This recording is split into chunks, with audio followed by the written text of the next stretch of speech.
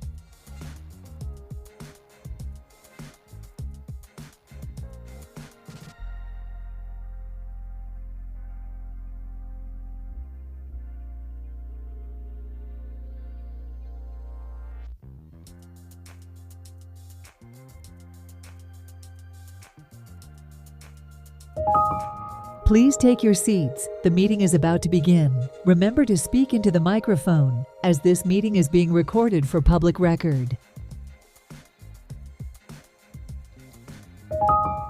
Please stand by. We are going on air in 5, 4, 3, 2, 1.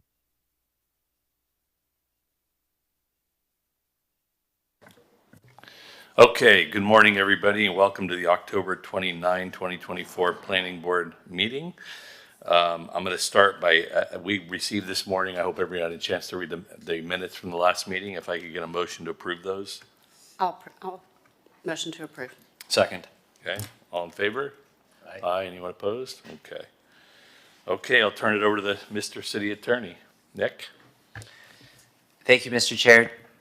Today's meeting of the Planning Board will be conducted in a hybrid format, with members of the board physically present in the commission chambers at City Hall and applicants, staff, and members of the public appearing either in person or virtually via Zoom. To participate virtually in today's meeting, the public may dial 1-877-853-5257 and enter the webinar ID, which is 861-4342-6327#. Or log into the Zoom app and enter the webinar ID, which again is 861-4342-6327. If you wish to speak on an item, click the raise hand icon if you're using the Zoom app, or dial *9 if you're participating by phone. If you're appearing on behalf of a business, a corporation, or another person, you need to register as a lobbyist with the City Clerk's office. If you haven't registered yet, you should register before you speak to the board. You don't have to register as a lobbyist if you're speaking only on behalf of yourself and not any other party, or if you're testifying as an expert witness, providing only scientific, technical, or other specialized information or testimony in this public meeting, or if you're appearing as a representative of a neighborhood association without any compensation or reimbursement for your appearance, to express support of or opposition to any item. Expert witnesses and representatives of neighborhood associations shall, prior to appearing, disclose in writing to the City Clerk their name, address, and the principal on whose behalf they're communicating. If you're an architect, attorney, or employee representing an applicant or an objector, you must register as a lobbyist. Lastly, I'd like to swear in anyone who will be testifying today, including staff. Please raise your right hands. Do you swear or affirm that the testimony you'll give in this proceeding is the truth, the whole truth, and nothing but the truth? Thank you. Thank you, Nick. And just so the board understands them, we got handed a new agenda today, so the numbers are a little different, so use the one that they handed out today. So the first item is request for continuances, Planning Board File 240686, 6747 Collins Avenue, New Hotel. Actually, Mr. Chairman, this item has been re-advertised for the November meeting. Okay, There was an error in the advertisement, so the board does not need to take any action on that item, which is again PB 24-0686 for 6747 Collins Avenue. This has been re-advertised for the November 26th meeting. great, thank you. Next one is Planning Board File 240661, Commercial, Industrial, Residential Height and Setback Regulation Modifications Citywide. And this item has been deferred to a future date. The soonest this would come back to the board will be the January 7th meeting, and we will be re-advertising it for that meeting or a future meeting. So no action, again, is required for PB 24-0661. Okay.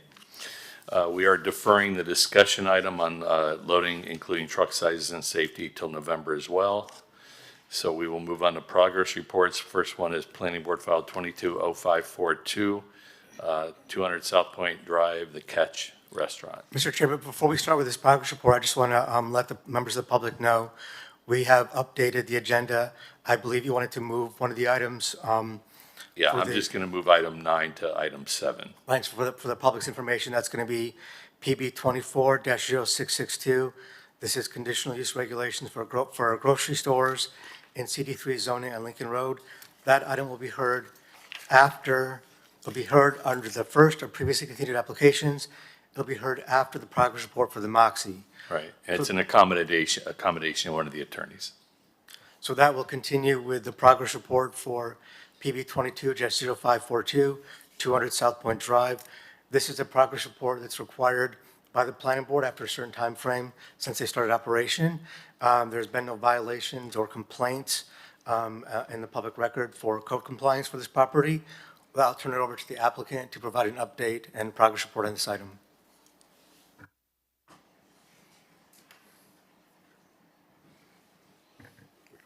Good morning, Nicholas Rodriguez on behalf of the applicant. Joined here by Soy Cheever from the Development of People and Strategy and the General Manager, Greg Gildea.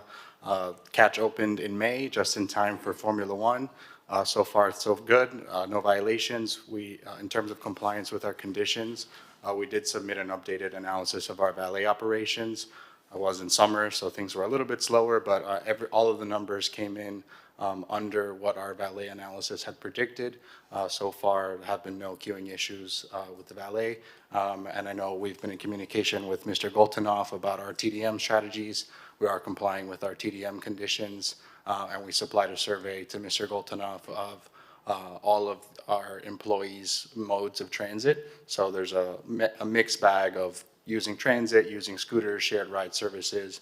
We're trying to do the best we can to not impose a burden on the South of Fifth neighborhood.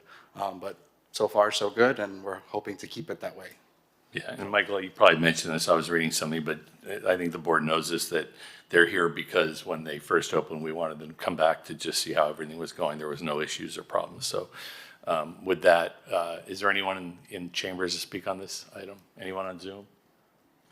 There's no one on Zoom with their hand raised for this item? Okay, any comments or questions?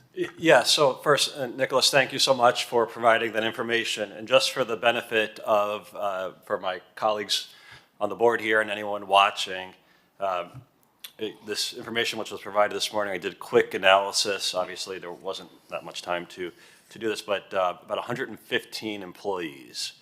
And I think that's one of the major takeaways for these large neighborhood impact establishments throughout the city, and especially in a residential neighborhood like the South of Fifth neighborhood. There's a large factor, not just the patrons, but the people that work there. And let me just see if I can pull up. Okay. Just 1 second here. I've lost my percentage, but just so everyone knows, 115 employees. It says 7 arrive by bicycle, 16 by motorbike. So I don't know if that is motorcycle or e-bike or e-scooter. Lots of e-bikes and little mopeds, like little fold-out mopeds. Okay, so it's like micro mobility. Yes. 9 public transportation, 18 shared ride service, so presumably Lyft or Uber.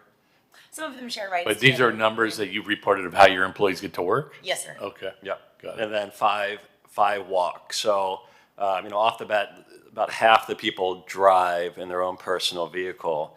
And, I think one question that we may have here, because we've heard from people in these neighborhoods, is where do the employees park? Yeah, there's a garage that a lot of them use over at the Publix area, and then some of them park further away and then kind of walk further down. Okay, but you Yes. don't provide parking, vehicle parking for your No. employees? No, we do not. Okay. And then just some other information that might be of interest. 28, I don't have the percentages unfortunately, but 28 employees live in 33139, so they're local to South Beach. 10 are in North Beach, 33141. None are in Mid Beach, interestingly enough. And then there are a handful between 5 and 10 are in zip codes like downtown Miami, Brickell, Wynwood, and those areas. So it seems like a large percentage are close, and that provides opportunities. I think this is really useful information. That provides opportunities to even increase that percentage of transit usage and micromobility even higher, not just for Catch, but for the other large restaurants that will be opening, for example, in the South of Fifth neighborhood, across the street, Felipe Chow. And they have similar, I believe, conditions in their order regarding transit and bike share membership. So, I think this is a good start, and, it's invaluable data and data that hopefully all the other applicants will be providing as they provide progress reports to this board. Thanks. Any other comments, questions? I'll just say I've been there many times, and it's a fabulous operation and really well run, and I've met you, and you do a great job. So Thank you. with that, if someone wants to move to dismiss the progress report. So moved. Second? I'll second. Okay. Sorry, who made the motion on that? Jonathan? Second by Mr. Latone. Right. This was basically just to accept what's been presented and suspend our progress reports at this time. Correct. Only come back if there's issues. Hopefully not. Okay, all in favor? Aye. Aye. Anyone opposed? All right, thank you so much. Thank you very much. Thank you. Okay, the next one is Planning Board File number 6 on the agenda, Planning Board File 0616-0033, the Moxie. And this is a progress report, unlike the last item, this is a progress report due to code violations. This CUP originates from November 15 of 2016, when the planning board approved a CUP for the construction of a new 7-story hotel development exceeding 50,000 square feet, as well as a neighborhood impact establishment with outdoor entertainment. Now, we did send a cure letter to the applicant on October 11th of this year. This was due to complaints and a violation that was issued to the property, and we requested their appearance at today's meeting on October 29th. Now, the substantive complaint and violation here was regarding to a DJ operation on the highest roof. The planning board only approved entertainment on the lower roof, and the upper roof was for hotel guests only, with no entertainment. And just to clarify, I know that there have been special event permits that were issued for the property for entertainment on that higher roof deck. I did clarify with the planning director that going forward, based upon the conditions of the CUP allows with a special event permit to exceed the occupancy levels, but not to authorize entertainment where the CUP does not allow it. So in the future, the city will not issue a special event permit for entertainment on the roof or any other areas where entertainment is not authorized as part of the CUP. We did also note some additional noise complaints that were noted for the property. We are recommending that the planning board discuss the issue of noncompliance. The case that I mentioned was appealed to the special magistrate. This time, we are recommending that the board discuss the progress report and continue this item to the January 7th meeting. With that, I'll turn it over to Mr. Amster. I'm sorry. Morning, Graham. everybody. Mr. Penn. Graham Penn. What did you? I didn't even hear what you called me. 200 South Biscayne Boulevard. To my left is Mr. Corey Hayes, who's the new general manager. We've got Carlos Lopez, who's the food and beverage director, and I'm going to cough again. I want to start off with talking about March, because that's the actual violation at issue here. And it's our opinion that this is not a violation of the CUP at all. What happened in March is that there was a private arrangement to have a video shoot on the upper deck with a DJ doing his video up there. There were 10 people maximum up there. They were filming this thing. It wasn't an event. There was no people invited. It was a filming situation. And if you'll note from what code said in their companion noise complaint, it was not overly excessively noisy either. So that's why we appealed that violation, because in our opinion, having a video shoot on the roof, that is not entertainment, regardless. As you'll note from the materials, and we did a deep dive into every one of these complaints, et cetera, there have been 0 noise violations on this property, period, right? The March event was not a noise violation. The special event permits that happened from July onward had no noise violations associated with them. The Moxie, in our opinion, has been a great neighbor, and we've been working, and Corey will talk a little bit more about that too. We've been working very hard since we've opened to continue to be a great neighbor. Regarding what Michael noted about the special event permit, there was a properly issued special event for Samba Sunday, which started in July. That is now over. Samba Sunday, if it returns, will be moved off of the upper deck anyway, and it will be on the pool deck. It will turn into a daytime event, and Corey can explain that better if you need him to. So we believe that the March violation was really a mistake, right? It was not a violation of the entertainment ban, because it was not, in our opinion, entertainment to have a guy up there pretending that he's performing, regardless. And that's why we appealed it. And again, as code noted, that itself did not involve excessive noise. So it's as if I was going up there with a guitar and strumming it and someone's filming me, and that becomes entertainment because that's a performance. So, but in sum, we believe the Moxie has been a good neighbor. We will continue to be a good neighbor. And so in moving forward, we have proactively moved to, as Michael discussed, the city's taking the position that that rooftop cannot be used for special events. And we're obviously not gonna fight that. We're moving everything down to the second level, which, as if anyone knows, the building is completely shielded from any residential development to our east. So we believe that any issues, if there were any, for that special event will no longer reoccur. So we're here to hear from you and give you any additional information you'd like. Obviously, our preference is not to keep coming back, but if that's the board's will, we'll gladly keep coming back at the schedule you prefer. And so let me do one more thing. Let me introduce Corey, because Corey's the new GM, as I noted, and he wants to just introduce himself and reiterate the Moxie's continued adherence with the conditional use permit. Good morning. As he stated, my name is Corey Hayes. I'm the new general manager. I've been the general manager there for about 5 months now. I have over 15 years in the hospitality industry. 10 of those 5 years were specifically in food and beverage, opening, running operations, standalone restaurants, and restaurants within hotels all across the country. I now live here in Miami and have been here for just over a year for my second time living here. Again, as he said, I did want to state on behalf of the Moxie South Beach, we want to reaffirm our commitment to fully meeting the city's sound requirements and being a respectful, engaged neighbor on Washington Avenue. We understand that sound management is essential to keeping our community enjoyable for everyone. We're dedicated to consistently following all the guidelines and strengthening our protocols to ensure we are a positive, considerate presence in the neighborhood. Thank you for your partnership.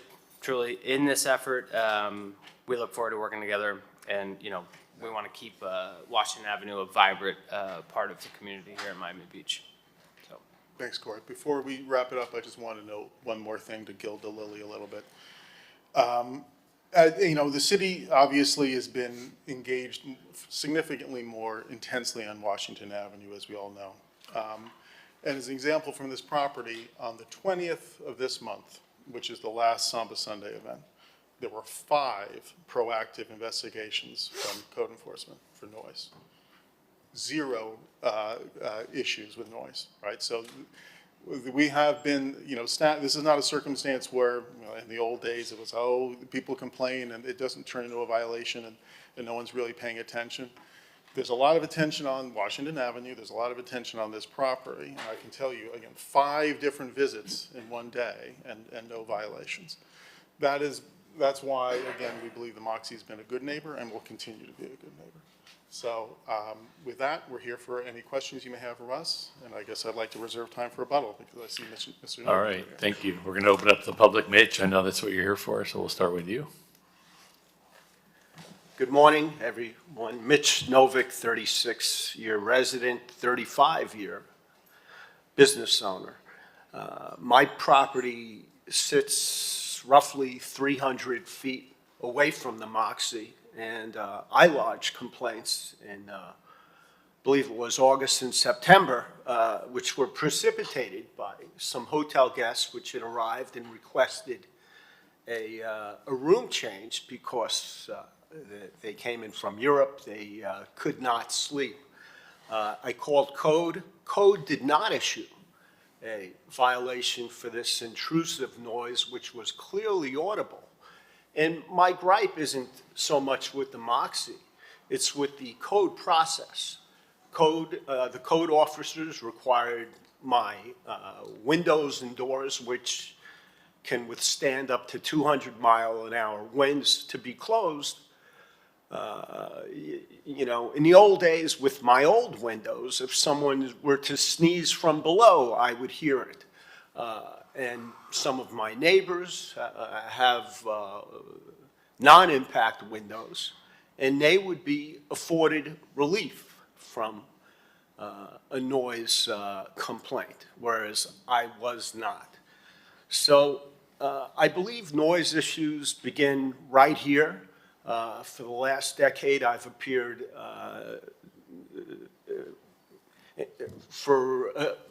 and spoke against every CUP issued in my neighborhood, which provided or allows for open-air entertainment, with exception to the Good Time Hotel, knowing that that property would impact its neighbors.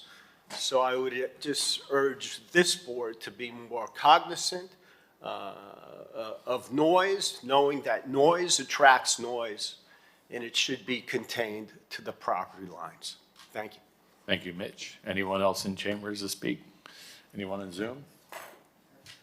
Michael, anyone on Zoom? Yes, there's one person with their hand raised, Johan Moore. Mr. Moore? Were you sworn in? I consider myself sworn in if that, No, we need to swear you in. Go ahead. okay. Hi, Johan, do you swear or affirm the testimony you'll give in this proceeding is the truth, the whole truth, and nothing but the truth? Yes, I do. Thank We you. know you're truthful. It's just procedural. Thank you. Go ahead. Yes, I understand. Thank you very much. I'll keep it brief and simply echo Mitch's comments as a resident of Flamingo Park.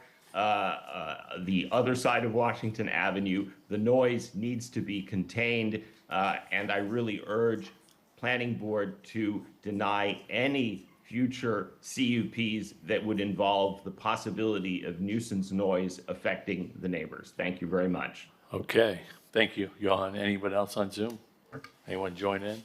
There's nobody else with their hand raised on Zoom. Okay. Before we ask questions, you want to address anything? Yeah, just briefly. I just wanted to note, as you can tell, the Mr. Novik's concerns will be remedied by the moving of any special events off of that upper roof, right? So that was the, once it's on the lower pool deck, his issues disappear because the building's in front of him. So, and as Michael noted, there will be no more special event permits issued for the upper roof. So that issue is in the past, if it wasn't at all. I will note this code enforcement notes for the complaint in September. Music not loud nor excessive. So the code enforcement has never found the music from this property to be excessive. With that, we're here for you. Okay. Why don't we just go orderly, Scott? Graham. Yeah, one thing that Johan said, and it makes sense, obviously you're agreeing to move the any special events down to the second level, and that's going to help out Mitch. But, that noise then could trickle into the Flamingo Park neighborhood to the west. I don't think there's any residential units directly across from you, but music travels. And it could waffle into the neighborhood. So, I think you need to be aware of that moving forward. I know you're a much better operator than some of the other properties on Washington Avenue.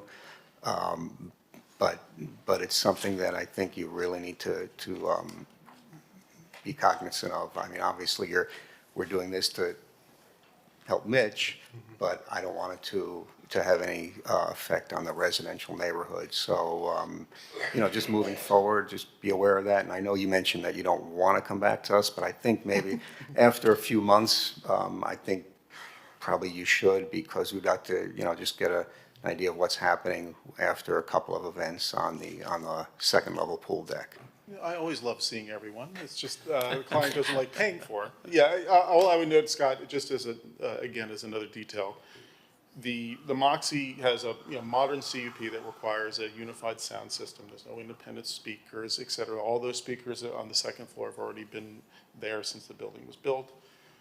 So any events that occur on that second level will be subject to the same limitations. So yeah, absolutely.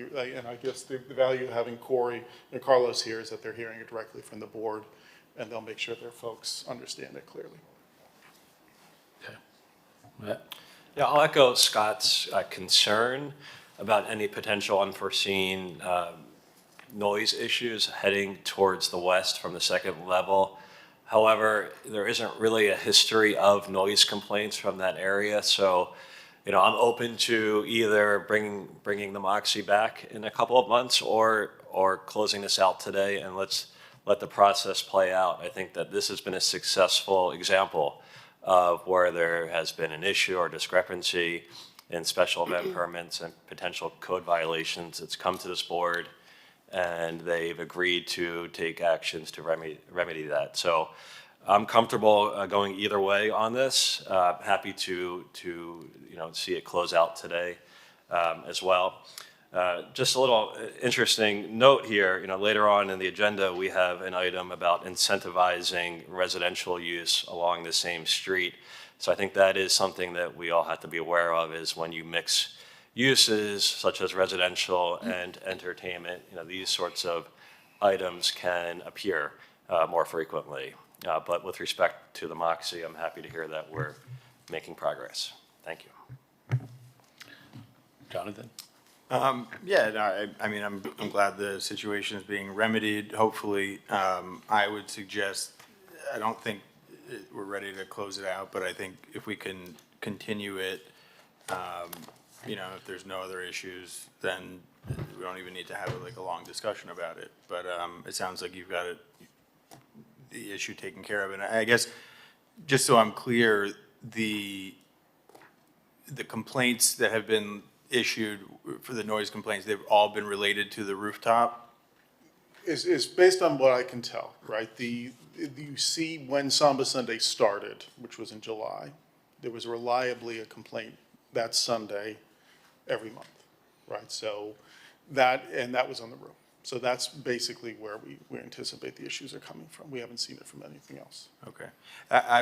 My guess, thought would be to push it off for 6 months. Not necessarily just November, but just push it off just to see how things go and see how. Let me ask you, is there a way to push it off, but if there's no issues in the 6 months, you can just remove it, or is that not possible? No, I think once we set it on the agenda, they could, I think you could make it clear if there's no issues, just come back and present, just a quick update.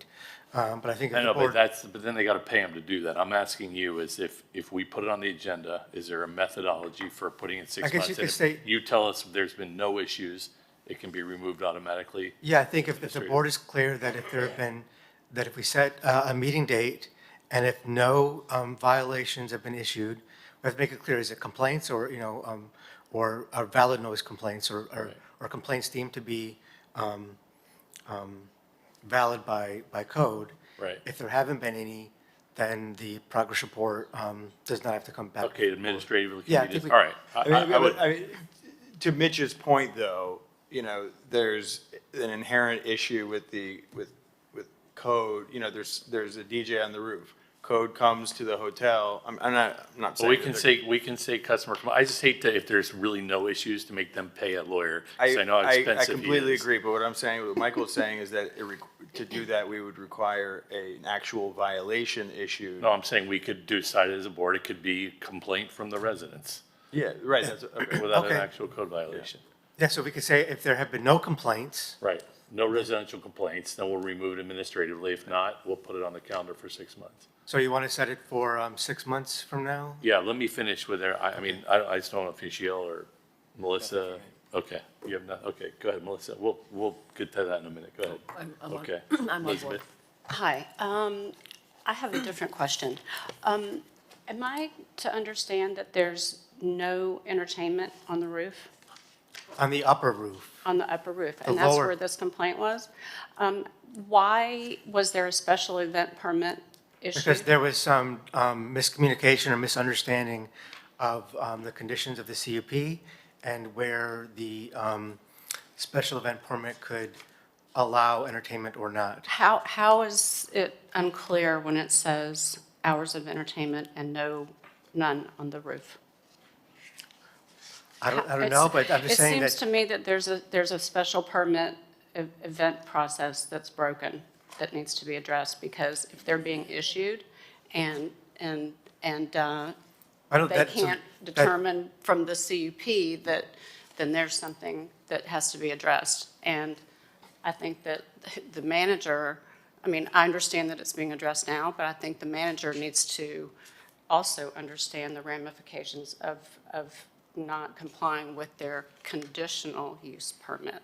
So And I can't speak to the history of, in terms of who was contacted to see I'm what just was saying, appropriate. I think in this case, at least for this property, this has been addressed on the record, and I think we're all clear I'm for this fine property. with that. I just would like to Okay. note that I think there's something wrong if they can't determine what the rules are.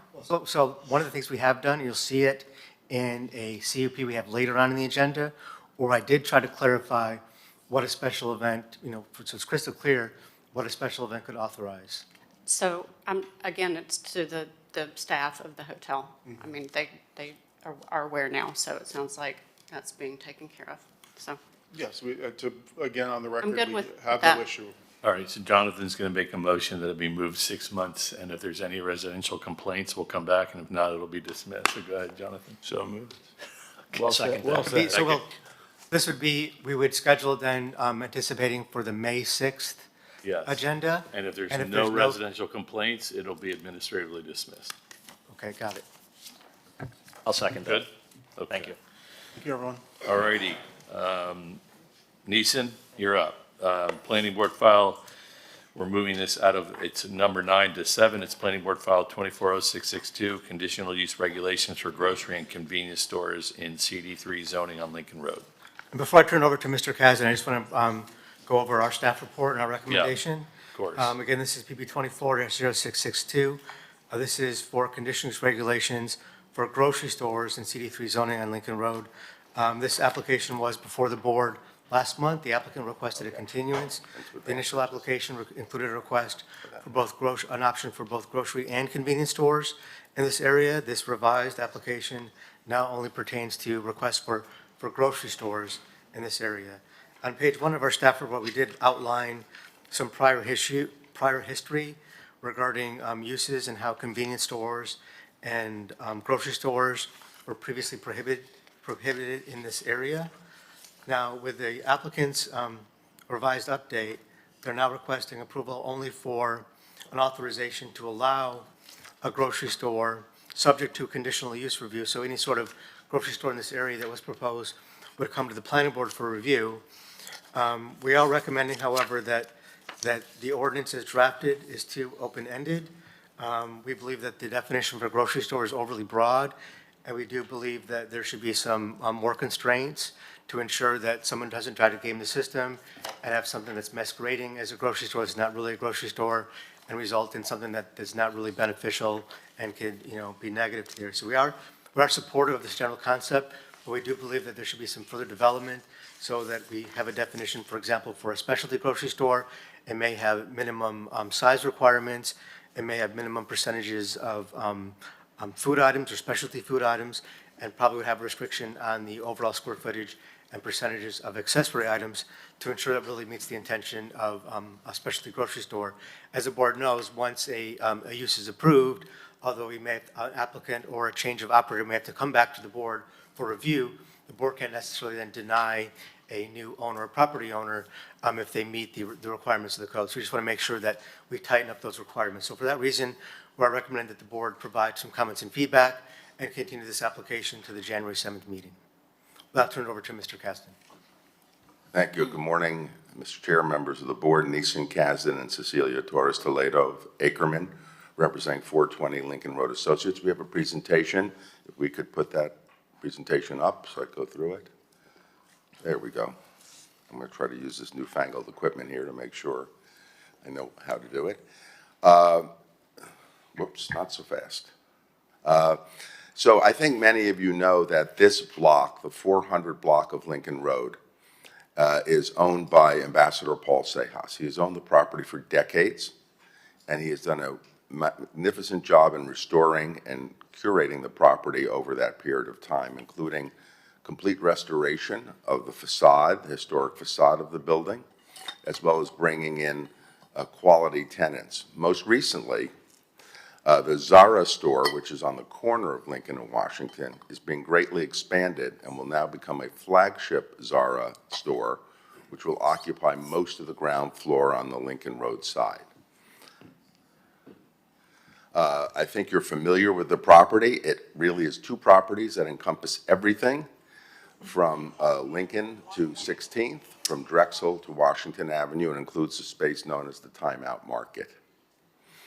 The important thing, one of the important things to know about this property, which makes it truly unique among not only properties on Lincoln Road, but probably all commercial properties on Miami Beach, is the historic nature and design of this property.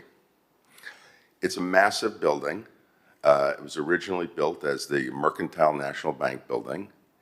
And as you can see here, for many years, the ground floor main tenant from the time the building was built, 1939 or so, until the 1980s, was a Woolworth department store, for those of us who can remember Woolworths. And it occupied probably 60, 70, or 80,000 square feet on the ground floor. Why? Because the building has enormous depth, which is conducive to uses of that kind. And on the corner as well was a Liggett's drugstore. And so that was a lot of the ground floor space at that building. Then there was the old Beach Theater on the other side. What we're proposing is quite simple. It's an amendment to the land development regulations to allow a grocery store as a conditional use. Now, I would point out that today in the Timeout Market space, that's permitted as a matter of right. But if the Timeout Market space is combined with the other property, it will then become within the Washington Avenue overlay, the MIMO overlay, which has limitations on grocery stores. So we're actually going to be subjecting the entirety of the property to the conditional use process for a grocery store. I think many of you understand that properties, buildings with the kind of depth and floor plate size that this building has are not suited to have tenants that would need a lot of street frontage, either restaurant or retail, on Lincoln Road. And so therefore, in order to broaden the market, the appeal for good quality tenants, we need to somewhat broaden the uses. And one of the uses would be for a grocery store. And this is the simple legislation that it would be permitted on that block as a conditional use with entrance for the frontage of retail frontage only on Washington or Drexel Avenue. This request is consistent with the direction that Washington Avenue and Lincoln Road East are now going in, particularly with respect to making this a better environment for residential properties. To have a grocer, even if it is a smaller grocer, would be good for the residential property of the neighborhood.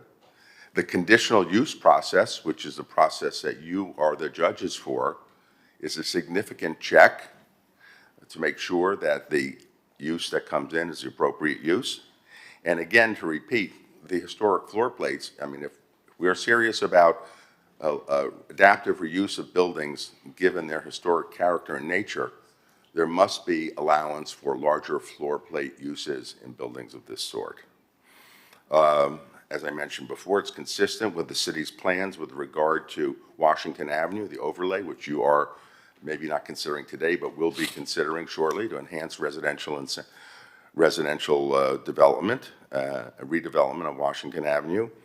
As far as grocery stores, in terms of major grocers, none are within walking distance of this part of Washington Avenue.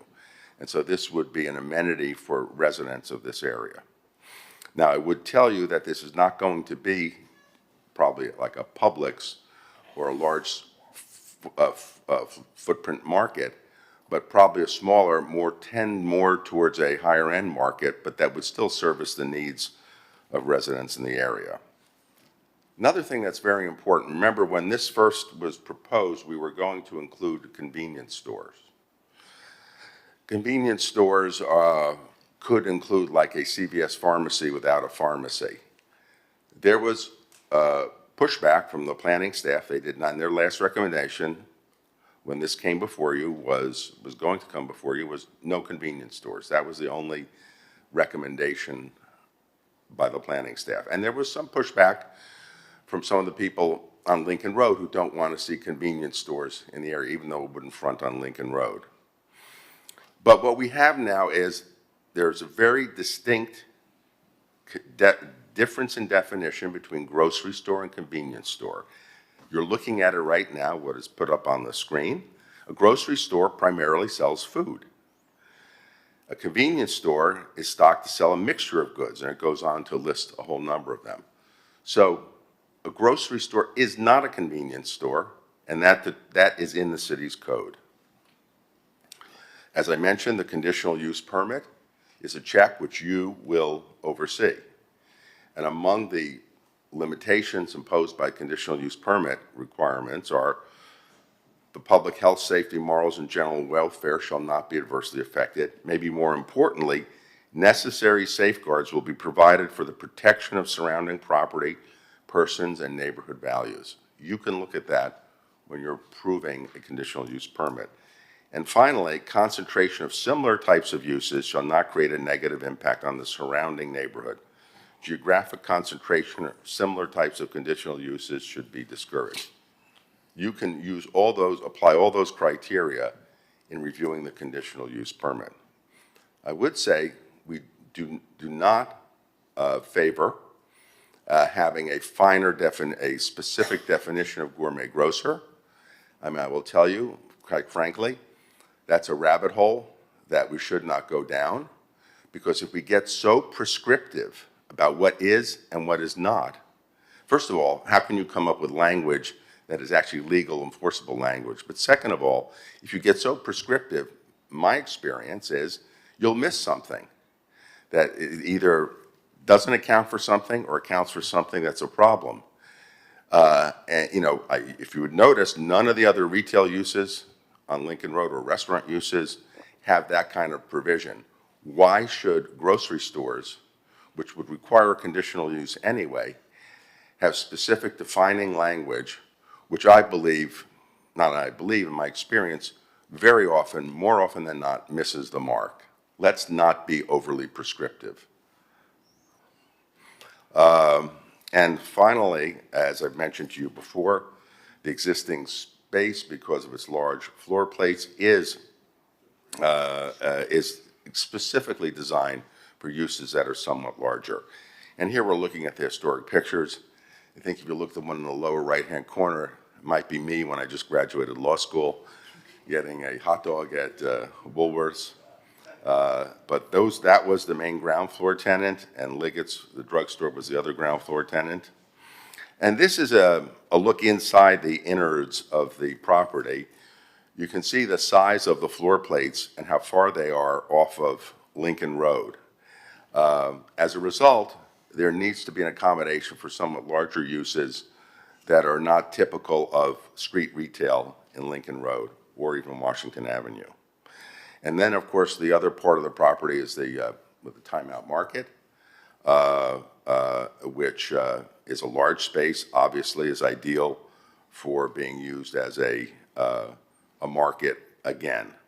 And so that's our presentation. We request your approval of this very modest request to allow this building to function as it historically was intended to, as it is designed to do, and for a use that we believe is very complementary to what the city wants to accomplish in the Washington Avenue and east end of Lincoln Road. Thank you.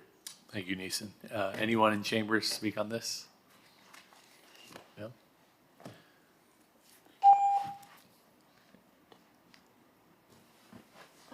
Good morning. Annabelle Yopis, Executive Director for the Lincoln Road Business Improvement District. For those of you who may not know, the bid represents over 70 folios, approximately over 65 landlords that encompass the bids district. And we had an opportunity to meet with Mr. Neeson and discuss at our last board meeting the item that he brings before you. We are concerned, obviously, because of the lack of framework and guardrails when it comes to grocery stores. The city is putting a lot of effort, as are the landlords, to bring high quality, better F&B to the road. And the capital improvement project will include closing and pedestrianizing Drexel. We hope and we see that this will be an upgrade to the existing footprint of the road.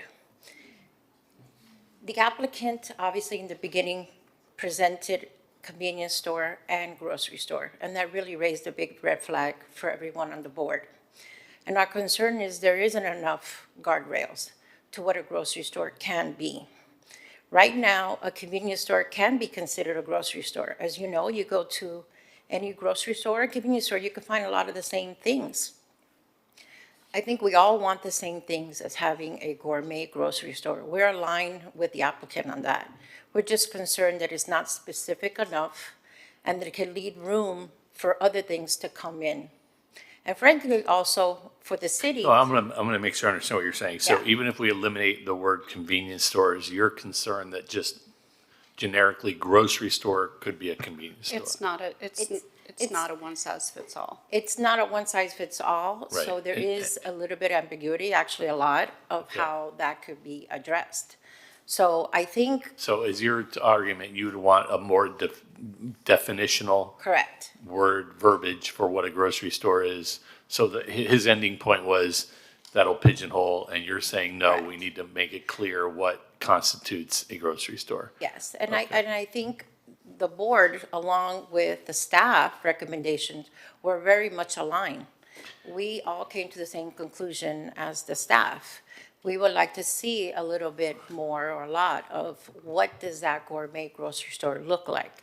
What are the parameters for that description in order to ensure that what the applicant is saying they want to do actually happens? So, and it also frankly puts the staff in a little bit more of a vulnerable situation if later on someone else comes in and wants to do something to be able to defend that after it's already been done on this location. So, Can I ask you real quick, do you all have a tenant identified? Not yet, okay. yeah. And that's, you know, and that's usually how the process is. They have a tenant identify, it comes to the board, and then our board, and we all align, and we all support and approve it. This process has been a little bit different than in other situations. So we're aligned with bringing in a gourmet grocer. We're just concerned that it's too open-ended right now. Right. To be able to say that Let we're me ask supporting something, that. just out of curiosity. Did you consider Publix a grocery store that you'd want there, or no? No. Okay, Whole Foods? I think. Trying to get an idea of what you're, The sorry. epicures of the past, you Right. know, which obviously don't exist today. As Mr. said, Dina DeLuca, again, does not exist today. There isn't a whole lot, you know, that are out there. But we do have some, and we wrote it in the letter, the support that we submitted. You know, we do identify there are some that could be beneficial to the whole district and the residential community surrounding Lincoln Road. But as it is today, we don't feel that there is enough guardrails to go that route. So we're happy to support the applicant if there are better guardrails on the description of a grocery store, what a gourmet All grocery right, store so you're not could be like. opposed to, we just want a gourmet, you want a very high end. We if I want something understand. that will Okay. complement how the road is looking in the future. For her? Yeah. Oh. So, We're not done with the public, Oh, okay. no, he just has a question just for have a you. question for you, because I read the letter from the Lincoln Road bid.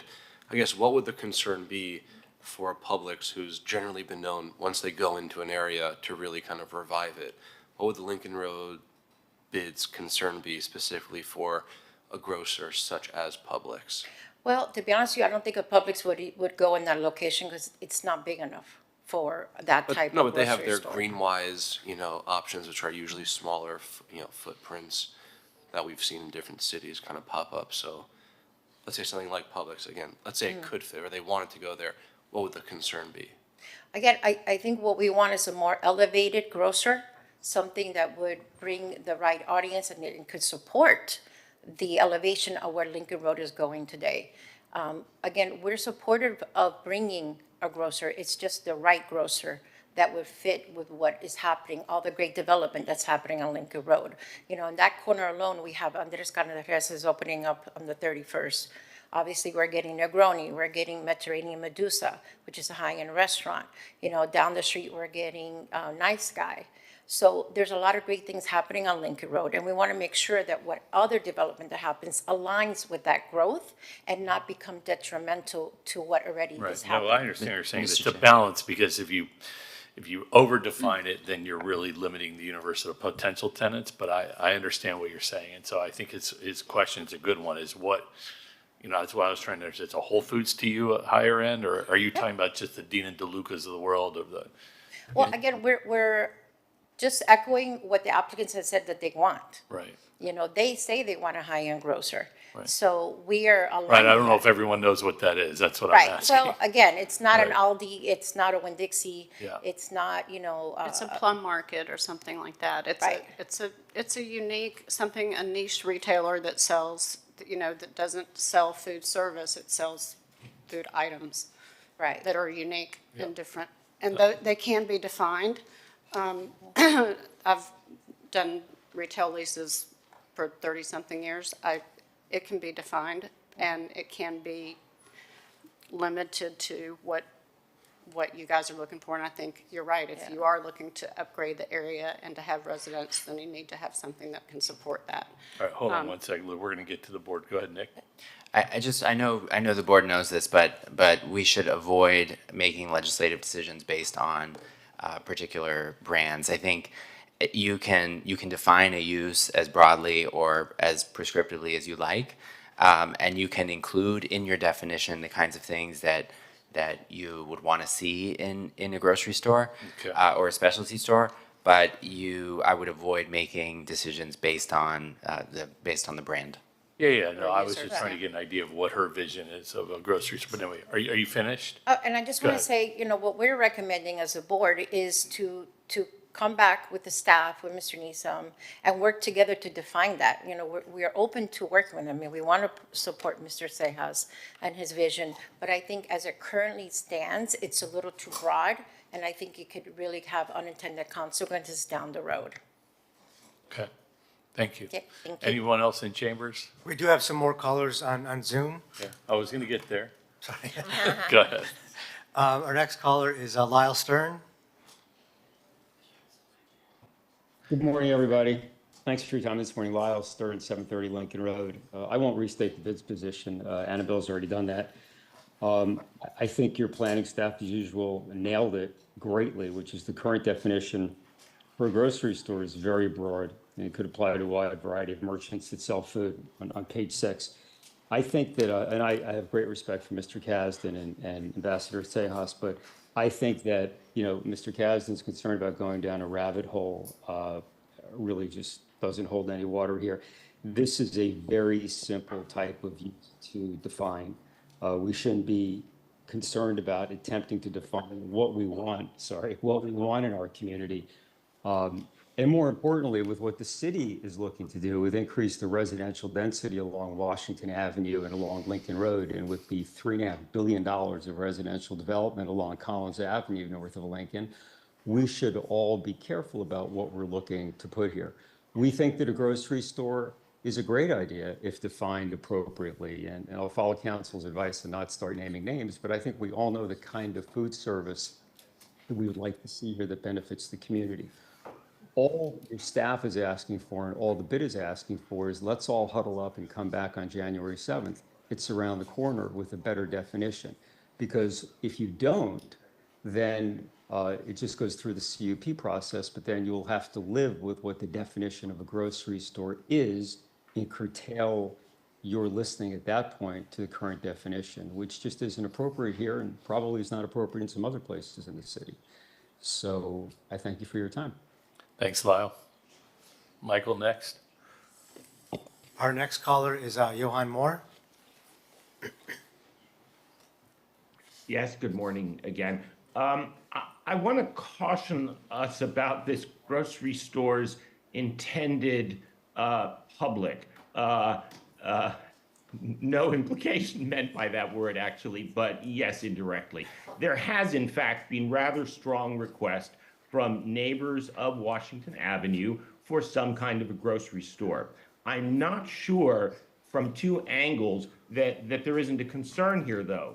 Those requests have not been necessarily for a high-end grocery store, while certainly I think those requests would prefer to exclude more convenience or low-end type stores. But there was a rather lamented grocery store on Washington that was, I think, sort of low to middle part of the niche that was particularly missed. So given that we're trying to incentivize modest residential on Washington, given that Flamingo Park is disproportionately moderate to middle income, I think that there might be a bit of a mismatch between pursuing a gourmet grocery store, however much some of us might love that, and to name a name which isn't relevant to us, so I think I can name it, Eli's Market in New York comes to my mind, someplace I regularly shop at Grand Central, right? But I think that's not necessarily the right match. And I also want to look at it from a different angle. I think the desire for an elevated retail experience on Washington may not exactly be compatible with, again, from this other angle, the type of grocery store that the community actually needs. And when we think about who shops retail on Washington, they tend to often buy things that they can take away with them, such as clothes, such as decorative items, what have you. I'm not sure that that group of people is necessarily going to be the primary target audience, certainly not from the community's point of view, for this grocery store. They will be more likely to purchase, say, prepared foods rather than an organic head of lettuce that they're not going to be likely to be able to wash in a water fountain or in their hotel room, right? So I think we have to be careful about what we're going for here. Thank you. Thank you. Anyone else? And our last caller is Maria Setiembre's iPhone. Maria? Hi, can you hear me? Yes. Okay, great. I'm stuck in traffic, so I apologize. I am Maria Stead, and I represent 420 Lincoln Road and Ambassador Paul Cejas. And I have to chime in here for a little bit because we have been working very hard to try to get 420 Lincoln Road, and obviously I'm a part of the bid. I sit on the board, and I think it's really important to have cohesiveness and to be a part of the bid and to participate and shake hands and meet all the commissioners. And, you know, we're all trying to accomplish the same thing here. And I have to be honest, it has been very challenging for my Washington side, as we all know, how it looks, how it presents for what we want to do there for that property. And I have to be very candid in telling you that if we are putting more conditions and we are putting more, things in the way of what we could possibly do there with a, grocery store, it's very, very simple. We just want to have the ability to visit with, certain markets. And we're looking at high end, we're looking at gourmet, we're looking at, epicures. There's a process that we're going to have to be forced to go through anyway, which is a very, responsible process. It's called the CUP, and we all know that. So I'm just going to have to say that we should remove so much of what we try to do to try to help ourselves, by keeping things cohesiveness, but it's also going to present an issue when we're trying to, have possibilities of what we could do there. And so I'm respectfully asking, all of the commission, I'm sorry, not all the board members to please consider this. We have been sort of penalized for having such a big property. We're not talking about having any kind of market on Lincoln Road. This is not in any way, shape, or form going to go on Lincoln Road. And this is, my concern is for what's going to go on Washington, what's going to go in the inside of the property, which is a very large property. And so I really want you to consider that when we're looking at this. We could get stuck into the details of what's going to happen on Lincoln Road. This is not about Lincoln Road. This is about the rest of the property that presents. It's a very large property, and we're a whole city block. So thank you so much for your time. Thank you. Anybody else? That's our last caller. Okay. You want to address anything, or do you want to just take questions? If I may, Mr. Chair, I'd like to address some of the comments that have been made. I think you can see, first of all, by a couple of the speakers, Johan and then the Lincoln Road bid representative, that how you're going to define this is not so easy. And do we want to really go down that path of being so prescriptive at this point in time? I think that underscores why we should not be. Now, the discussion has been largely about, well, grocery store can be a convenience store. Well, as you've seen, the city code has a separate definition for grocery store and a separate one for convenience store. If that's the problem, then the city should revisit the definition of grocery store or convenience store. It should not be part of this ordinance, number one. Number two, and let's get the perspective on this properly.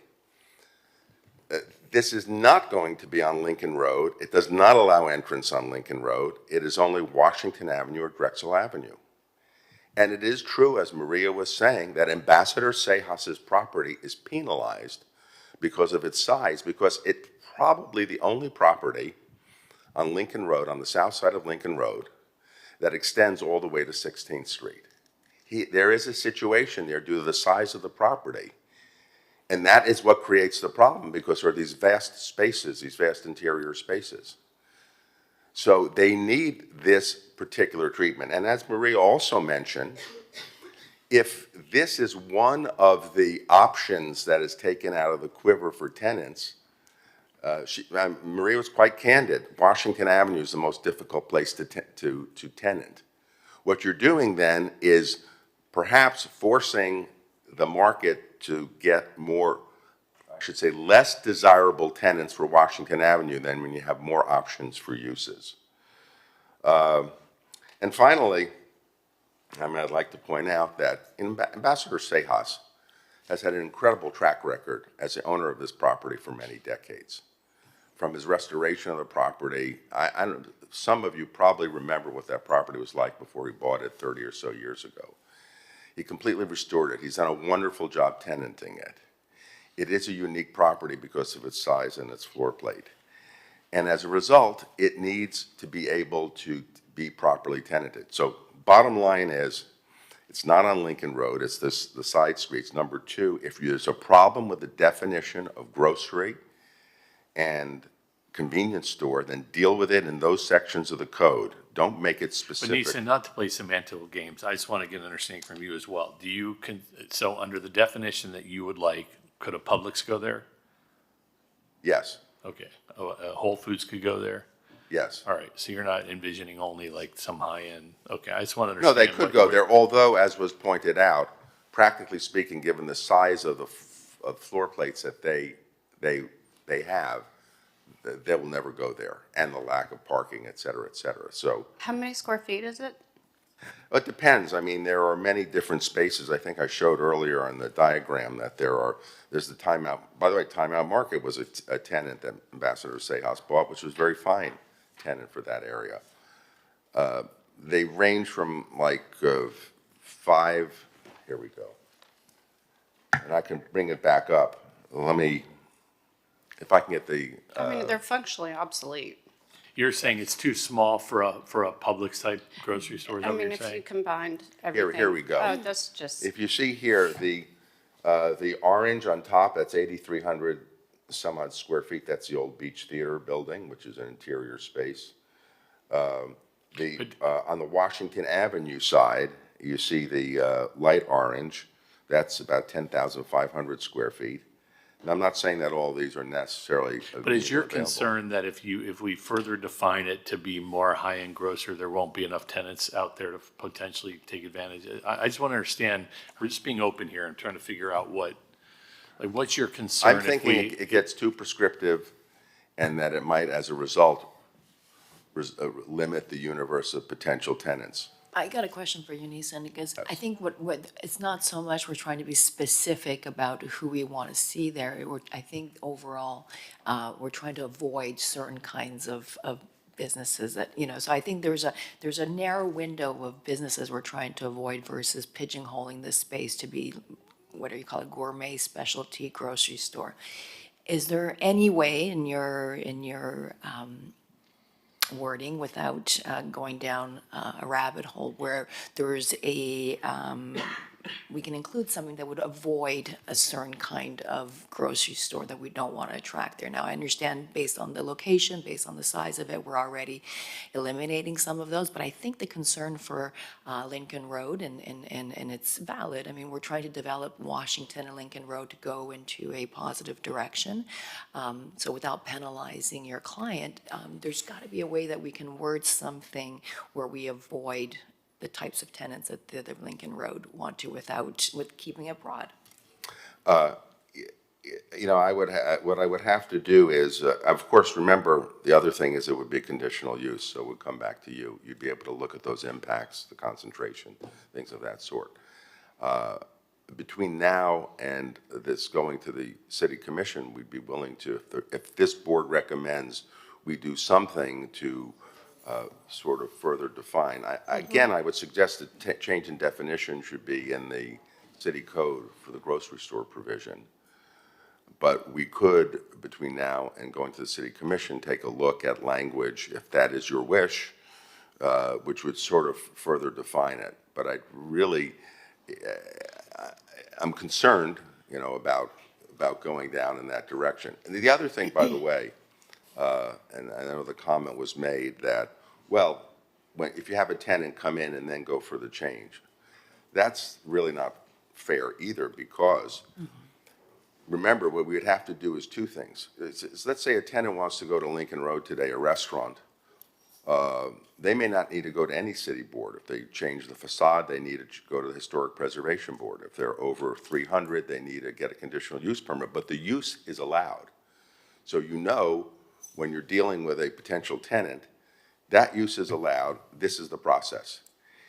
We're not in that position today with a grocery store. We would have to tell a potential grocer, use is not allowed. We have to go through a lengthy process to change that use, and then you have to go through a process to get board approval for it.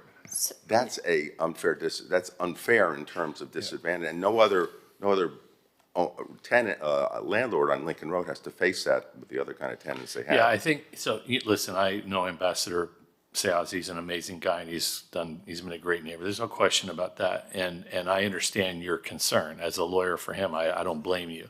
I'm just trying to get, you know, and ultimately, you know, we're recommending favorably or unfavorably, but the question is what type of grocery store is appropriate there. I think at the end of the day, that's what it all comes down to. Well, Mr. Chair, I mean, you could recommend, if I may suggest, in favor, but with an added recommendation that you work on refining the definition of either grocery store or a particular kind of grocery store, gourmet grocer. Okay. And exclusions as well. I don't think we want to see anything on Washington that could be another last mile delivery place like GoPuff or some of those other places, because those are big spaces. But I mean, Nick can chime in. I don't know if you can exclude, but obviously you can define. You can. Well, you can define. You can, well, that's Well, part of it. You can say exclude brands. No. But you can say no last mile delivery services, or no, so which overloads the. I thought that was the name of a store. Sorry. It is, but but I'm just using that as an example. You can, there's things that you can do that can define it better without having a convenience store. I don't think anybody wants to see, that, especially, I think we need real grocery. Yeah. So, may yeah, and then Scott, I'm gonna start with you and let you question go ahead, ma'am. First of all. Matthew, good to see you. I know you walked the property. If you could just I'm introduce Maria yourself Stead formally. as well. I was just on the phone with you. Oh. It was terrible traffic. Let me breathe for a second. Okay, now, so you're on the board of this group, I but you am, but I also also work with represent Mr. 420 Sejas? Lincoln Road. Yes, Okay, got it. for And your name, I'm sorry? 13, 14 years, Maria Stead. Great, go ahead. And so great to, make your acquaintance here and under these circumstances. But I'm very strong. I'm very strongly for this. And I will tell you that property has presented a challenge when it comes to, like I mentioned, Washington. We all want the same thing for the beach. I have been studious about what, we need to be doing for Lincoln Road, for Washington, Drexel, all that.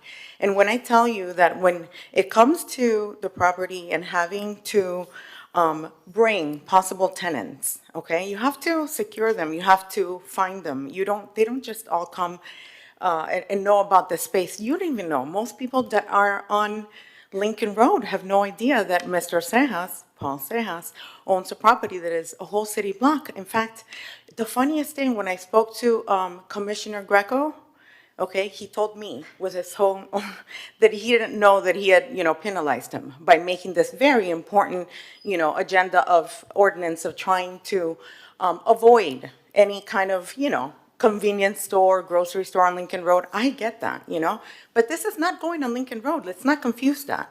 And in doing this and making this about that, we're avoiding the bigger issue, which is cleaning up the other side of where this property presents, and it is being penalized for sure, because if you think about it, when you look, there's a picture of it, you see the property stands almost, it's a city block, but it's a very long, deep city block. And we are unable to find a way to have a tenant want to come and be in that property when it presents deep within the property. So it wouldn't even have an entrance on Lincoln Road. It wouldn't in any way, shape, or form be connected to Lincoln Road. And we're not looking, we took away the possibility of a convenience store. Was So we the took last that tenant away. was timeout? That was a Yeah, lot, and that was how many, timeout. that was 2 years ago? Yes, that was 2 years ago, and pandemic didn't It's been help. empty for 2 years? Well, yes, and so, and the other issue too is that it's in our best interest to find the perfect tenant for that space, and it wouldn't be, so we already took the convenience store out, we already went to the bid, which I'm a part of, and I understand their concerns completely, I'm a part of the bid, and we said, what do you think? Oh, let's make a list of the possible possibilities that we could have there, so we're working with everyone to Right. try to The make two- this The only thing happen. I'll say to that is, you're right, but the tenant you bring in, if one day Paul sells it and they vacate, we've got to live with this ordinance. I So get that's all that, you have to be but aware on the of. same hand, if you Right. think about it, the CUP process, Right. okay? Let's really look at what that would do, because it's saying, oh, well, we can't do that because anybody could do anything. No, the CUP process would protect everyone from that. So instead of denying this request or making it unfavorable, I just want to plead to you to really think about what the CUP would actually protect you from before you say no to us, where we could not even start the process with a Yeah, tenant. we're not going to say no. The question is, what is the recommendation go along with? Because Right. everyone's in agreement, I think, yes. that we want a good tenant, so. And by the way, it's getting, there's going to be a lot happening there, so we're going to need it. We are. I stay there since you're so knowledgeable. Scott, you have any questions or?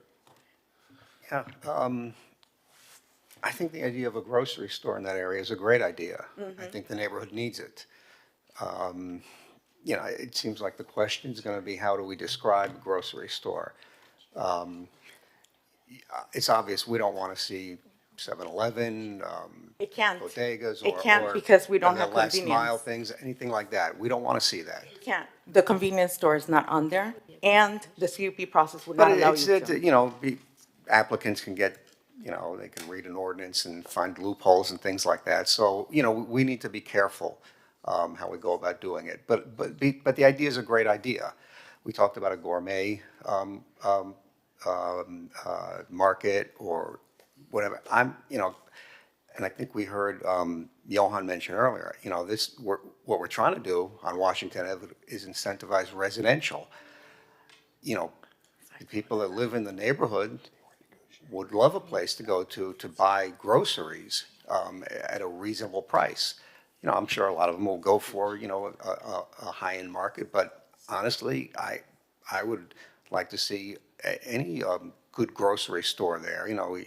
Obviously Publix is not going to go in, or some of the bigger ones, Trader Joe's, Aldi, things like that, something that people can go to.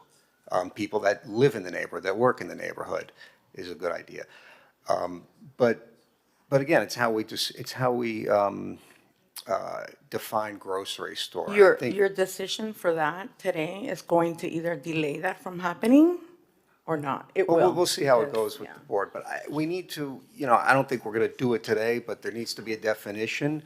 But again, I wouldn't want to get too descriptive and say, well, you could have, you know, this kind of seafood, but not that kind of seafood. It can get a little tricky, but certain things, like maybe a minimum square footage. The city had something in their staff report, limitations on non-food and accessory items. I'm 100% behind that. And could come up with other things, but I don't want to get to the point where we're telling them, well, you know, you can have Right. Well, we would this be kind of cereal and recommending- not that kind. Yeah. There's a middle ground somewhere, and I agree. think we should. Have you try talked to find Mickey it. Grenadine by any chance? No. About La Cucina, like they have in Brickell? Casa That Tua type of thing, Cucina. yeah.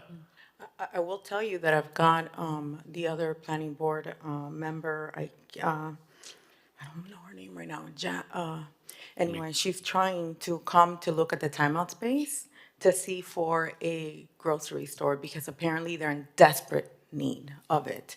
So I have a envisioning in the future that this whole conversation, which is so responsible, and I get that, we have to do this, is going to be the opposite. We're going to be asked to do something, because if you look at that there, you will see that this is the one property close by there, within walking distance, you can actually support anything like this. You know, I'm just being so completely honest, and I just want you to think about that. I So, understand. Matthew? you know, Oh, yeah, so I did meet with the applicant, Mr. Kasdan and Murray in front of us here, to view the space last month.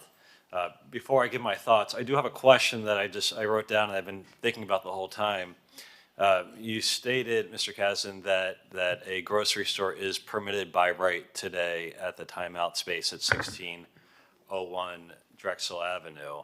And you also said that you stated that if you combined it with the other property, it would not be by right. Can you expand on that? Because I'm not quite understanding what that. Well, if it is combined with the properties that front on Washington Avenue and redeveloped in combination, then it falls into the Washington Avenue overlay.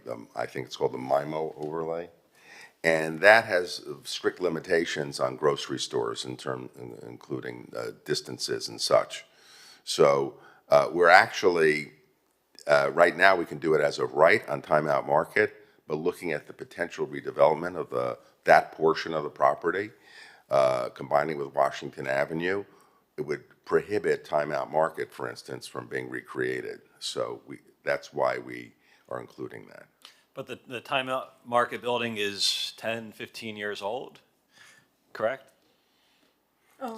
Something 10 years old So or so. you're contemplating demolishing that or demolishing some of the. No, a redevelopment that would include that property, maybe building on top of the timeout market, building additionally on the portions of front Washington Avenue. Okay, and over the alleyway that exists today, or Potentially, yes. including that alleyway. So, I mean, I completely understand. Thank you for that explanation there, because it was confusing. I do understand the viewpoint of the Lincoln Road bid and all of the great things that they're doing there, including the large capital project that's coming forth as well. But I can't help but think how a grocery store is complementary to what is going on there. Many of these restaurants, which are very high-end, they're focusing more on the nighttime use. And what does a grocery store bring? It brings foot traffic during the daytime. And if you travel around the country in many urban areas, what do you find in their thriving urban environments? You find grocery stores. It's not going to be a mass market grocery store necessarily, but you do find grocery store. So I agree with Scott. I agree with some of the people that called in that there is a need for a grocery store, and we're not going to get a 50,000 square foot suburban style Publix or equivalent here. I don't think anyone anyone would think that would happen. But I think there should be a way to move forward with this while also establishing some of the guardrails that the neighbors on Lincoln Road are concerned about. I'm curious what the neighbors on Washington Avenue think about this. I see we have the executive director of the bid here. I mean, if you don't mind coming up and sharing your thoughts on this. Troy Wright, Washington Avenue Business Improvement District. This is a tough one. I would have to defer to my board. However, based upon previous conversations, in addition to hearing from the community, obviously there is a need for a grocery store. There is a need for some kind of market. Is that the right location? I don't know. But we definitely are in need of one, so I can't really respond much more than that. And so I understand the concerns that Lincoln Road has, because they want to define a certain character of people on the avenue. In addition, with the mass changes that we would like on Washington Avenue, we feel the same way, but what does that look like? And I think that's still being defined. Yeah, you're absolutely right. This is still being defined. There's use incentives for residential that are being contemplated. I think most people or all people eat food and need to purchase food from grocery stores. So I'm not quite sure what kind of person it would attract. But again, I think this should move forward with proper guardrails so that we don't have a first, last mile type of delivery service there. We don't have a convenience store that somehow could finagle its way under the definition of grocery without being too detailed to have unintended consequences. Yeah, I'm in agreement in terms of the unintended consequences. I mean, I think we're all sort of saying the same thing. We all share a similar vision, but we just have to be especially so careful. I mean, especially in that location, when you go onto the Washington side of it, I mean, that's an area that is in desperate need of elevation, and it really brings down a lot of the area around it. And so if we don't get this right, it will just contribute to that problem. And so I think, I would love for you to continue working with the Lincoln Road bid and get in touch with the Washington bid as well to really come up with a vision and get everybody's buy-in and agreement. Because I think, and like I mentioned to Neeson, that, not necessarily worried about you all. And, we all know the contributions that the ambassador and Neeson and you too have made to the community. It's just what happens 10 years from now and what happens 20 years from now. And so, especially since there's a current ordinance in place that was passed by the commission, so we're asking for an exception to that. And a carve out for that. And so if we're going to do a carve out for that, we need to get it right. And so that's my thinking. I'm obviously, I guess the writing's on the wall, to push this to, I think the recommendation was January. I don't know how much time you all want, but I'm supportive of that to hopefully get some better verbiage to make sure we get it right. Question for staff. If we were to approve this today, as the applicant is requesting, would they have to then come back to us once a tenant is secured? Yes, it requires a conditional use process, so the same way will happen with Five Below. It was a convenience store, but that was approved as an exception, but it had to come back before the planning board for the final, Right, goes approval. commission first. They would Right, have yeah, to so pass it. if this is adopted by the city commission, So- we will see this come back to the board. Right, so if we approve this goes to the commission, they would then either approve or deny, whatever it might be. I assume that you all need this in order to start looking for tenants, because we're not they gonna won't, delay it. they won't go down the road But if you don't secure this. but And then if you do secure someone, they come back to us for approval. Exactly. But the problem And is that CUP. at that point. Right, but they- we wouldn't be approving the tenant. We would be putting conditional Right, and uses it's on kind it. of too late at that point. I mean, I know what you're saying, we can put some restrictions, but at that point, Also- if it's a tenant that it was really not the one that we were envisioning, sure, we can require them to have security Yeah, it can deny outside it. 24/7, but it's really missing the point.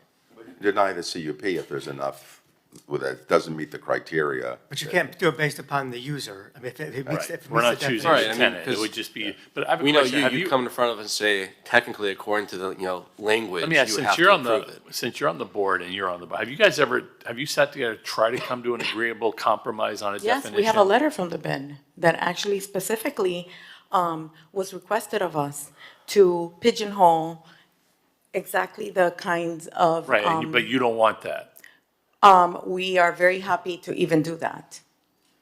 because whatever happens Well, here. that's the whole discussion here, is how we Well- further define it. So I'm Oh, wondering, you mean Lisa, to define it? well, so- that's because that's in a- what they want, and, you Right. know, they probably want to drastically, we only want the highest end market, and you all are Well, the kind of like, reason- well, that's a little difficult for us, but is there a compromise that on language, I mean, because, listen, we're going to recommend it favorably, but Mm-hmm. again, we're going to say we think you should focus on a better definition of what a grocery store Mr. is, so that Chair. it's, If I could, so just to make this easy on y'all, I've done this for a really long time. I have lease language that goes back 30-plus years for grocery stores that exclude what you do not want and what you do want, and they can be worked around for all kinds of things. And if you would allow me, I'd be happy to share that with you and the city, so y'all can kind of get through it really quickly.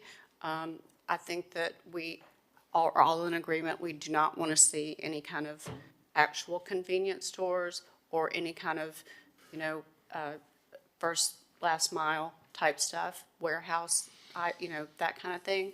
But there have been cases, for instance, where Winn-Dixie, I think there was a Winn-Dixie case many, many years ago where some landlord had tried to say, oh, you can't sell paper goods or something like that. And that case was, obviously Winn-Dixie lost. So I'm sorry, the landlord lost. But if y'all would let me share with you some of that language, I can give you whatever you like and y'all can figure it out and we can be done with it. I'd like to continue this.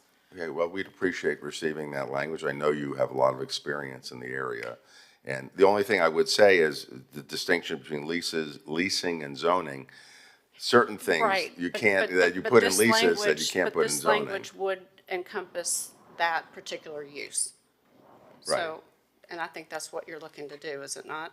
Yeah, as long as the language is descriptive, doesn't say like a, No. Listen, Yeah. I'll just give it to you, let y'all figure it Okay, out. thank you. I'm just making the No, offer. we appreciate that. I'm just making the offer. Question. So if you could pull up the floor plate again, what's the entire, I guess, space that you all have vacant that you're looking to lease? And why do you think that a Publix or something like a Publix wouldn't be able to fit in there? well, I'll let Marie answer, but, well, Publix's today are 30 to 60,000 square feet. None of these spaces are even approach that. No, but again, what's the total amount of space that you're looking to lease? It varies depending upon the status of the existing tenants. It could be as much as we're showing you up there, the, 8,300 feet in the theater, the feet in the, on the Washington Avenue side. But you have to play with the existing tenants, expiring leases, but there are these areas that could be aggregated. I assume that you all have an idea as to which type of tenancy you're going to target. So sure do. based on how the lease expirations are looking, what's the amount of Specifically- space that you're going to go out with? Specifically Epicure, something exactly like that. That's what you have to keep in mind. If that's not in alignment with what you want, But which then would that's. fit into how many square feet? We're, Because if you're saying the only amount I'll of square tell feet you you're right now, looking for so is 3,000, then For the that's timeout space, that's between 18 to 20,000 square foot. That's kind of like our biggest. We have a garage there too. Let's not So forget you'd be about looking that. to fill about 20,000 It wouldn't square take feet? up the parking, so it just makes sense. No. You're looking to fill up to 20,000 square feet Yeah, eventually? give or take. Don't quote me on that. I'm not the leasing person for the, but, yeah, you could say that we could. Mhm. Got it. Okay. Thank you. And my Thank wife you. would be very happy if Epicure ever came back. Yeah, no kidding. Still mourning that one. Okay, I hate to repeat what my colleagues have said, and usually I skip my turn when everything has been said, but I just think this is really important to get it right because it is refreshing to see the city moving in a direction where there's an overall view for that entire neighborhood to upgrade. And so we like what the commission is pushing for the residential usage on Washington and the upcoming leases coming up on Lincoln Road. I think everyone's on the same page. Everyone has the same vision right now for what that space could be and want it to be. I just do also understand of wanting to have a few safeguards in place to just make sure that we keep it in the right direction. I think you guys are well-intentioned, and that's where we're going, and I do understand that from a legal point of view, we've got to be careful when we start playing and zero in on details like that. But I think we could leave it up to the staff here to make sure that we have in our recommendation some wording that we could. Well, I think that's why, because right now we have no language, so that's why we're recommending a continuance. So that we can, so that language can be developed, and that's why we put it on the onus of the applicant to provide us with language, so we can see if it meets their vision versus having to impose something on them. So we're suggesting that they come up with some language that works for them, for us to review, and for the board to review. Can you do that? I don't have a problem with that. Because what we would do, Neeson, is we would pass it on favorably and put a notation that, we've asked you all to come up with a more clear definition of what you envision. And I'm assuming that could be presented to the commission? Yeah, if the board wants to do that, you could request that between now and the review by the city commission, that additional language be put in place specifically for this area. I think at this point, for a grocery store within this area, meet the following additional regulations or additional requirements. I don't think it's as hard as, I don't think it's as hard as it seems to be. I think this, for zoning for this particular property is, you've got to have that to be able to do what you want to do. I can look at the full site plan.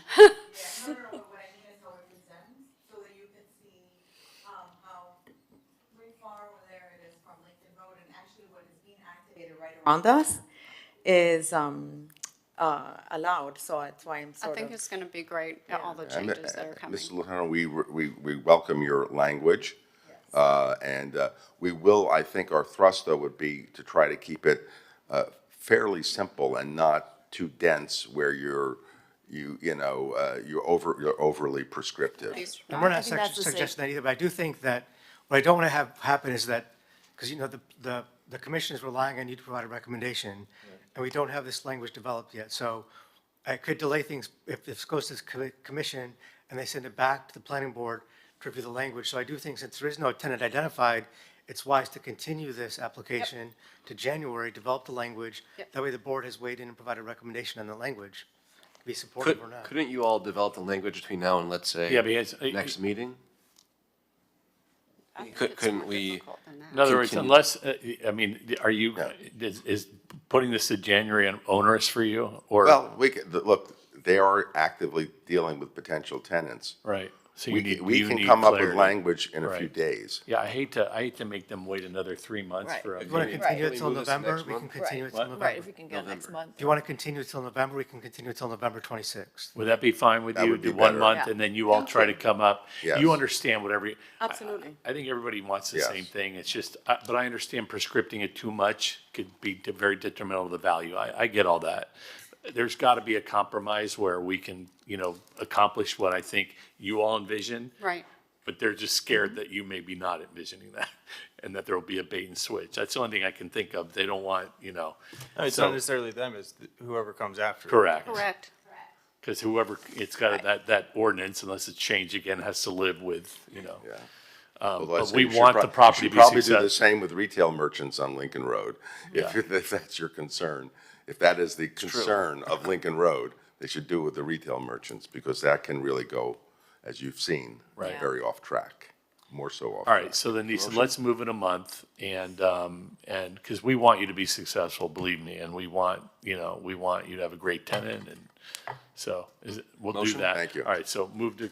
Motion to continue this item to next month's meeting. And the purpose is to give you maybe a month to come up with what everyone that you're happy with, they're happy with, and Yeah.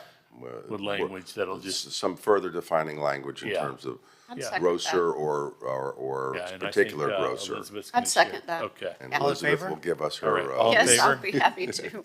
Anyone opposed? Okay, passes. Thanks so much. Thank you. And thanks for your passion. We really appreciate you all coming in to speak to us. Okay, now we are on. Oh, asking for lunch already. We are now on item what was 7. So it's Planning Board File 240695 Washington Avenue Residential Use. Since I guess they're both companion. Yeah, we're going to take the next two items together. Okay. So Planning Board File 0695 and 0696 Washington Avenue Residential Use Incentives, Comprehensive Plan and Land Development. Michael?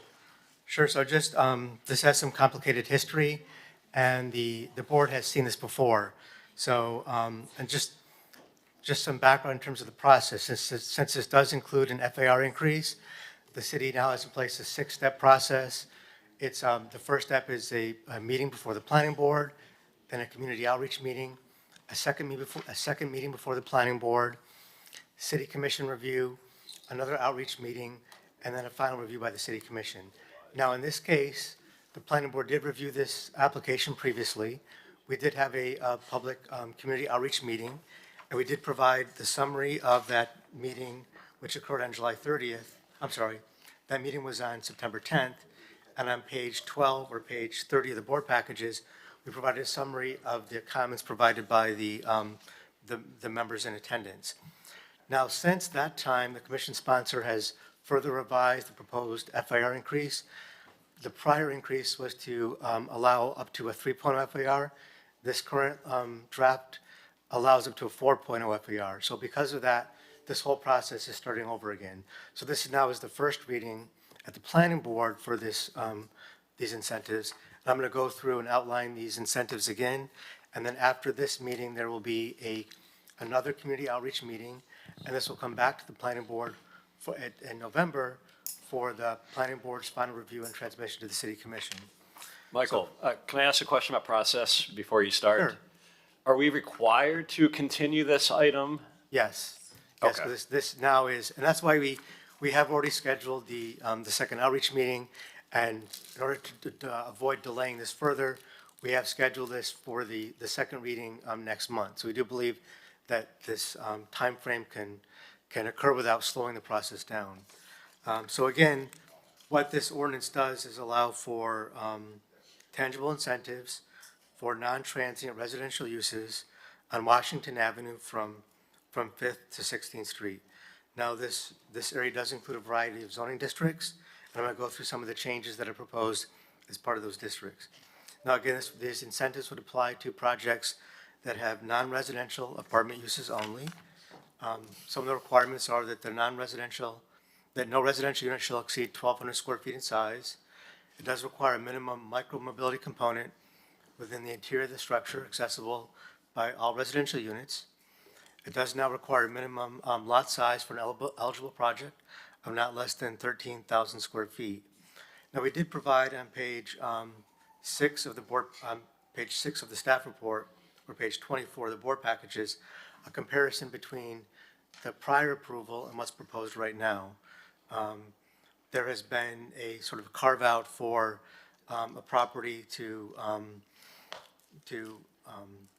for example, this ordinance would eliminate the minimum off-street parking requirements for non-transient residential projects, provide a cap on the number of parking spaces provided for an eligible project.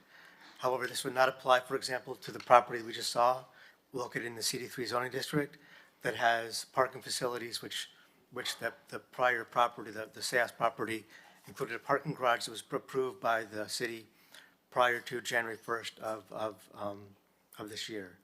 It does increase the maximum FAR. Right now, the current FAR maximum is 2.0 for the CPS2, RM2, and CD2 properties, and it would increase that from 2.0 to 4.0 for those properties. That would increase the FAR for CD3 zone properties to 3.25. It does exempt the micro-mobility component from FAR within the building. Now, in terms of height, it does provide for an increase in height from 50 feet to 75 feet, and the current height for hotels and transient uses would be decreased from 75 to 50 feet. Now, on top of that, if you provide if you comply with additional requirements, you could get up an additional 25 feet in height, and that's within the CPS2, RM2, and CD2 zone properties, not to exceed 100 feet. Now, to get that additional height, you would have to provide You would have to prohibit off-street parking, except for the property I mentioned earlier. It would have to exceed the minimum micromobility requirements and participate in a public micromobility network. It does require that it actually does eliminate the mobility fee for projects that they get a building permit by September 1st of 2032. And it does sunset these incentives for projects that have obtained a full building permit by September 1st of 2032. It does also allow for enhanced permitting process for these types of projects. Now, since the FAR was increased from 3.0 to 4.0, this latest proposal does also include a density increase from a previous 100 to 160 units per acre up to 175 units per acre to allow for that additional FAR. Now, we are recommending that the board review and provide comment and continue this application for the land development regulation modifications and comprehensive plan amendments to November 26th meeting.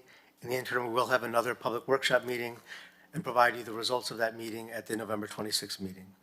Well, I'll turn it over to the board for any questions. Okay. Is there anyone here to speak on this? Should we ask questions before, or do you want to do public? I'll be here in case. Okay. I think this is a step in the right direction. I think this is what we were concerned about previously.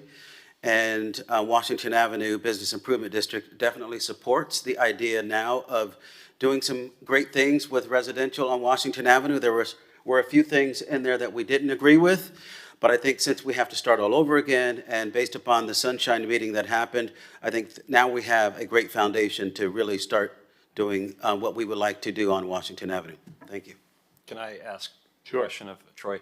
What are those things that you had an issue with before that have now since been resolved? Well, number one, I mean, the FAR was a big question. And I think that there were certain property owners who wouldn't sell, and it would be too difficult in this market for anyone to buy. And so although we could have come upon an agreement, we could have said what we wanted for the avenue, no one would have ever sold their property. I think now that we can go to, if it's approved, to a 4.0, it will make a big difference. The height will make a big difference. And so those were the biggest things. And there was some other language in there regarding the timelines having more to do with nightlife. But I think that was the main concern. So you were looking for a higher FAR? Absolutely. Thank you. Yeah. Anybody else? Anyone on Zoom? Yes, we have Daniel Seraldo. Daniel? Yes, hi, good morning, members. Daniel Serrato with Miami Design Preservation League. So we haven't had a chance to review this latest version yet, but just going back to what we've said all along is we want to make sure that there are massing studies, that there are drawings and diagrams to ensure whatever is done is sensitive, respectful, compatible with the surrounding neighborhood. Many of you know the unfortunate fate of the urban project there across from the historic post office, which this board granted additional entitlements to, and now it's been sitting there for several years vacant and a mosquito nest. So whatever we do, we want to make sure it's done right. I do want to caution what was said by the bid head. You know, anytime you increase FAR, the owners just put the selling price higher, and that's just how economics go. So I think we have to look bigger at what is the overall vision, what we want as a city, and hopefully with your support, we'll make that happen. Thank you. Thanks, Daniel. Anyone else, Michael? We have no other callers on Zoom. Okay. Scott, questions? No, I mean, I've mentioned before, I know that the Sunshine meeting that you're referring to, I mean, I attended, obviously, incentivizing residential in Washington Avenue was good. I saw some massing studies that were done, and I'm seeing rather large buildings, kind of rectangular shaped boxes. So that's a concern. I think this is very preliminary.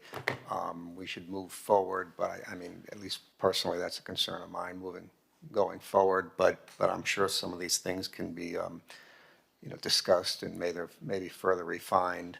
But, it's a positive direction to incentivize residential, but it's how we go about doing that.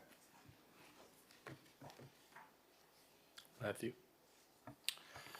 Michael, so what is, if there was a parking requirement as part of this, or there is today, what is the typical height of a parking podium for these types of buildings? Well, typically if someone's building parking, it depends on the requirement. Typically, if you're not going to build more than a 5-story parking garage, because then the setbacks change. But we did provide massing studies in this set to the planning board that include the heights without a parking pedestal. So we do think that with the additional FAR that's proposed now, the additional height is warranted. But my question is, let's say that a building was being built today, residential, at a 2.0 FAR that's allowed today, and building the required parking, let's say 1 space per unit. How many levels of parking would that be?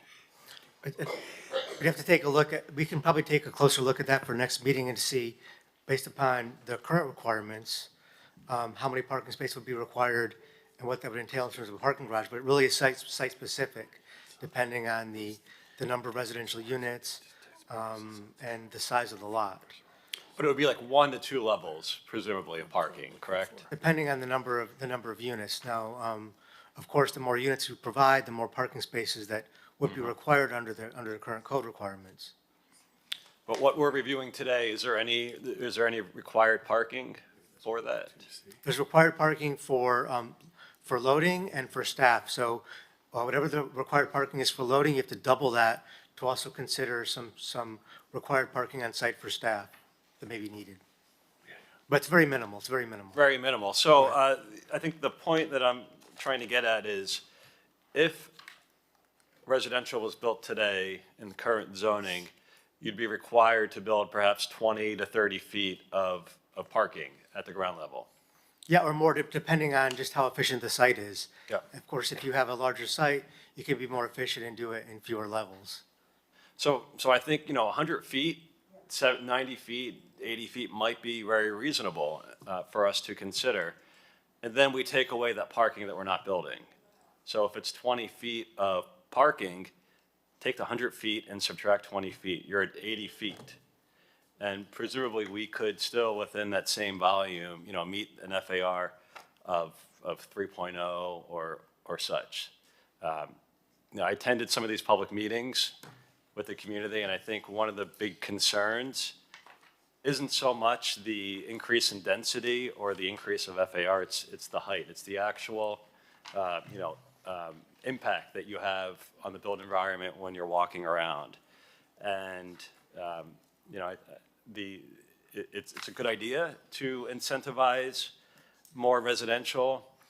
And I think there's a way probably to thread that needle where it could be done without, going so high that it really is out of character with the rest of the neighborhood.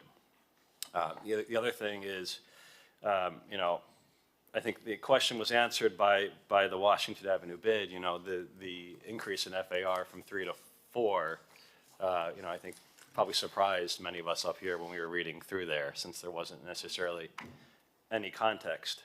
But Washington Avenue has a lot going for it. It has, future transit lanes as well, which would or could support this increase in people living there. So could be supportive of it, but I think the height is what is always, the big stickler here. And, any way that I think we can help move that height to a more reasonable level, whether it's setbacks, can you explain the setbacks? I was going to suggest that, that's another mechanism, is the setback. So if you have a street wall that's, say, 50 feet tall, 5 stories, and you have the tower further set back, as you experience walking down the street, you may not even see that tower. You're going to be, more aware of what's immediately at the front setback. So that's another mechanism that can be used to further diminish or minimize the height. But I was thinking the opposite of that, actually, reducing the required setback so that your floor plates could be larger, so that you can use that allowable FAR in a way that doesn't require going to that maximum height.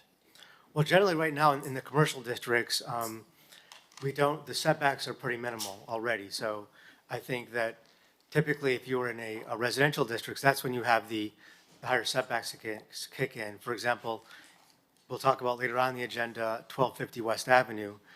That has a pretty substantial increase in setbacks once you go above a pedestal height. However, for commercial districts, probably going back 10 years ago, if you were doing a residential project in a commercial district, you had to follow the residential setback requirements. Those requirements were removed 5 to 10 years ago.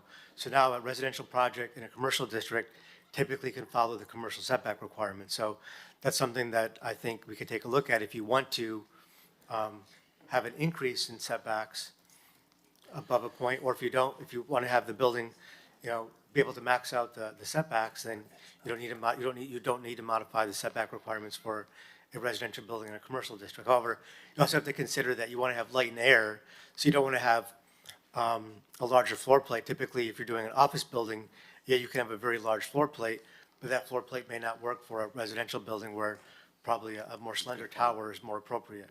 Is there any way we can get these, these massing studies that are, that are in the staff report up on the screen for our benefit and the viewing public's benefit? We don't have a presentation prepared, so there's. But it's in the staff report Yeah, so if in we the can, back. if PJ can bring up the staff report for this item. Give us a second. And while he's doing that, I just want everyone to realize that there's also a sunset provision of 2032 for all these incentives, which I think is important to note.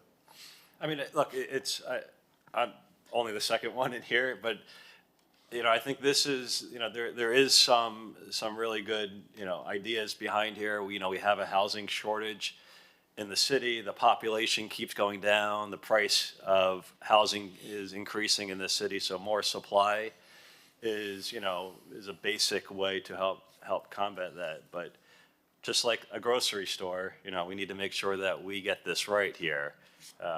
There's big potential for a big change. So. And PJ, are you able to bring up, there we go. There we go. If you can go to, Matthew, which page would you like to go to from the? Well, it starts on, right, I mean, Michael, which example do you think is a good one? There's, there's about 5 or 6 different parcels, I think, outlined here. Let's see. If you could go to page 30 of that staff report.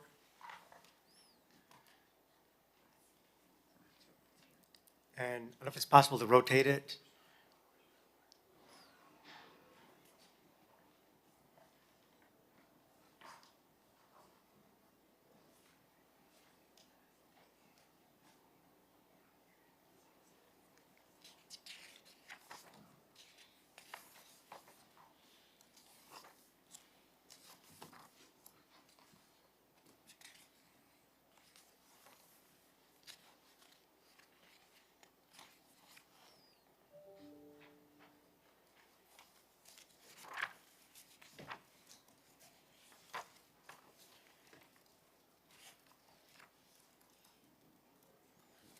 Almost there.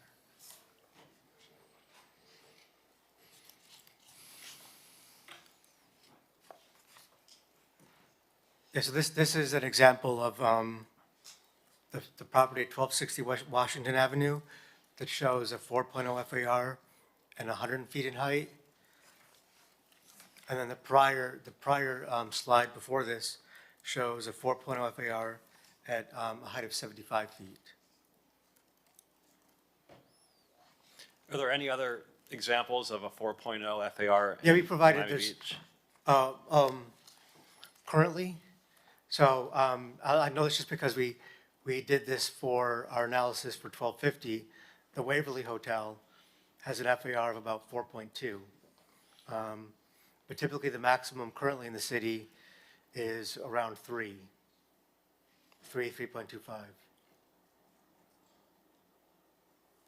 Does staff have any thoughts on this change to the proposed No, incentives? we feel that, it fits in with a desire to provide more residential uses along Washington Avenue.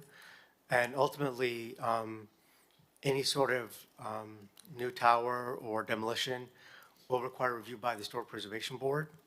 So I think that, and the Historic Preservation Board has approved projects along Washington Avenue that do maintain the historic character of frontage, while also allowing a new development. For example, the project we saw earlier, the Moxie, that they restored the ground floor, still allowed a tower behind that at 75 feet in height. So we do think that height and provides the flexibility. And I do think that having higher height provides more flexibility for massing. If you have a higher FAR and have a squashed building, then you may have more impacts on creating a unit that may not be a desirable residential unit. I think you have to limit the width and size of a floor plate for a residential tower versus an office building or something of that nature. And then the only other question I have is about the micro-mobility component. How is that going to be further defined and? Yes. So that's actually going to be, we'll be modifying other parts of the city code to further define what's part of a micro-mobility network, and also to make sure it doesn't run afoul of our prohibition on scooter rentals, which is in place right now citywide. So we would be modifying those definitions if this gets to the point where it's going to be approved. If there ever is a place to do, no parking requirement and actually instituting parking maximums, it is South Beach. It is along, the historic neighborhoods along Washington and Collins and Ocean, where you do have the highest percentage of people today that. And this would be the first instance where the city would actually place a prohibition. The city has reduced parking requirements elsewhere in North Beach, but the city has never prohibited somebody from providing parking in accordance with parking district number 1. So this would be the first time that the city has actually prohibited parking in these instances. And that's smart policy. In North Beach, a lot of those units have twice or even more of the minimum required parking. So I think, people are concerned that people are still going to buy a car and live in these units and park on the street, but that's not the reality, likely, of the situation here. Matt, you don't know that. I'm sorry? You don't know that to be true. Well, You don't know that to be true.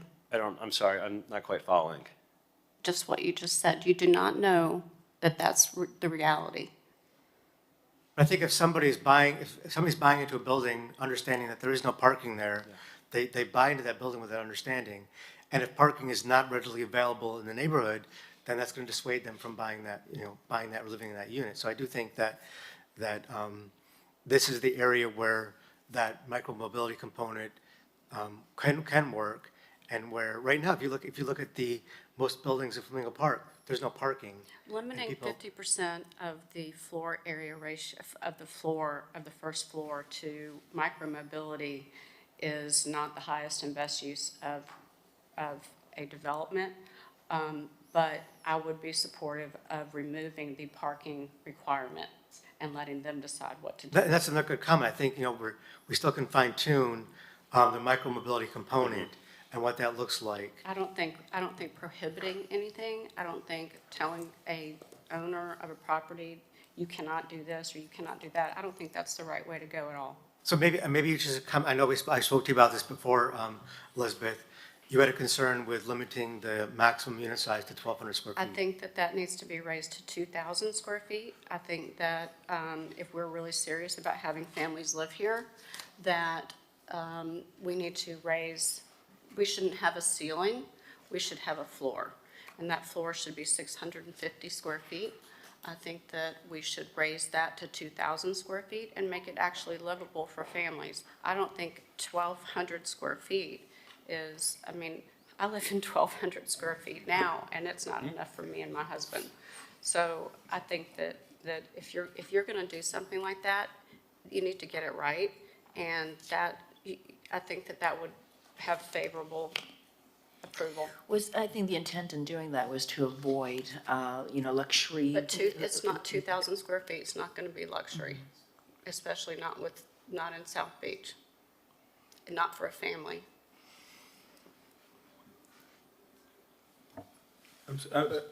I see what you're saying. I feel like that's one of these things that should be workshopped a little bit more, and I agree with you, Elizabeth. And I agree with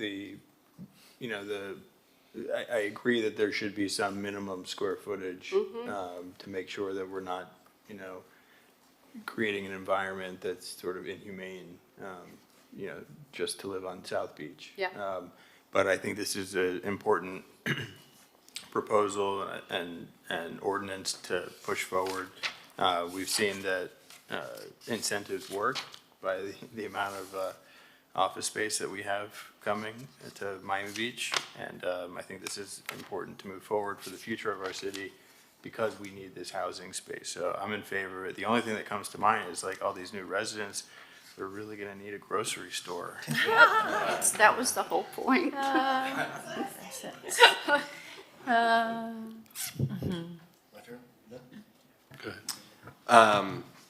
I think that we should definitely commend the commission who's proposing this because Agree. for a long time, the planning board has been talking about this for years. I think everyone who's been on here for a few years can attest to that. And we've tried to kind of move the density away from the water, kind of more towards, center of the city. So I think this is a really important step towards bringing residents back to the beach in a very smart and thoughtful way. My question is on the ground floor. So how much retail would be allowed to be housed on the ground floor? Whatever could fit in after you factor in the required micro-mobility component and any sort of lobby or stairwells, you can have accessory commercial uses on the ground floor that are typical for. So let's assume that someone is taking full advantage of, the 4.0 FAR. Again, at least to me, it wasn't totally clear about what the micromobility requirements would be. And I know you said that has to be further defined, but I just want to make sure that we're kind of putting, the framework in there to allow for retail use, because I think, once we bring the density and kind of critical mass into the area, it'd be a shame to not have thought through what that retail use could be. Right, I don't envision we're not going to have this micro-mobility component as the street front.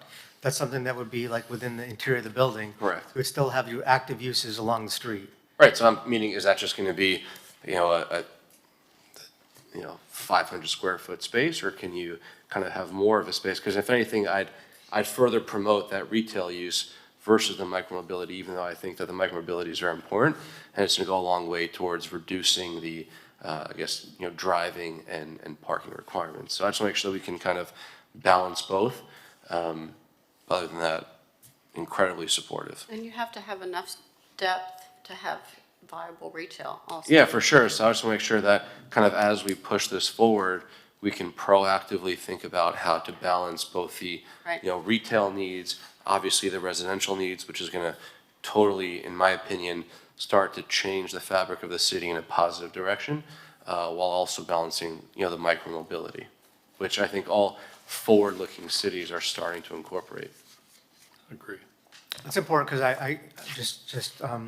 you wouldn't want to have a large site that has only a residential building with no active uses on the ground floor. Correct. So you want to make sure that you have that commercial component. Like if you look at, let's say, downtown or Brickell, from these buildings that were done in the 70s, that's really what you saw. You saw a lot of, these residential buildings which had no planning for retail use. So if we're going to do it, let's do it where we can really activate the streetscape, and that gives an additional incentive for these people to move in and start to create that vibrant city that I think we're all, trying to accomplish. Melissa, Anything else? I'm seconding what Yashil says. I think it's a fine balance between the residential usage and the retail, and to make this, a happening, vibrant neighborhood. I think we're in the right direction, so congrats to the commission for pulling this out. And I do think the new FAR and heights are part of the trade-off. I know people don't like seeing these changes, and we tend to resist it, and a lot of residents get scared of it, but, something's got to give to attract some of the investments in the city in that area. Just to follow up in terms of you mentioned the height again. Typically, when we have an FAR of over 3.0 in the city, the height is 150 to 250 feet. 150 to 200 feet in terms of the allowance. So having an FAR of 4.0 with a height of, 100 feet or so is not excessive. Very reasonable. Does that include the exemption for the micromobility, or is that? So the 100 feet, It's just separate? Yeah, that's a Okay. separate measurement, right. Okay. That- 'Cause That's I not, mean- that micromobility is not exempt from the height. Okay, just checking. All right, so, Michael, there's no action for us to take today? No, just to continue, no, the only action is to provide any comments and continue to the November 6th meeting. Okay. November 26th meeting. All right, well, unless anyone has any more comments, let's do that. Make a motion? Well, hang on, one more comment, and just because I know the sponsor is here, I want to acknowledge him, and I know he's listening to us. The micromobility part, extremely important, I think it needs to be fine-tuned. Whether it's, a sharing network or it's people's personal devices. Many people who have scooters and e-bikes, they keep them outside or they keep them in their apartment. So I think that component, if there's going to be one still here, needs to take into account also potential private ownership as well, wherever that may be as it fits into here. And also, Nick wanted me to let you know, just to clarify, we do have minimum unit sizes, for apartment units anyway, so that would apply here as well. And you still have to comply with the minimum. What's the minimum usage? what's a- Minimum square footage? Minimum of be 550 for new construction and 800 average. Okay. I mean, there are plenty of families that live in apartments 1,200 square feet. I think that we And- really want to increase that. I'm not willing to set a maximum at all. Like, I'm not willing to tell a property owner, you cannot have, you're gonna have to live in 1,200 square feet. I've already spoken to another sponsor, and he's supportive of the 2,000, because that's a real family place. Yes, but you And- have to and- look and- at excuse the me. market implications. Excuse me. It's not gonna be a luxury condominium on the waterfront. So, Yeah, so I think as we get to next month's meeting, if there are consensus on recommendations, we can provide that as part of the planning board's recommendations. If there's not a consensus, we also can provide any sort of additional comments that the planning board members individually had as part of the ordinances. All right, and when's the workshop, the public workshop? Let me see, let me clarify that. Just a minute. Prior to November's meeting, right? Yes, let me just get that, sorry, I just got some problem with my computer, just a second.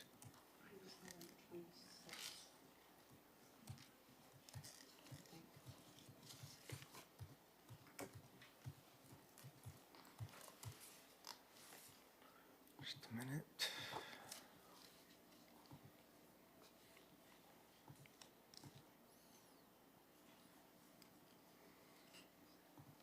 Just want to get the sequence. Yeah, I just want to also, it's important to make the public aware. So the public workshop will be on November 7th at 5:30 PM, and that'll be via Zoom.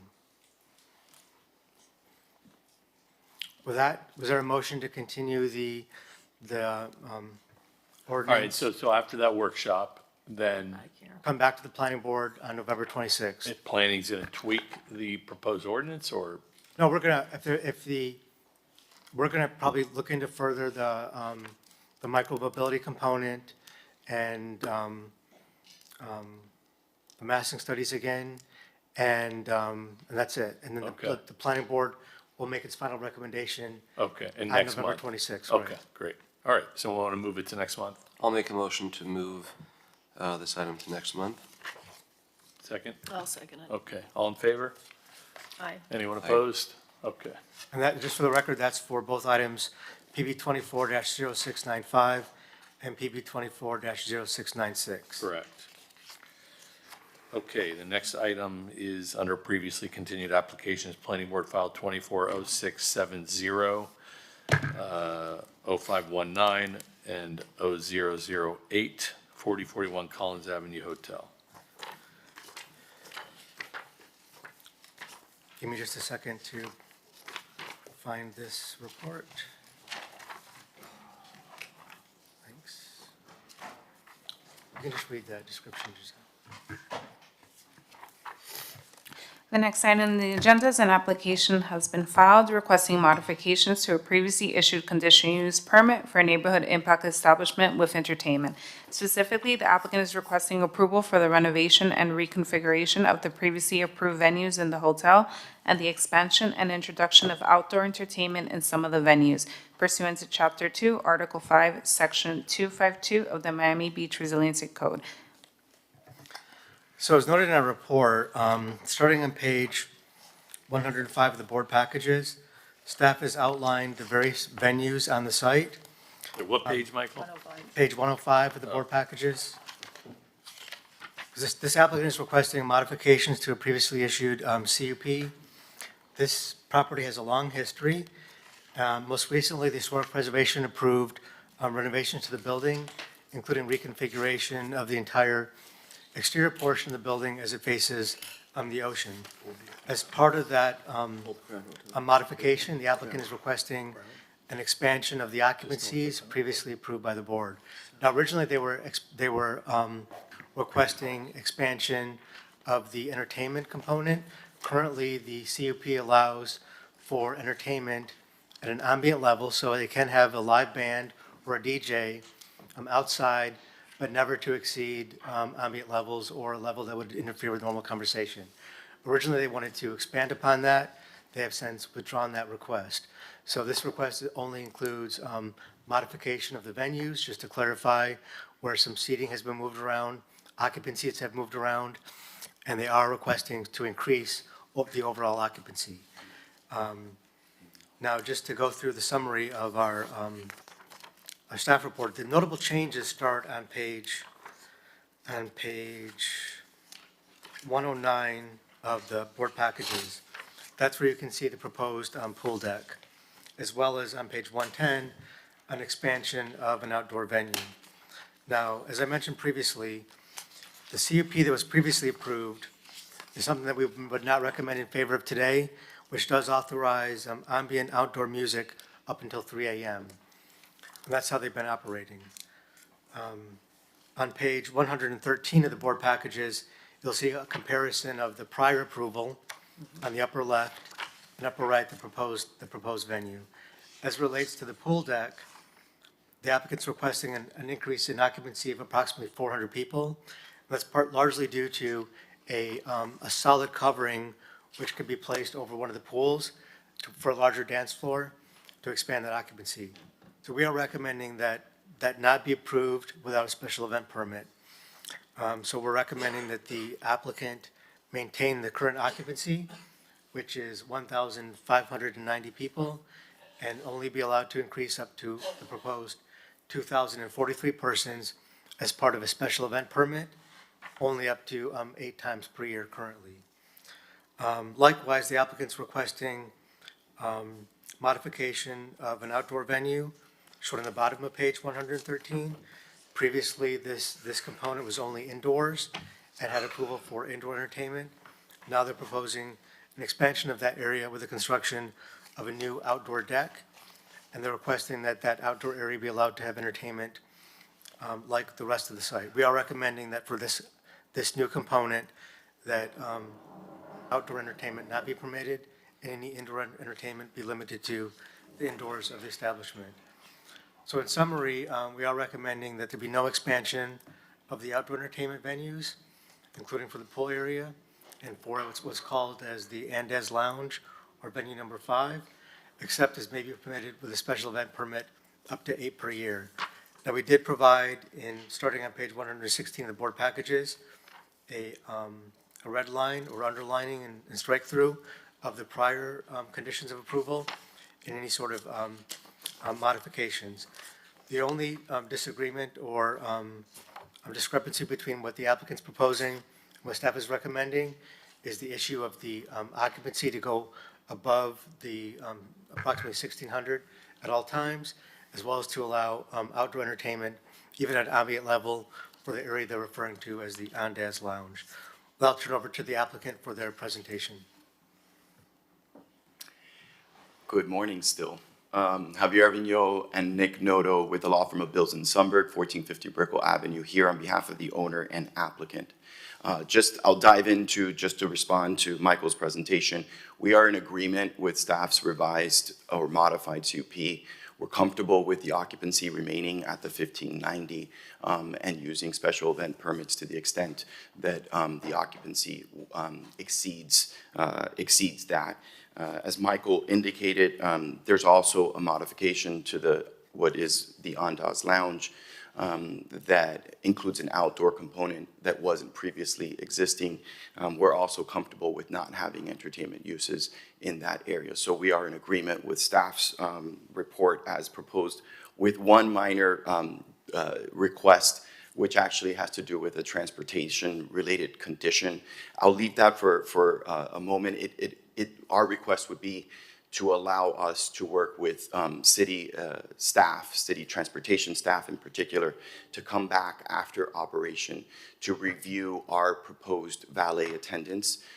That will allow us to incorporate, and this board has considered that as recently as April of this year in a different application and included that as a modified condition.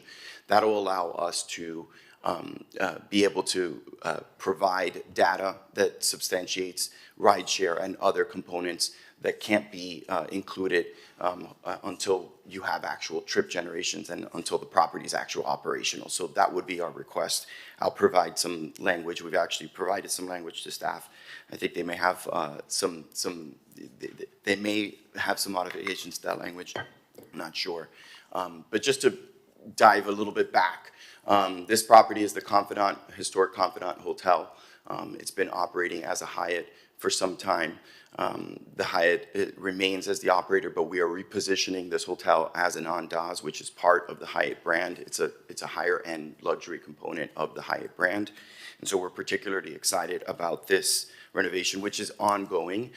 As staff indicated, we did receive Historic Preservation Board unanimous approval from that board in 2022, which allowed us to go through the permitting process, and the property is under that renovation currently. It's actually closed at the present moment, allowing for those modifications.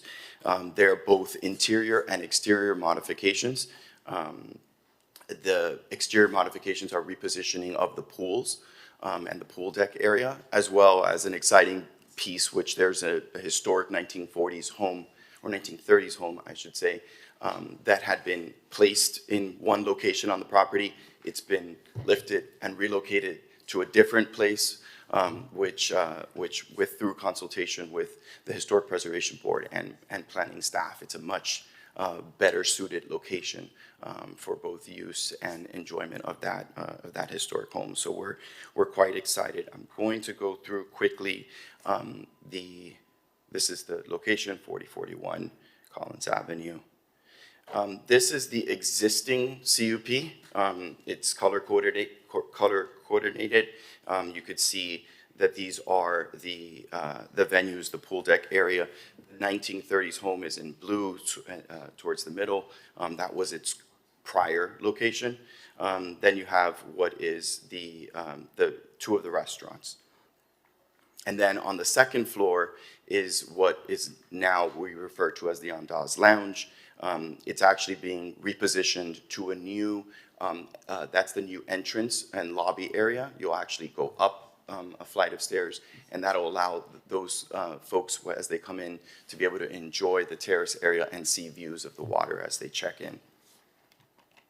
This is the proposed redistribution of the venue spaces. So we're not adding any venue spaces. The venues remain the same. There's 5 as part of the current CUP. There's 5 as part of the proposed or modified CUP. The occupancy, as Michael alluded to, some of the spaces actually decrease in occupancy, some change slightly, increase with seat counts, and we've agreed, as Michael indicated, to the status quo as far as occupancy, 1590, as is presently in the current CUP.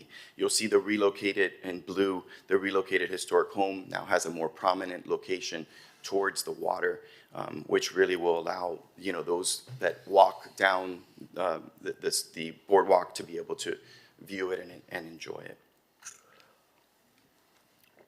This is the Andaz Lounge component. As you can see, there's in lighter shade of pink is the outdoor component that we have agreed to not have the entertainment component to it. We are particularly excited about this repositioning. A significant investment has been made into that, and so we acknowledge that CUPs have evolved over the years, but we have been a good steward of our CUP over that time. We intend to remain that way. We believe that the Andaz component of this will bring an elevated component to this area and to the uses and patrons that serve it. I'm going to have now just go briefly. Michael alluded to this. This is just the red line version of the modified CUP. As you can see it, the 3-meal restaurant went down significantly, occupancy, and the other venues had slight modifications. And this is the staff's recommended modified CUP, not our original proposed numbers. So you'll see the pool venue has an occupancy of 400, which is what the staff felt comfortable with, and we're fine with that as well. We'll avail ourselves of special event permits to the extent that we intend on exceeding our occupancy. The nature and operation of this hotel is not that of you know, an entertainment in the sense of DJs all the time having promotional events and things of that nature. That's not consistent with the operations of our hotel. So we're comfortable with the modified CUP as it is. And then I'm going to have Malcolm go through just briefly the overall design changes, because I think it's important so you can get a flavor of what the revised venues are. And then if we can, we'll go back to our request for a slight modification to the traffic condition, to the valet attendant condition. Malcolm. Good morning. Good morning. Malcolm Berg, President and Design Director of EOA Group, architecture and interior design firm in Coral Gables. So I don't think you want to delve too deeply into the narrative of the project, but the narrative basically started with the aqueous nature of the location, the fact that we are over the ocean, looking at the ocean, but frankly, the property was devoid of any relationship to the ocean. So we wanted to bring sort of an anthropomorphic, somewhat biomorphic relationship back into the property. In so doing, we brought the pools much closer to the lobby and the lobby lounge. The current situation, as was just mentioned, as you enter the property, you have no idea where you are. You have a lower lobby. We brought that lower lobby to the second floor, which is the Andaz Lounge.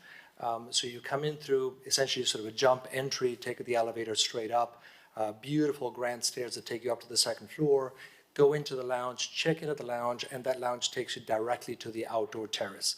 That outdoor terrace is now the covering that is currently the retractable roof at the Confidante. So we're replacing the retractable by a solid cover. That solid cover will have little pools that basically light up at night that are also filtering light through a skylight down to the lower level. So the dining room will have an outdoor terrace with skylights in it that act as basically, imagine them as the water version of a fire pit on the second floor. So also important before we even get to the graphics to note that as we're talking numbers, we're not talking about one massive party space. That's not what this is at all. There are many discrete small portions that are kind of independent, sort of tied symbiotically to each other, but not, this is not a mosh pit by any stretch of the imagination. All right, So getting into a little bit of the concept, the aqueous world, bringing the ocean into the property, looking at the site itself, obviously ocean on the right-hand side. You can see the historic building at the bottom of the picture that has been moved from where this was down to this zone over here on the southeast corner. This upper pool is now 5 feet higher than the grade used to be. So we've actually brought, the east pool stays at the current grade. The center pool gets higher to get much closer to the level of the lobby lounge. So the Andaz Lounge exterior terrace is only 5 feet above this one. So a real beautiful moments of hierarchy as you go from the lounge itself to the terrace, to the middle interstitial pool, to the lower pool. This is now showing, sorry, in the previous one, down below, you can see the lower restaurant to the left of the upper pool, which is this one right here. That is below the terrace. And this is the lower restaurant interior, lower restaurant exterior. As we go back to the upper level, we have the Andaz Lounge here, and this is all the terrace with the Andaz Lounge connecting the balcony with the ballroom balcony. It walks you down, and at the end of that terrace, you step down to the actual pool bar that acts as the ambassador between all the spaces. Just giving you a bit of a lay of land.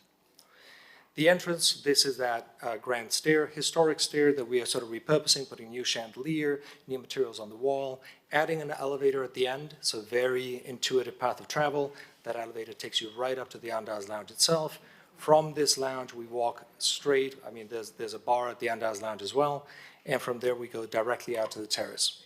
The terrace with the sort of the lily pad water features. I'm not sure you can see them, yeah. They get lit up at night.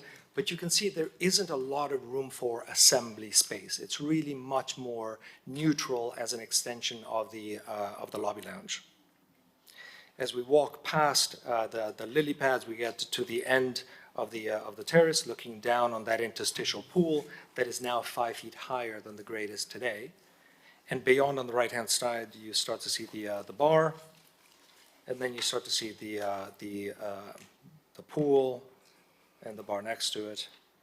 And this is the lower pool. So you can see the separation between the lower and the upper pool. Again, this is not a huge party venue by any stretch of the imagination.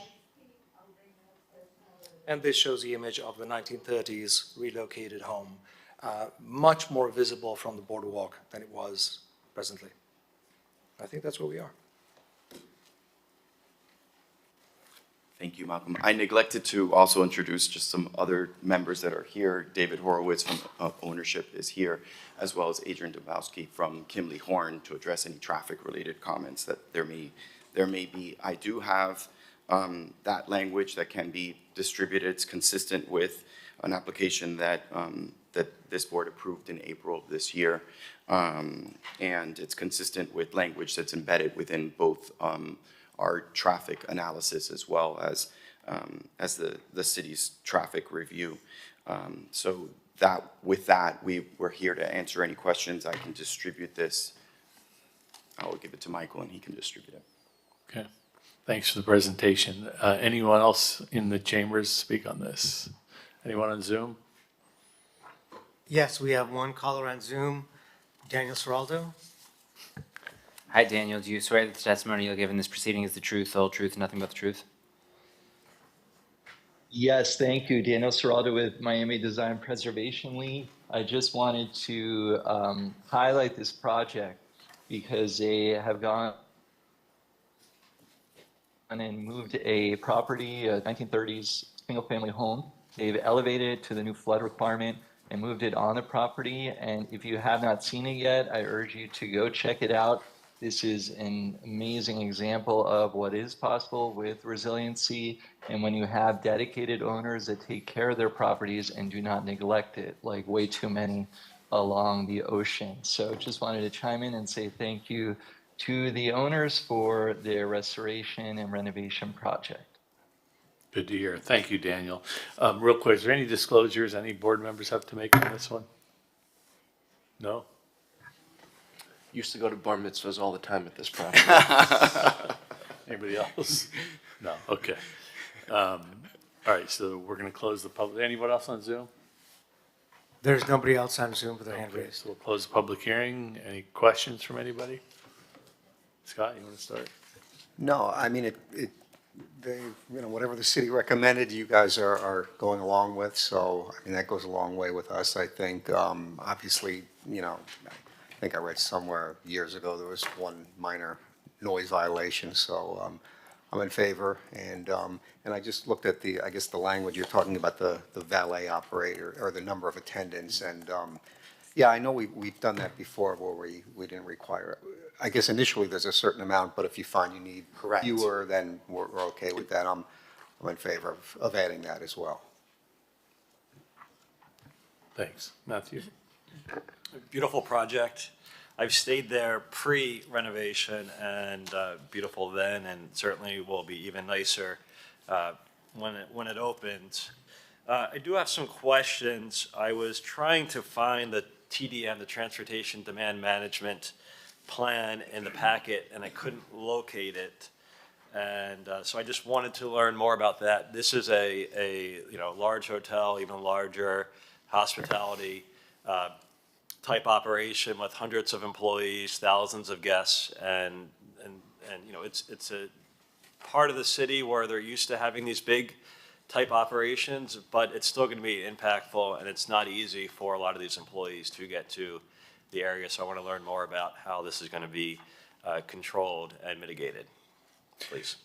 So as part of the traffic study, and Adrian Dubkowski with Kimley Horn offices at 2 Alhambra Plaza and Coral Gables, we included a whole series of transportation demand management strategies that are incorporated into the traffic study. They should also be pulled into the transportation memorandum. These consist of having employee transportation coordinator role that's assigned to a specific person, employee at the site to facilitate the entire program. There's 20 short-term secure bicycle parking spaces that are provided. The hotel concierge will provide transit information, including route schedule and maps.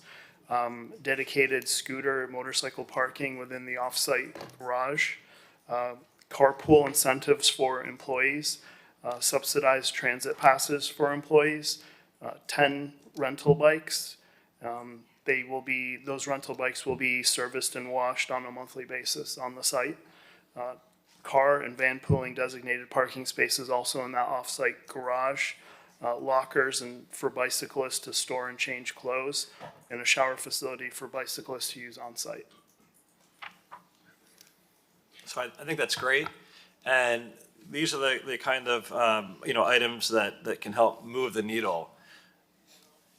We saw with Catch, they provided some great information. They followed up, after the operation was open and underway. I think after this hotel and all the other associated hospitality venues are open, whether it's 90 days, 180 days, whatever the time period is that includes the season, I'd like to see you all back here for a progress report to talk about the transportation impacts and the different strategies that have been outlined in the transportation demand management portion of your operations. Michael can correct me if I'm wrong, but I think there's already a requirement to come back at a 6-month. I don't think that was expressly put in because this is a modification, so I do think we need to expressly include a timeframe.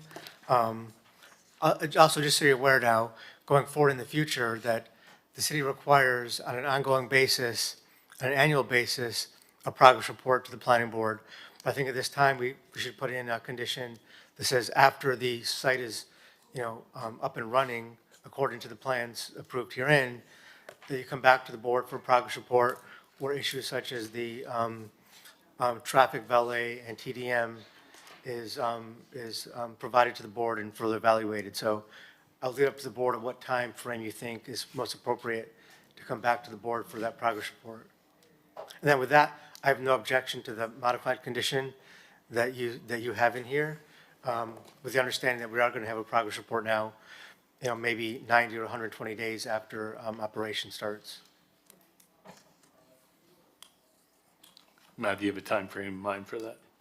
Again, I think it should take into account season, the winter months here. Like, for example, we had a progress report this morning. They opened in, I think, May, and their report basically covered the slowest part of the year. So it's helpful, but it's not the most impactful. So why don't we go 6 months from now? That it could be, yeah, All right. When do you anticipate opening? We anticipate February. Okay, so. So we're what, November, December, January, February, March, April. So that would be, you want to do it till maybe May? I mean, I think I'm happy to leave this up to Michael and his team to figure out the appropriate time to bring them back. And that would be my recommendation. We're happy to come before the board and give a progress report. The reason the condition is drafted as it is, which is also consistent with, the other application that came before it, is to allow staff to navigate that analysis independent of the board process, right? So it doesn't mean we wouldn't come back before the board, address any transportation-related issues, and also advise you of our attendant, capacity. But I think allowing us to have that flexibility from an administrative level, and then allowing staff to bring us back before it, not making it a condition precedent. But I do think we have to have a date in there to start with. So I would say 6 months. 6 months. Okay. So not just the valet portion, which is important since the parking is off-site, but also all the TDM strategies that you've outlined with respect to your employees as well. I think that's important to have in-depth information to provide to us on that. And to take a really great effort to help, help employees find the most appropriate and best way to get to. The good news with this property is it's an ongoing, the fortunate part is this isn't a new property, right? So we've been operational for many years. We expect and anticipate that our employees will come back to us, many of them, after reopening. And so there'll be that continuity of operations. And we've been able to serve our employees and our patrons without any issues throughout our operation to date. So that would be what we anticipate. We're just trying to make sure we don't unnecessarily burden the progress report with the strict compliance with the conditions. That's our intent. And staff has said that they accept that change, so I'm supportive as well. Yeah. Anything else, Jonathan? Yeah, I mean, to Matthew's point, I mean, it was really helpful for us to understand for Catch this morning, how many employees are coming from, how many are riding a scooter, how many are driving, how many are coming from South Beach, Mid Beach, none from Mid Beach, but, so that will be helpful. So just to understand, because in the current, I guess, staff recommendation, there's 11 morning and 37 evening valet attendants. That's what the traffic analysis generates, but again, that's a conservative analysis. Right, and you're asking to revisit that. You're okay with this for now, but you want to revisit it at the progress report. You're going to come back and show us how you don't really need that many valet, which is fine. If you don't need it, you don't need it, and I don't think it should be in there. But you're okay, I'm just making sure you're okay with these new provisions, because in what was passed out was, I guess, the old language, and so I just want to make sure. No, that language is not included in No, our I know, current but condition. it was using the old 13. So like, for example, the staff recommends like valet service shall be provided 24 hours a day, 7 days a week. I would assume you're okay with the rest of these. Yes, absolutely. Yeah. Okay. Yeah. It was only that specific item, the item on the valet attendance, that we wanted the opportunity to be able to revisit it based on an analysis.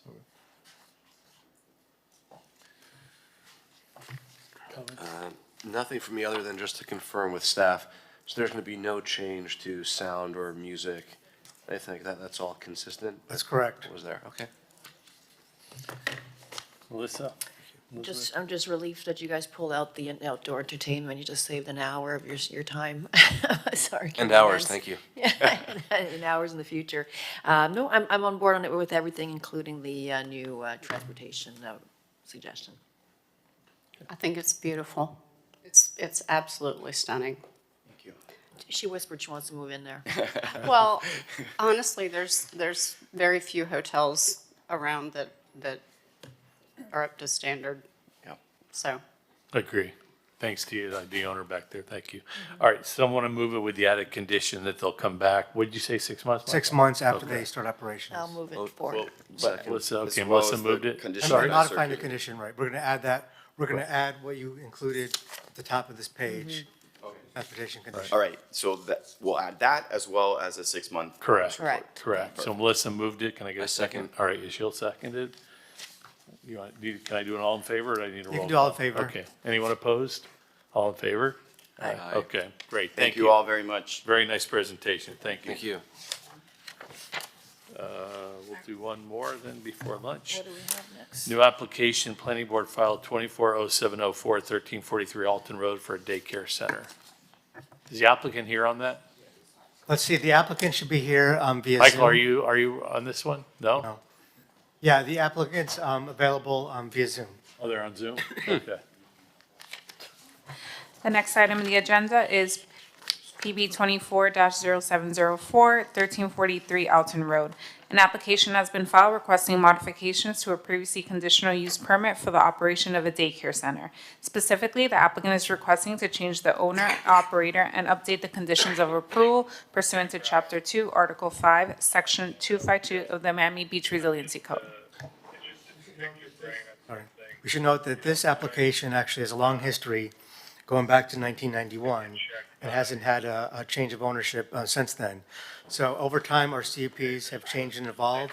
So as part of the conditions approving the change of operator and owner, we are recommending some of the conditions, be updated.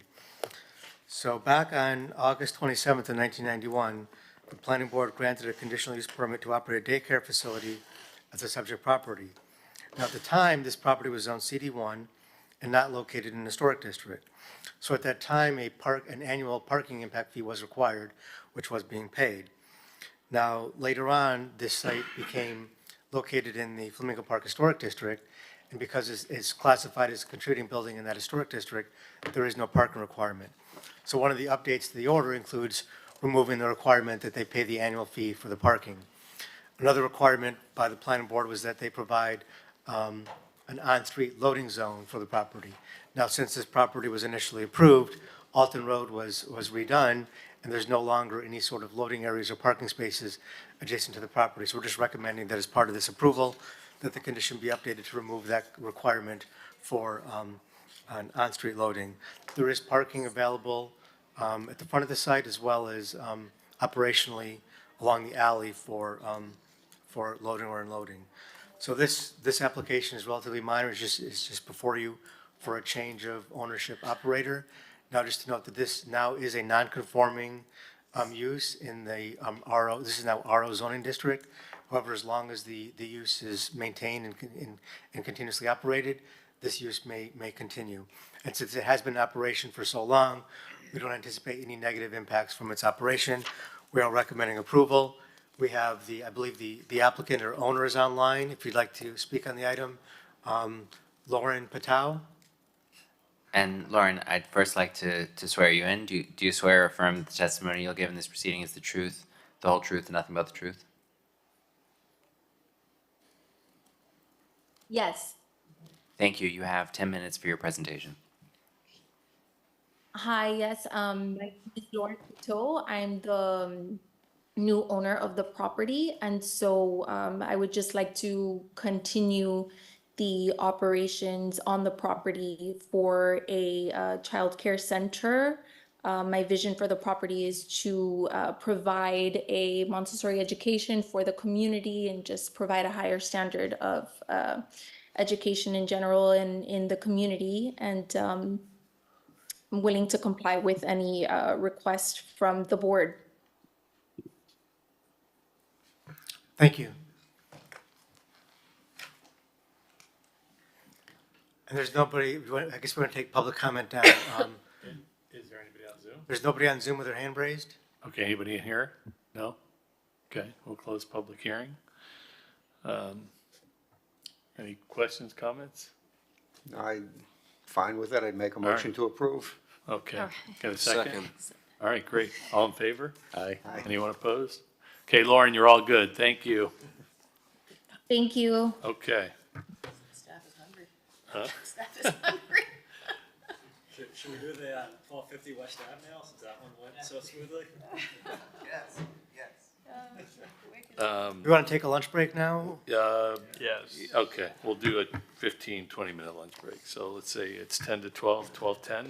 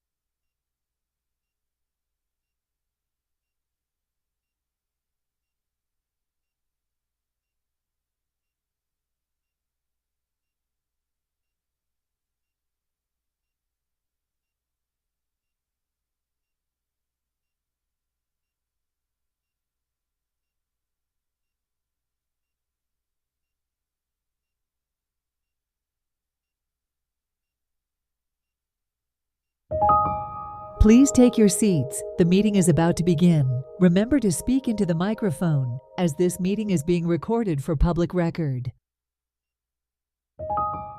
Please stand by. We are going on air in 5, 4, 3, 2, 1.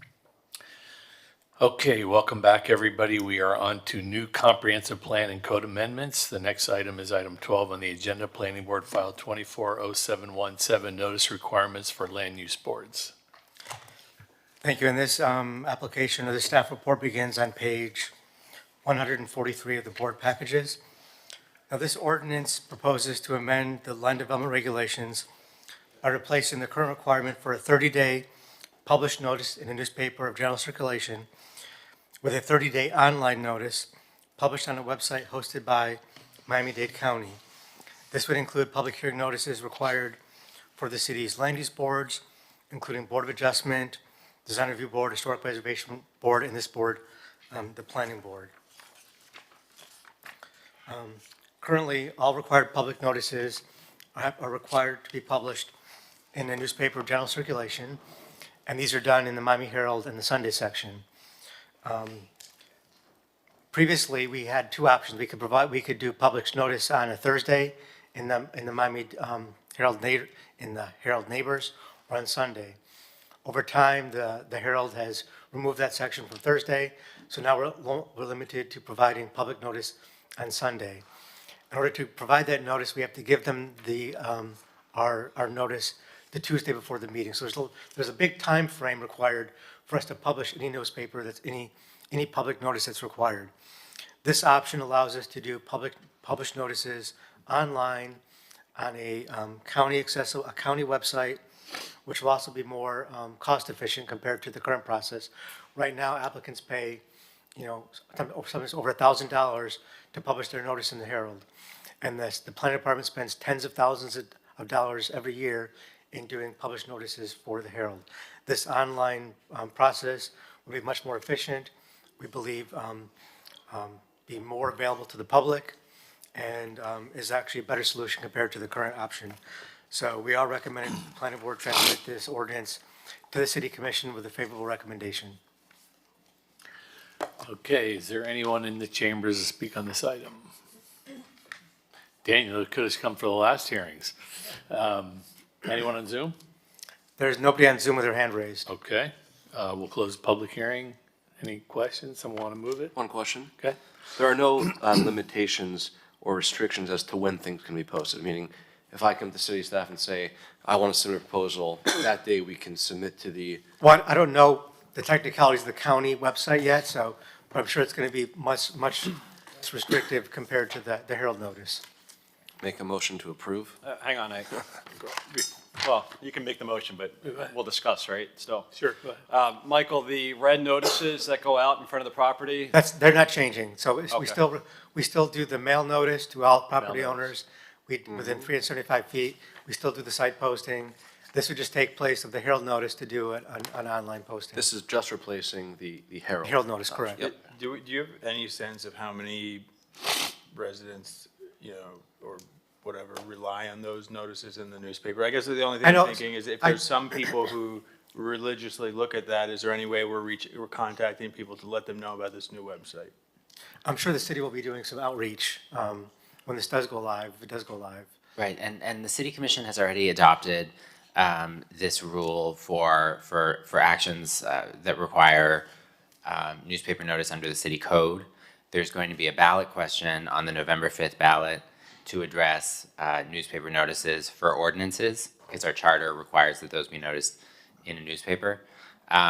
What this does is this would narrowly allow notices of land use board applications to be noticed online instead of in the newspaper.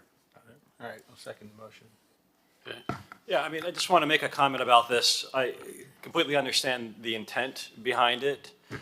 Newspaper circulation's going down, and there's less opportunities even to publish these within the newspapers.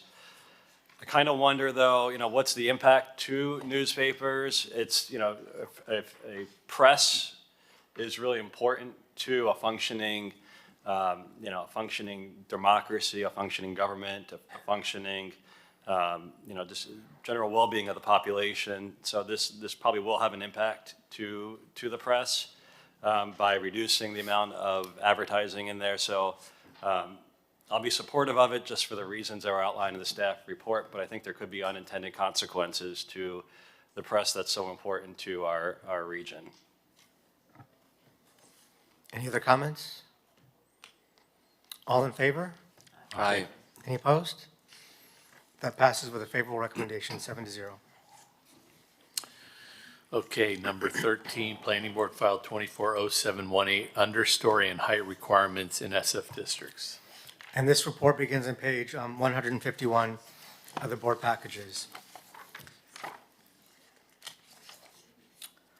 So currently, homes that have an understory require review by the Design Review Board. Now, an understory is a home that's been elevated above the ground level, so you have a usable space under your first level. Typically, the Design Review Board now reviews homes that include an understory or also have a design waiver and may include a variance. If an application only has a variance and doesn't have an understory, that would go to the Board of Adjustment. Now, when our resiliency code was first adopted a couple of years ago, or first came for review a couple of years ago, we had developed regulations with the idea that these understory homes would be reviewed administratively. So the requirements are pretty strict in terms of the design requirements. You have to have a certain percentage of opening along your front elevation, along your side elevations. We require landscaping to bleed, you know, under the building. So we have all these very prescriptive requirements to ensure that you don't have the solid mass to make it look like a third-story building. The idea is that you have this open area under the house to serve as for water retention or for flooding. So it's intended as an area that can adapt to rising sea levels while still having your accessible areas, your occupiable areas elevated. Now, this ordinance, what we found over time is that since it does require going to the Design Review Board right now, it does entail an extra time frame for somebody that wants to do an understory home, and sort of could be a disincentive for people to do that understory home because of the extra time frame involved in going to the DRB as well as the additional expense. Now, the additional time frame is typically 3 or 4 months. Now, also, people that are going to the Design Review Board already for an understory home, typically, since they're already going to DRB, they may then also ask for a design waiver. Since they're already going anyway, they may as well ask for a design waiver. So we believe by placing this back under review by the planning staff, we're probably going to eliminate a lot of design waivers because people are not going to probably go to the DRB just for a design waiver. They'll probably design their home to comply with the requirements of the understory that require. Now, another thing that we're doing as part of this ordinance is modifying the height requirements. When the resiliency code was adopted, it put in state in place an across-the-board maximum height of 31 feet for flat roofs and 34 feet for slope roofs, regardless of the zoning district that you're located in. Now, in practice, and staff and the Design Review Board has been very good about ensuring that that maximum height is only appropriate to the RS1 or RS2 properties that have the largest, lot areas, for example, on Star Island or along areas of North Bay Road or on Pine Tree Drive where we have the large lots. So this ordinance establishes restrictions on those heights. So it's not across the board that staff can approve the higher height. These higher height allowances are only allowed for the RS1, RS2 properties or RS3 properties that have a minimum lot size of 18,000 square feet to be more consistent with the RS2 lots. For the RS4 properties, they are limited to a 4-foot increase in height at staff level. Anything above that would be a variance. So there may be circumstances where somebody wants to go higher than that 28 feet for a flat roof or 31 feet for a slope roof for an RS4 property. But in that case, they would have to make their case before the Design Review Board, and that would be a variance. So we believe that this ordinance will further foster more people to do flood resistant or more resilient homes by removing that additional step in the design review process, and we believe we have sufficient staff to review these homes administratively. So we are recommending that the planning board transmit this ordinance to the city commission with a favorable recommendation. I do know we have our chairperson of the DRB here, Ms. Sarah Giller Nelson, if she would like to speak on this item.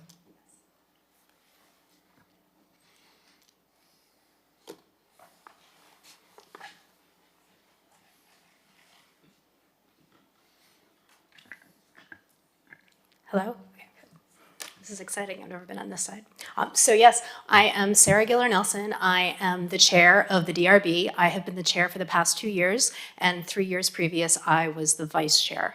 I have very deep roots in the community. In fact, I was thinking about it this morning that my family has lived on Miami Beach for almost 100 years. So, and I'm Did you go to Beach High? Yes, I did. Okay. And I currently have 2 at Beach High right now. So we are very invested in the community and the success of the community and the longevity of the community.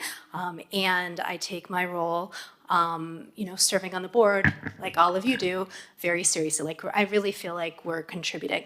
I was here today to talk about the consequences of adopting this policy, removing the understory review from the purview of the DRB. I will say this, that as you all know, we are a city that loves our design. We are world famous because of it. We have lifeguard stands that are designed. We have our signature sidewalk color that is only here in Miami Beach. I'm sure very few other cities have that. If you look at our manhole covers, they are also beautifully designed, inspired by Art Deco architecture. Why is this? Because the residents demand it. We love it. This is why we come here. This is why visitors come here. And good design is good for business. It increases our property values. It increases the demand. It makes our community very, very desirable. I'd be willing to argue that the most beloved communities in the county, Miami Shores, Coral Gables, Miami Beach, have a very rigorous design review process before building single-family homes. So the Design Review Board plays a very important role in ensuring the high quality of design in our city, which is something that so many of us desire. What my concern is with this, the elimination of the review of the understory. Since a number of years ago, when the state government preempted any consideration of historic conditions on single-family homes, that has been eliminated from our docket. Our docket has gotten very, very, very small. Single-family homes are one of the biggest ways that we make an impact on what our community looks like, and again, ensure the highest of design standards that we all demand.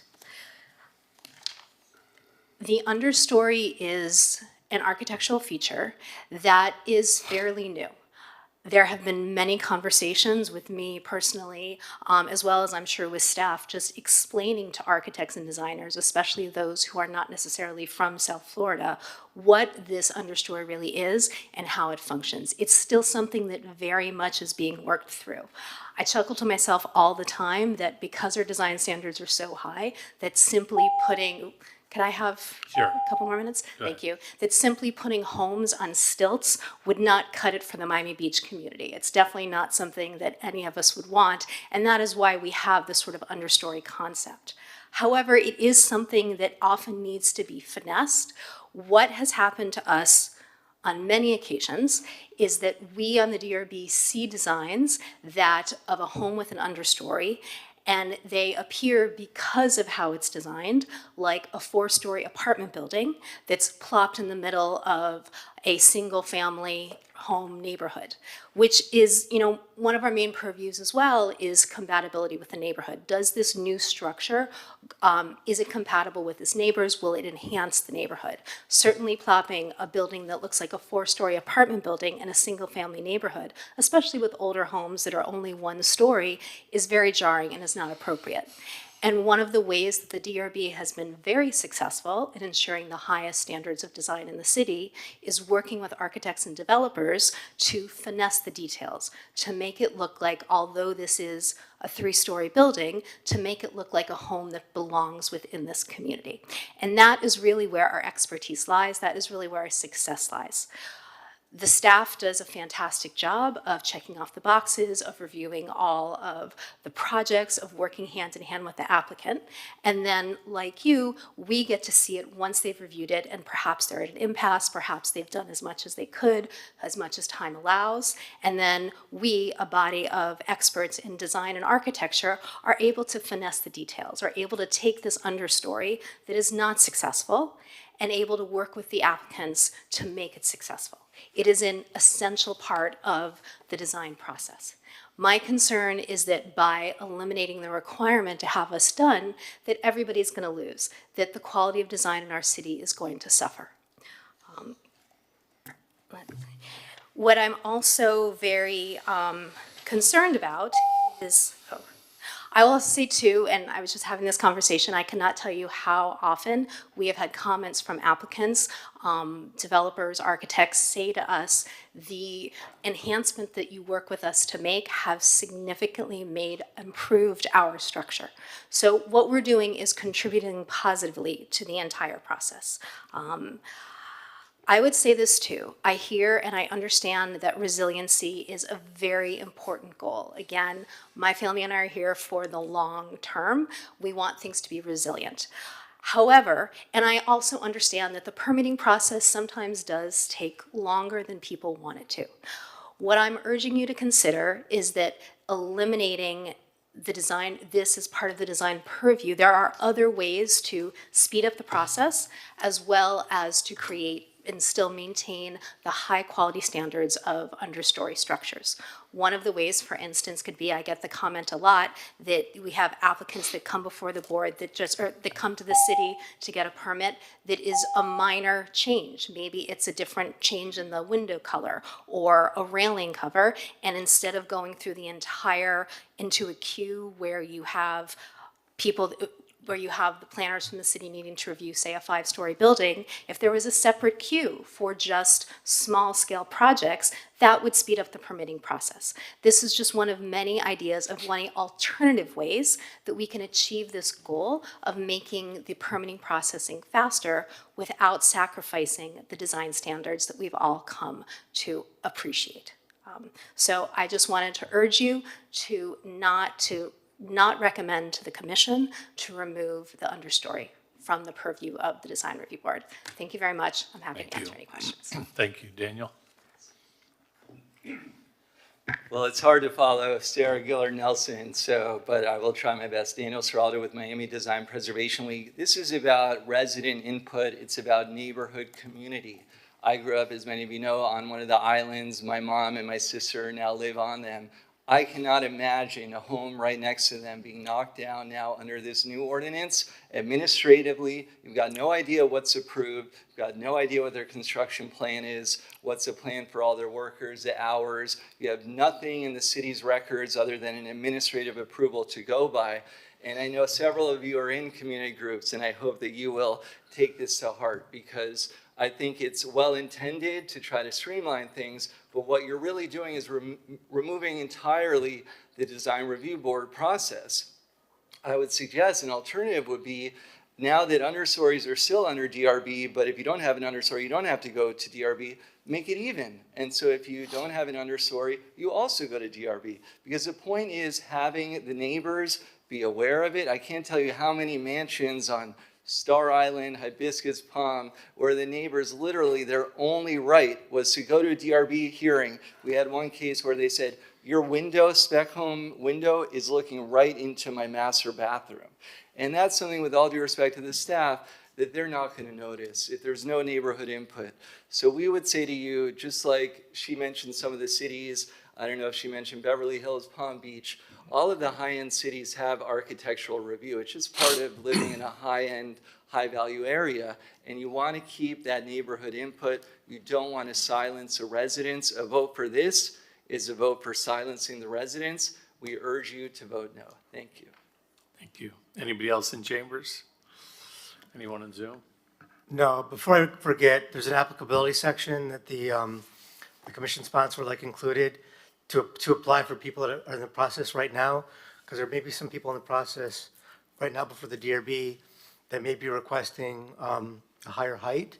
So we want to have the planning board include this applicability section, which would say, this ordinance shall not apply to land use board applications that have paid the initial application fee, obtained a file number, and presented a proposed design at a pre-application conference with planning department staff before October 29th, 2024. Yeah, that would be added. So, yeah, we're recommending that if the board transmits this favorably, that applicability section be added to the ordinance. Okay. All right, let's do an order. Scott, any questions or comments? Yeah, I understand that we want to streamline the process. Anytime anybody has a project here, it takes a long time. And I think anything we can do to move in that direction is good. But with this is something that, because it's a relatively new thing we may be seeing more of, I do think it should probably stay at the DRB for a little while. When I say a little while, until we get to the point where we kind of see what architects are proposing. What are some of the drawbacks? What are some of the positive things we get out of it? What are some of the things that we need to be aware of moving forward? And after we get, I'll just say, so many of these, to the point where the city can say, okay, now I know if we were going to move to, let's say, a year from now or 2 years from now, review them administratively, we know what to look for. We know what types of things are going to be proposed. We know maybe we can put some regulations in to address some of the issues that we've seen coming up in the past couple of years, meaning I'm talking like in the future. I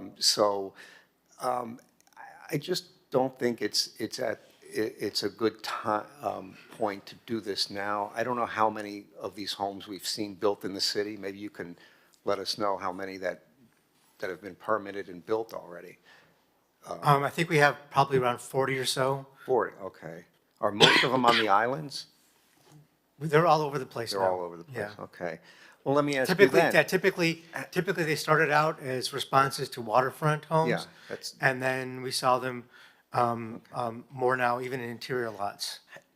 Do you still see times when something is going in front of the DRB and it's like, oh, this is kind of new, this design is putting something in place we haven't seen before, and it's something. I think we've seen so many varieties now, and I do think that that if we do come to an impasse with an architect where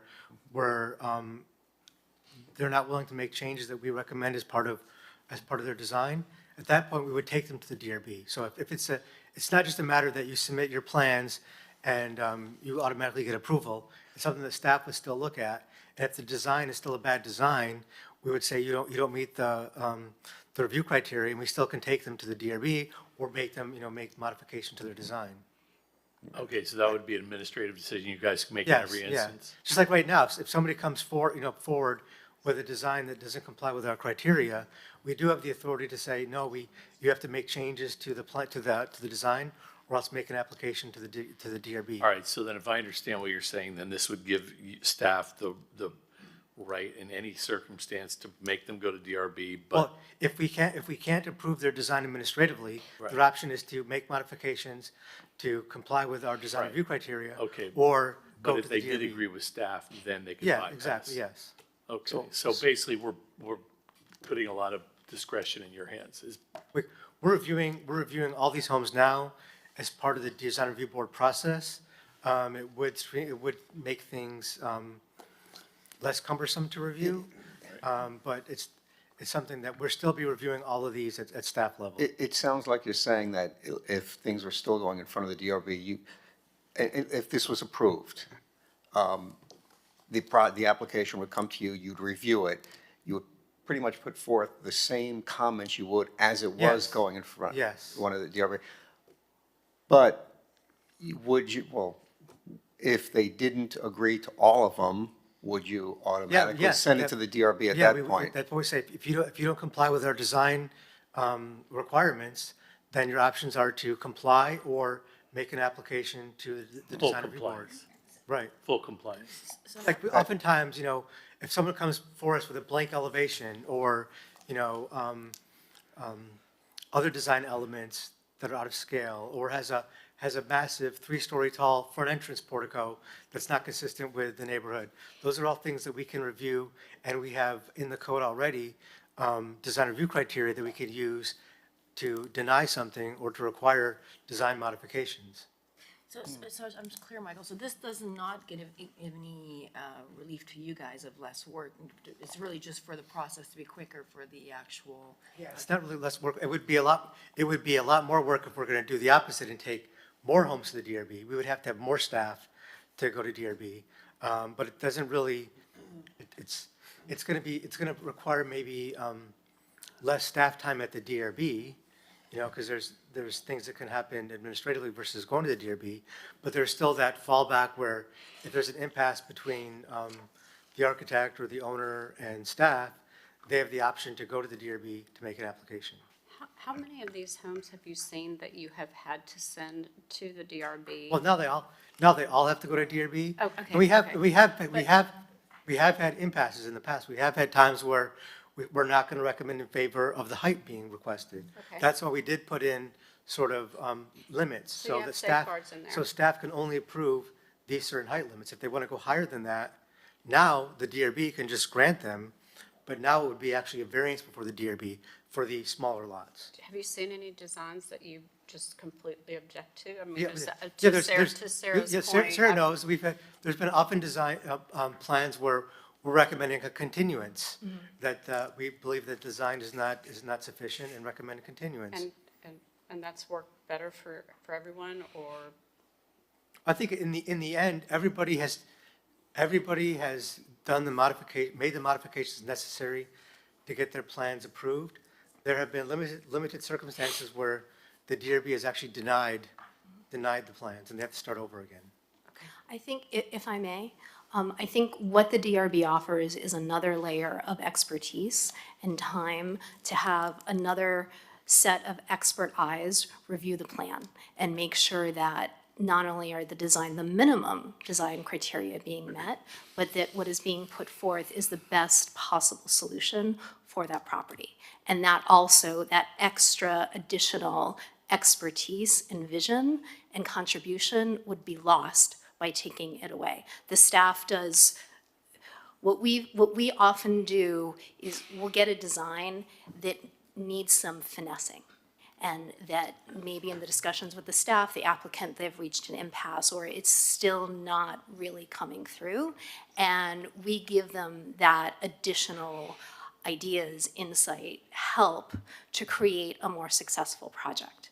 And so it's that additional layer which I think is key to, from a building that's fine to a building that's fantastic.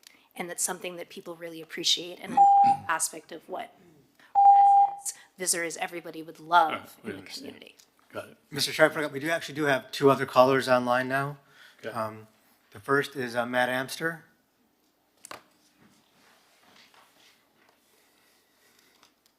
Matt, are you there? Check your mute Good button. afternoon. Oh, there we go. Go ahead, Matt. Yeah, it took a little bit. Thank you. Good afternoon, Matt Amster. We represent many single-family homes that do go before the DRB, and all I am here today on the limited purpose, the applicability section that Michael Belush mentioned to you. A few of our clients are in that sort of in-between stage, so if you do go forward to recommend for this ordinance today, we do ask that you include that applicability. Just to be clear, these are homes that have understories. We had already planned, it takes a long time to design under the rules in effect today. And so we will be going to the DRB, we will get their review, and we just want to make sure that we have the opportunity to follow the same rules that are in effect right now. It's just we're in the pipeline and the change would negatively affect the projects. Thank you. Right, the applicability section would be included, right? Yes. Okay. Yes. Who's next? We have another caller, Glendon Hall. Can you hear me? Yep. All right, thank you. My My name is Glennon Hall. I'm president of the Pine Tree Lagoris HOA. We have been very disappointed that so many of our pre-1945 homes have been demolished and replaced with out-of-scale white boxes. We are totally against any process by which this approval process will be just administratively. We want to make sure it gets reviewed by DRB for community input. Thank you. Thank you. Is that it? That concludes our Zoom callers. Okay. I'm open to the idea of either way on this. I mean, I came in thinking, we want to streamline the process, but, I'd like to hear what the rest of the board has to say on that. But one other question for staff. What was your reasoning behind allowing the RS3 properties with a minimum lot size of 18,000 square feet to go a little higher and not RS4? I understand those are smaller lots, but is there anything specific, any lots specifically that have been brought up? Is that the reason that's in there? So right now, the code, this has been in place for a long time. Even for traditional homes in an RS3 zoning district, if you are over a certain size, actually you can make an application to the Design Review Board for a design waiver to ask for additional height. So that's something that the board has looked at. Staff has looked at in terms of the size. If you're consistent with an RS1 or RS2 size lot, then it may be appropriate to have the higher height. We felt that that was not appropriate to the RS4 lots because those are really the 6,000 square foot small lots. And if you put a collection of them together, you're still going to be neighboring small lots. So we felt that in that circumstance, if there is something really unusual about that site, the applicant can still make an application for a variance, which is a harder standard to meet than versus just a design review approval. Just then, out of curiosity, what's the difference in the code in like minimum lot size or maximum lot size between RS3 and RS4? It's between 10,000. So just going down the line, RS1 is 30,000 square feet. RS2 is 18,000 square feet. RS3 is 10,000 square feet. And RS4 is 6,000 square feet. So that's why the 18,000 square feet is in there for RS3 lots. That you would be consistent with an RS2 zoning. Okay. Matthew? I want to thank Sarah and Daniel for speaking and others about this. I think this is an important public process, a piece of that process that otherwise might go away. And to the point, Miami Beach is a world-class city with world-class design standards. And just another set of eyes from folks who live in the city. The staff do an excellent job of reviewing and offering suggestions. But as someone who has been observed the DRB process, it does make many of these projects better. And I think combined with the rules about pre-1942 buildings that no longer exist, the opportunity for improvement is continuing to go away. I support the reasoning behind increasing the resilience of the building stock in the city.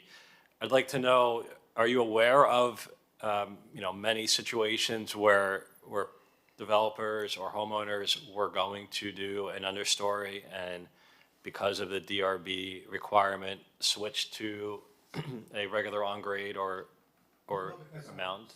Since we first started with the concept of an understory home, the code has always required design review board. So we never had a case where it was done at staff level as of right. So I think everybody understands coming into it, the code required design review board approval. So nobody's come to us and said that we're not going to do a home because we have to go to DRB. But I do think that just anecdotally, there may be some developers that are not building homes for themselves, just for the quickness of it, to avoid a time delay, we just do a house without an understory because you can do it in 4 months quicker than one that has to go to DRB. So what is the the foundation situation for a home that does not have an understory that's built in 2024? Is it at grade? Is it elevated above the current ground level? Well, so you have a minimum requirement, so regardless of whatever home you're doing, you have to raise your first level to BFE +1. So typically, that elevation, with the exception of some of the islands, the base floor elevation is 8 feet. So your minimum floor elevation is going to be +9 feet NGVD. And typically, the city's streets average, you know, in the lowest instances, 2 to 3.5 feet or so on the islands or lower area of Alton Road. So you do have a bigger difference between your street elevation and your first habitable floor in those lower lying areas. And those are the areas that more traditionally were more naturally attuned to have an understory home. Since you have to elevate your home so high anyway, you might as well use this understory level. We are seeing now that homes that are maybe in interior areas of the city that have already higher street elevation, they do have to elevate their first floor higher to get a usable understory level. And that's why we do have the higher height allowance for an understory home versus a non-understory home. Since typically you have to elevate it higher than BFE +5, which is the maximum elevation where you can start your height. So even though, for example, an understory home may start at an elevation of BFE +7 or 8, we start the measurement for height at BFE +5. So just because you're elevating the home higher, there's still a minimum point where you have to measure your height from. So it doesn't give more height because you're adding more to your first level. You are capped at where you have to start your measurement from. So understory or not, new homes built today are still resilient and still able to, still have that same protection against natural weather. You have to build to at least BFE +1, but of course, the higher you go, the more resilient it is. You know, but with to a degree, and make sure it's compatible with the neighborhood. Of course, you don't want to allow, understory homes with even a 15 or 20 foot. We typically see an understory level that's 8 to 10 feet for the understory, and that's from the first level of the understory to the top of the first level that's habitable. Now, also over time, the city has elevated the minimum elevation for your understory. We now require that you elevate your first understory level to the future crown of road. And as Public Works over time elevates that number, that base standard keeps going up. It was about approximately 5.25 feet NGVD a few years ago. Now it's just over 6 feet. So we're seeing that number, gradually increase to, and we see this as a ongoing process. These numbers are not set in stone. These numbers are going to be going up on a constant basis for the foreseeable future. And I think that's a great reason, why I support this process still of going to DRB for the understories. It's still an ongoing process, even with a couple dozen homes being built. The extra public process here involved in these important single-family neighborhoods is something that we probably should continue. Jonathan?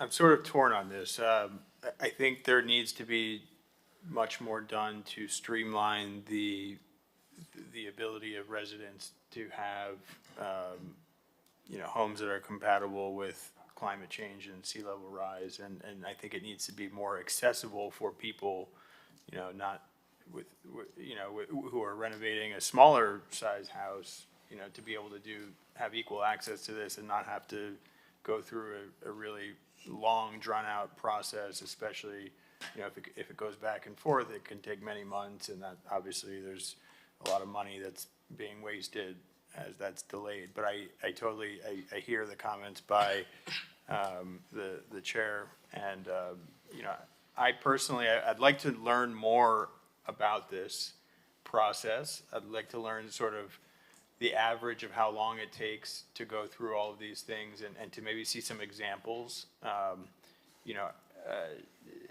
In addition to alternative solutions to streamline these things, whether they necessarily need to go through a full hearing, or whether there's a more informal way to have design review board members, perhaps have them involved in the administrative process. We had a process, probably going back 15, 20 years ago, a single-family residential review panel, and that was very difficult to organize and operate, and it just, in the end, it fell apart and didn't go anywhere, and that's why everything moved to the design review board.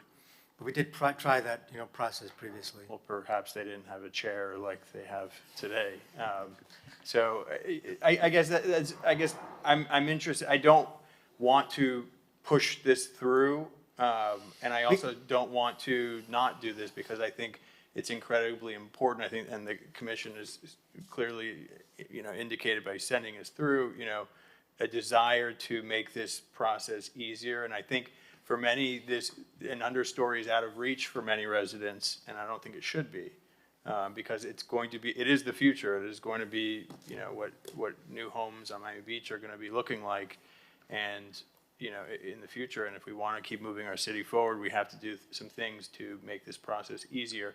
I'm not taking away from the process. I think it's extremely important. I guess I'm just wondering if there's a way to provide, if there's any other alternatives to this. So I would be more in favor of, and I don't know what the timing is like in terms of pushing it forward to the next committee or the next commission meeting, but I would like to continue this so that we can explore some alternatives to this. And, I'd like the opportunity to meet with the design review board to get a better sense. I really, admittedly, I don't have an understanding of. We can provide you, if the board wants to continue this, we can provide you with more backup information, including designs of understory homes that have been approved and are in the process of being constructed. I'd like that. I also didn't understand, so the current applications that we heard the gentleman say that they would be, it would be detrimental for them to be included in this. Explain that. Are you talking about for the applicability? Well, Matt Amster. So this particular instance, so the properties he's referring to are zoned RS4. So right now, the DRB can grant up to a height of 31 feet for a flat roof and 34 feet for a slope roof. However, it's unlikely the DRB would grant that height for an RS4 property, and we would not recommend in favor of that. But this applicability allows them to go to the DRB, and they can just ask this height as part of their design review board application, although we have told them we're not going to be supportive of this height. But it does allow them to go to the DRB without asking for a variance.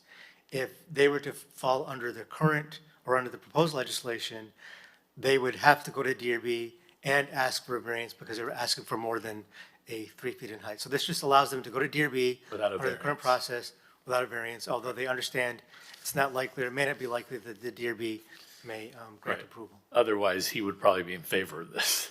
Well, I'm sure he's in favor of Right. the other aspects. Going of it. forward, right. Okay. So would the board like to continue this till the November Well, meeting? let's see if Melissa or Elizabeth. I have a few questions. Sorry, sorry, skipped you. Every time, I'm kidding. Like what Jonathan said, just to echo that sentiment, I'm definitely torn. Overall, significantly more in favor of streamlining the processes in the city. But my concern is, if this were to pass with a favorable recommendation, at what point in the process do the neighbors, on the adjacent properties have a chance to come and voice their concerns? I mean, you might be dealing with people who, can't afford to redo their homes, but they've been there for 50, 60, 70 years, whatever it is. And all of a sudden you have someone coming in building something that's 30, They'd have what to is it, rely on 34 staff. feet high. Right. And they can't come in to say, you're ruining my property or whatever it might be. So we do have a requirement that we do post the site. Oh, so I see that in But 4. but they'd have to rely on staff, But correct? But there's no, just like, Real notice. there's no, it doesn't, the planning department's not gonna make a change based upon a neighbor coming in to look at a set of plans. This just notifies the neighbors that an application has been submitted, and they're able to come in and review the plans that have been submitted. Right, but that doesn't give them a chance to come in and say, I'm Mr. So-and-so, and again, this is how it's going to Yeah, impact me. we And- can't do that outside of a public hearing process. We can't negotiate like that with neighbors. Right, so his question is, what rights do they have? They really, Right, they have the right to transparency from us, And we have the right to, we have to notice them some other, there has to be a different way. Look, I mean, I'm in favor of streamlining like y'all are. I just think that there has to be a better way to notice the public because, I mean, putting it in a, like we do the special magistrate, you know, that could be an idea. I mean, I think it requires a little bit of. Not noticing, it's It's participation. just, yeah, but you have to notice somebody so that they can participate. there is a Just- notice. But you're gonna notice them regardless. There is But notice. placing a sign on the property isn't, I don't feel like that's, you know, it's like going up. No, a no, se- I understand what you're saying, but the point of the ordinance is, I don't think it's really about notice, it's about participation. Yeah, there's a notice provision, but there's no But participation there's no, provision. but to actually be able to participate, you have to Right. have a different form of notice. Like, for instance, nobody would know at 7410 on Harding that there's a live work, live Why, is local there an project. issue with notice? I wasn't It's aware of small, it's a 70, it's 8.5 by 14.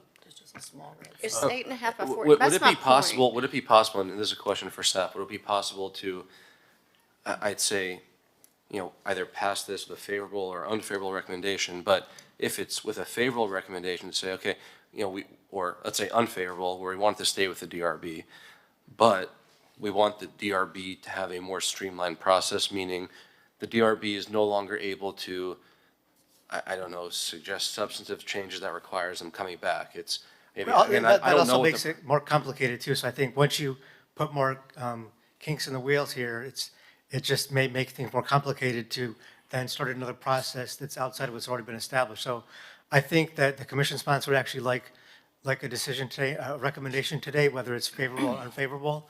I think if you want to recommend either way, you could also recommend additional changes be incorporated as part of your recommendation. Oh, I'm asking staff what that would be, meaning, as it is right now, just from what I'm hearing, I would vote to have, I would vote to recommend an unfavorable recommendation. But having said that, I understand there's an issue with streamlining, you know, applications in the city. So I'd say unfavorable, but city staff, how can we possibly streamline single-family homes coming through the Well, DRB for review? You can't, there's a whole process for DRB, so there's no, I don't see how you can streamline homes as part of the DRB process. There's already that process in place. There's a noticing requirement in place. We have to send, well, we'll probably save some time now with our notice requirements changes. So rather than having to publish, 38 days before the meeting, we can publish sooner, so we can probably modify our deadlines a little bit based upon that. But we can't have, I think, a separate process outside of the design review board process to complicate matters further. Can we But limit wait. the scope of what the DRB is able to opine on? I mean, is that possible? Meaning, I don't know what the technical language is right now, but the DRB is able to review and approve X, Y, Z in a single-family understory home. So instead of saying that they're able to review A, B, C, D, E, F, G, it's A, B, C, or whatever it is. It's all under their purview now.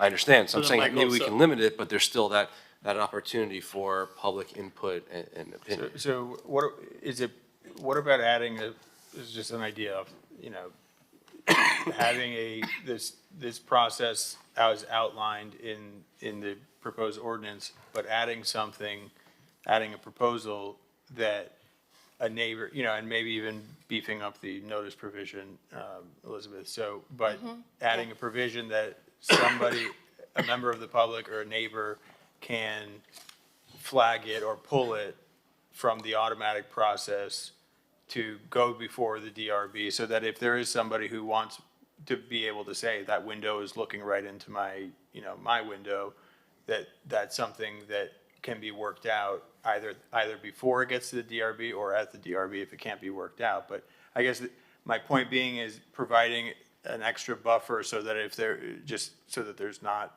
But at that point, you're going to delay things even further because by the time you get to that public notice, the applicant has done their permit drawings, and then they would have to then go to DRB that could then require further changes. So that process would probably double the timeframe. I think we're trying to make it too complicated. No. So here's the question. I So- just Yeah, go made ahead. a comment, but I Sure. just think we're making it too complicated. I think we all agree it's a great thing to find ways to streamline it and make the process quicker. I think it's great we're dealing with resiliency issues.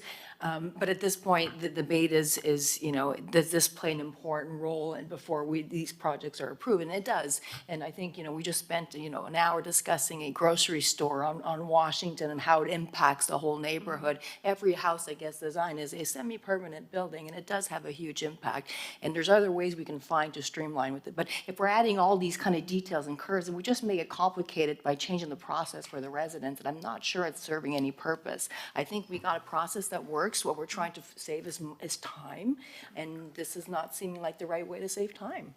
Another thing that could be, you know, just thrown out there is right now we have a 30-day notice requirement for all DRB applications.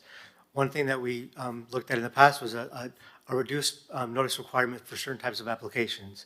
That's something that could be thrown out there, or maybe it's part of your recommendation for the commission to look at as part of, So to Jonathan's point, so you can't think of anything, so taking the other side, if we pass it on favorably, any suggestions that can, that can minimize their concern? I think that as part of, like we just talked about today, the notice requirements changes. Once, if the city takes over this publication, has more control over it, then it's easier for us to notice something for 2 weeks and 30 days versus having to send a separate Herald ad for 2 DRB meetings. If it's more done in-house, that's something that I think would lessen the time frame for review, but still require DRB. But you're saving, you know, 2 or 3 weeks versus still having, you know, months to go. If I could also add a little bit of information about the DRB, the HPB, these are just one step in the permitting process. And part of my point was that I too would like things to be sped up, but maybe looking at other parts of the permitting process to look for efficiencies as opposed to eliminating the review by these boards that do contribute very positively. So that's it. The DRB is not the only thing being put in front of people before they get a permit.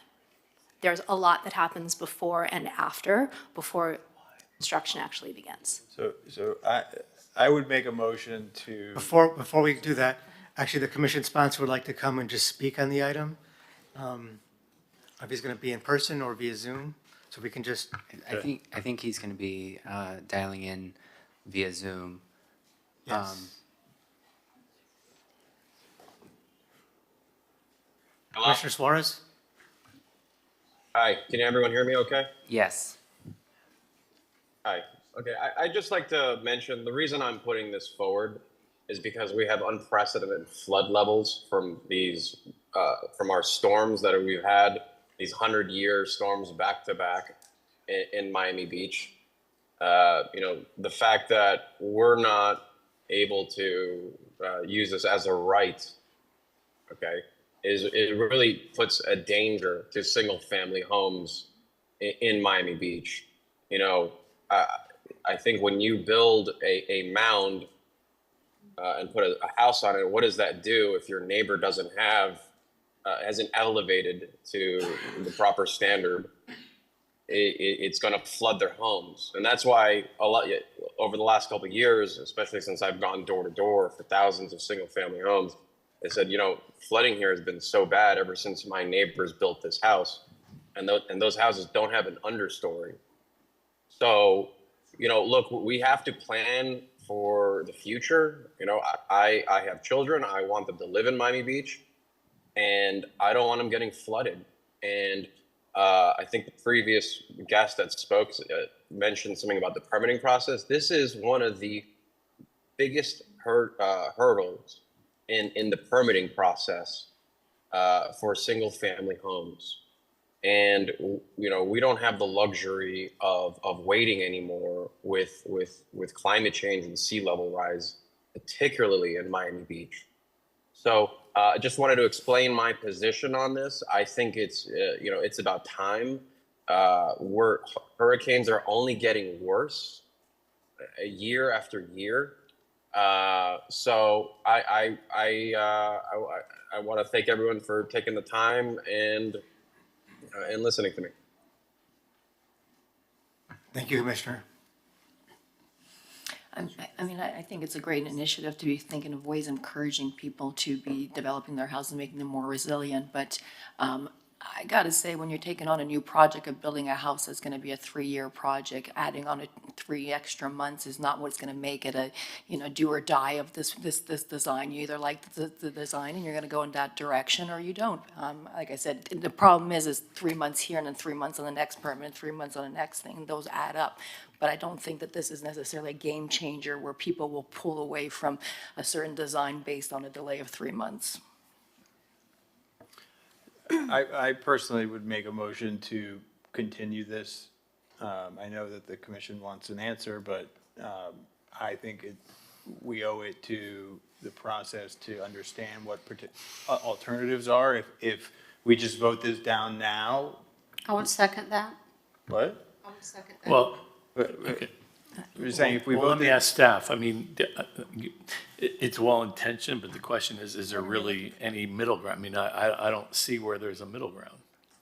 What more are we looking for? No, I think- Well, but I think mean, either has to be I'd like- favorable, unfair, I don't see where there's. I'd like to know, I mean, I understand that you're saying it's a 3-month process. I mean, is it actually a 3-month process? How much does it cost? Do you have to hire lawyers? Is that like a $50,000 thing? Is it a $20,000 thing? I mean, it's having a sense of what this really, what kind of burden this really is. I mean, I don't know anybody who has an understory home. I'm sure I will in the next 10 years, but, I'm trying to understand, really, is this a problem that we need a solution for, really, or maybe not? I don't know. I mean, understory homes themselves, they are more expensive, and typically applicants to the DRB do hire an attorney. They're not required to. Some people that are, knowledgeable of the application process or homeowners have handled it themselves. But generally, of course, it is more expensive, and the base fee, because we charge a base fee for the application plus per square footage. So the typical application to the DRB is going to be $10,000 to $12,000, or up to maybe $18,000, $20,000, depending on the size of the home. And of course, it's not really a cost concern if you're out in Star Island, but smaller homes, we are seeing more of these understory homes on smaller lots, so that would become a larger percentage of cost, for those small properties. So I understand the concern with the cost there, and that, especially for the smaller homes, isn't that something that could be tackled on a separate, a separate policy decision, if that is a cost issue? Well, it's also a matter of like, all these homes require staff review over multiple processes, so it's a matter of who's gonna subsidize the review, somebody has to pay for these applications, so if the applicant itself is not paying for it, then the rest of the city is paying for the application, and who's subsidizing it. It's not like this is, typically, each of these homes, we have at least 1 or 2 pre-application meetings with the applicant, and then we have at least 2 submissions that are reviewed before we actually have to then review and prepare a staff report. So there's lots of staff time involved in the preparation before, going to the DRB. But this all wouldn't be eliminated, would it, if you were reviewing It'd administrative? be done as part of the fee would be eliminated. The fee would be. It'd be as part of it'd be done as part of our building permit review process. Now, it would require more staff time at the building permit process, because right now, it's front-loaded. Basically, if we have a home that's gone to DRB, it's been evaluated by staff for zoning, design. So when it comes for a building permit, that's a quicker building permit review generally compared to a home that did not go through that process. So again, I'm going to ask you all the staff, I mean, if we continue it, what benefit is that? No, I think no benefit except for to provide more information, but I don't see. I think Can we're I- wasting the- time by doing that. It'd Did either the go- land use and sustainability board, they recommended it with a favorable recommendation. Did they consider all these things that we're talking about? Yeah, they recommended that the board transmit this with a positive recommendation. They did recommend in favor, and a big part of that discussion was that if you don't seek an understory now, that you're still required to raise the home to minimum flood elevation. So that often requires bringing in a lot of fill and building a home on a berm, which I think is what the sponsor addressed during his comments. It was a big topic of concern for the Land Use Committee, but the Land Use Committee also discussed issues of notice, which are, you know, a couple of the board members have raised today. I mean, at the end of the day, I think you should view this as one or the other. It's either these are going to be approved administratively or they're going to require DRB review. I don't think there's a third option.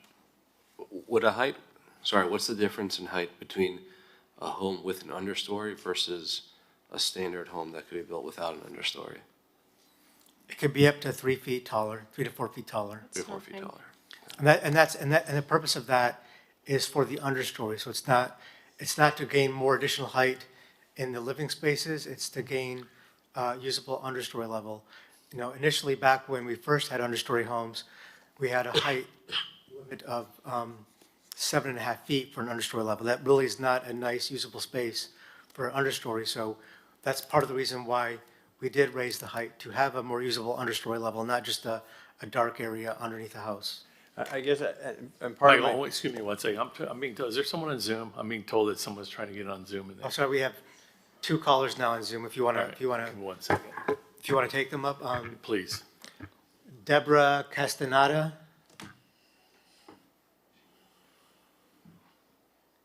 Yes, hi, how are you? How are you all? Thank you very much for this opportunity. I'm very grateful for giving my opinion. And I live in the Floridian building. I believe this charming neighborhood has a potential for elevation and refinement, benefiting us all as a residents with a touch of sophistication. It is time for Miami Beach to depart from the outdated 70s and 80s aesthetics and embrace a more exclusive atmospheres while we can continue still iconic charms. Yeah, ma'am, This excuse me one information second, Deborah. Which item are you talking about? I don't know if Say it you're on again? the. Which one? Yeah, no, I'm talking about the project that we were talking about. What do you mean? Where- Is it 12? No, that's next. I'm sorry, I didn't think you were on the right one. That's, if you I could am call so back sorry. in, yeah, that'll be the next item So taken up. sorry. Okay? I'm so sorry. Yeah, just call back on the next item. Thank you. So we do have somebody named Fred. Who? Fred? Fred? Fred? You there? Fred, check your mute button.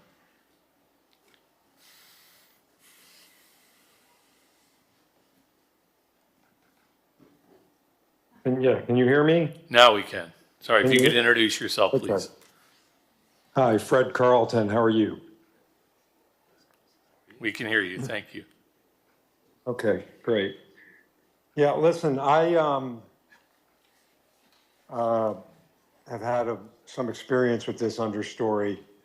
You know, the understory, as you guys know, was originally suggested by the commission and staff in order to, you know, combat climate change. And to leave it in the hands of DRB, first of all, makes it very confusing and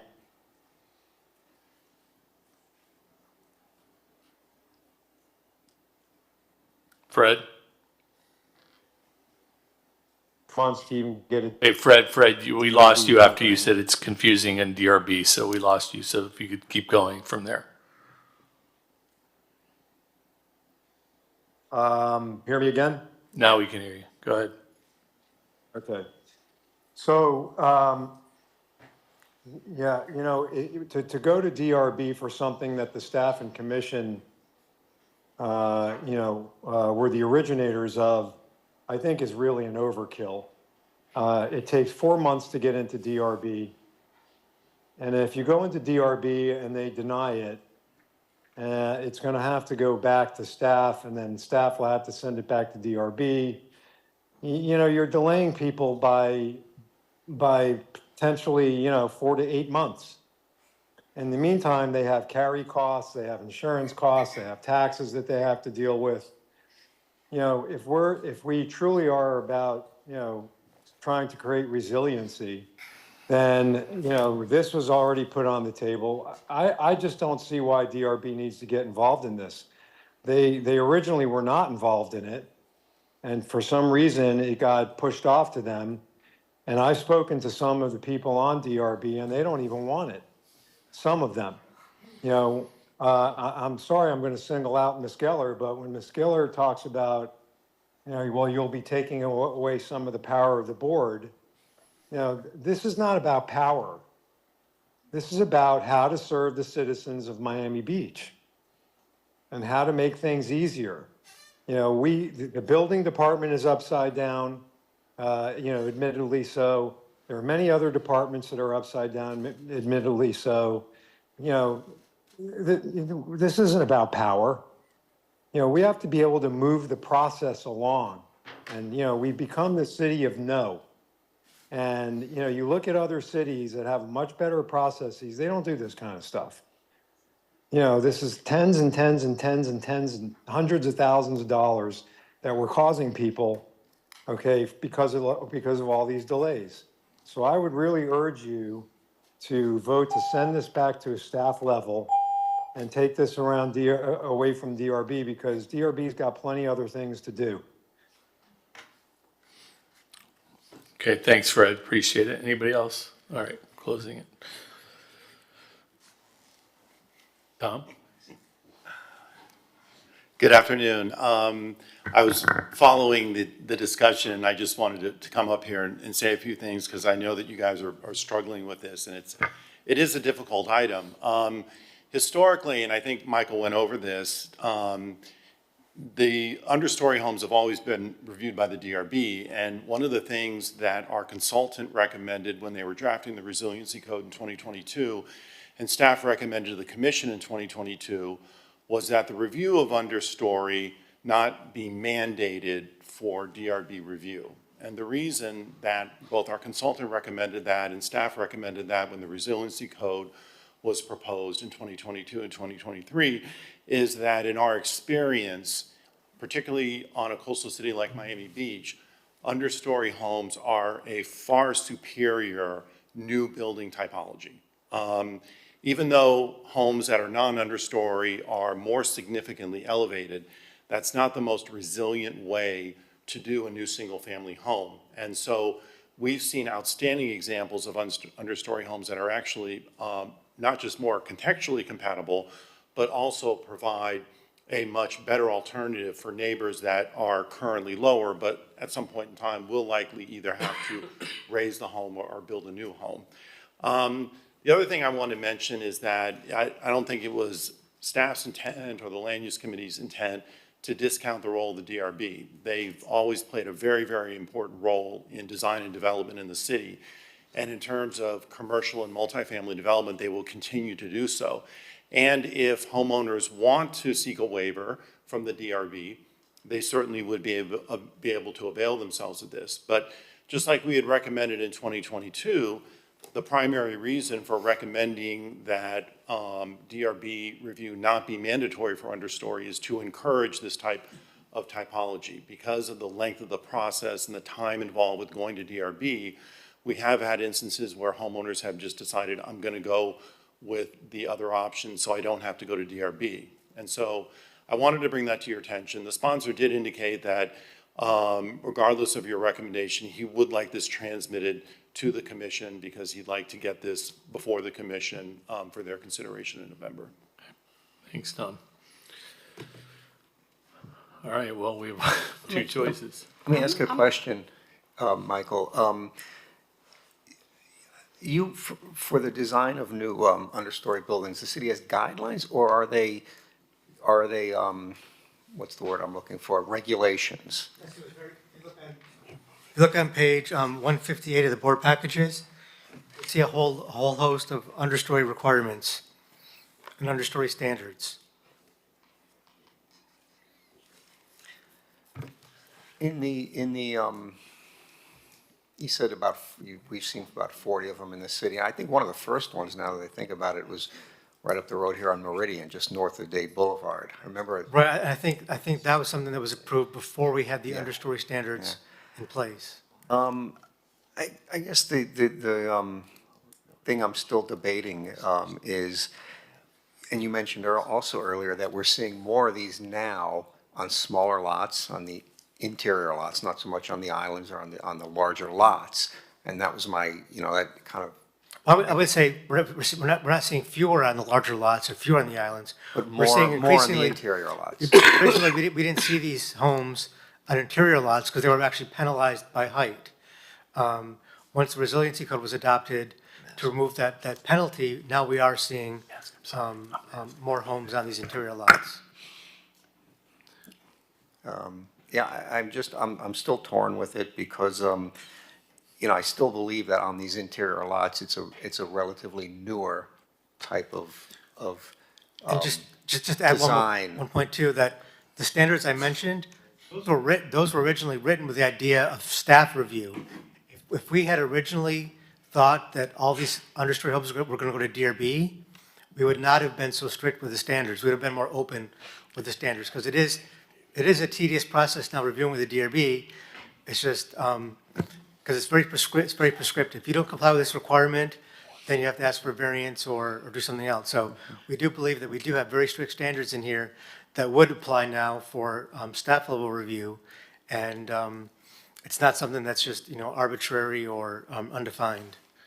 Michael, question, is there any way you can think of that if we were to, because I am torn, but I'm leaning in favor of it to defer to staff and your recommendation, but to add a thought of somehow getting neighbor participation if required, like they could come meet with you or. You can provide your recommendation and then add that as another note. Like some methodology where an affected neighbor could come meet with you all.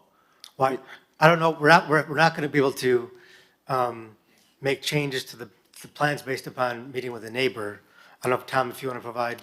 Yeah, the one thing I would mention, Mr. Chair, is that in the draft ordinance, there's actually, at the direction of the Land Use Committee, a posting provision was provided where these types of homes would be posted, so a neighbor would know Right. that this type of home would be constructed. But Michael's correct. Right, but then they would have no, No, because otherwise, then they would right, be it just able to belabors the veto. process, okay. What about, But not To that- veto, but couldn't they modify? Meaning, we're not looking Like looking if they to hold up come a and give staff process. a recommendation on Well, something. the thought They could say, behind, again, my master bedroom is here, and this window is looking in. the thought behind the posting was that the posting would be required before the building permit is issued. And that way, if a neighbor saw it and had a concern, they could reach out to their new neighbor and say, hey, I've got this concern, and then they could try to work that out. Certainly, if they wanted to advise of their concerns with staff, we could take that into consideration.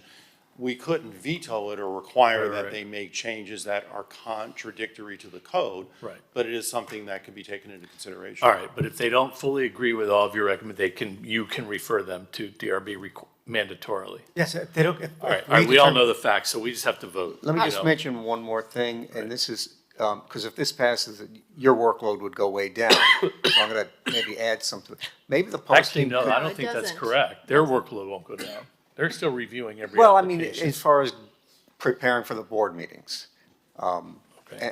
and anything maybe that is after that. But what if in those postings, and this, you tell me how you feel, but in those postings, it said, just like a board meeting, on this day and time, or, maybe the afternoon, a 3-hour time frame or something, any affected party can come into the planning staff office, review the plans, make comments to staff, and, address any concerns they have. I think we wouldn't be able to do that. All right, guys, Tom, last thing, then we got to vote. Yeah, You know, just in response to that, Mr. Needleman, certainly if somebody wanted to come in and review those plans and make an appointment with staff, they could do that. It's probably better just to let them make an appointment as opposed to create a specific timeframe. But that's Because a how lot we've of done that in people the see past. those postings and they just don't know that I don't know what it says in there, but maybe it needs to be more explicit if Well, you want to review the you plans. can certainly please recommend call that the posting include language specific to a place where an affected person can come review the plans. Or maybe it's probably going to be something that's going to be through the building department and maybe posted online. Because it's not going to be plans that we have. If it's going to be in for permanent, it's going to be something that the building, Anything to make it clear to a, They adjoining could view the properties or plans. anyone interested, there's an opportunity for you to make an appointment and go see the plans and address any concerns that you have. Yes. All right, we're I'd gonna, like to make a motion to please, go move make it a motion. favorably to the commission. With any suggestion? I'm fine with everything that's in here. I mean, they've obviously done their due diligence. Okay, we have a motion. Have a second?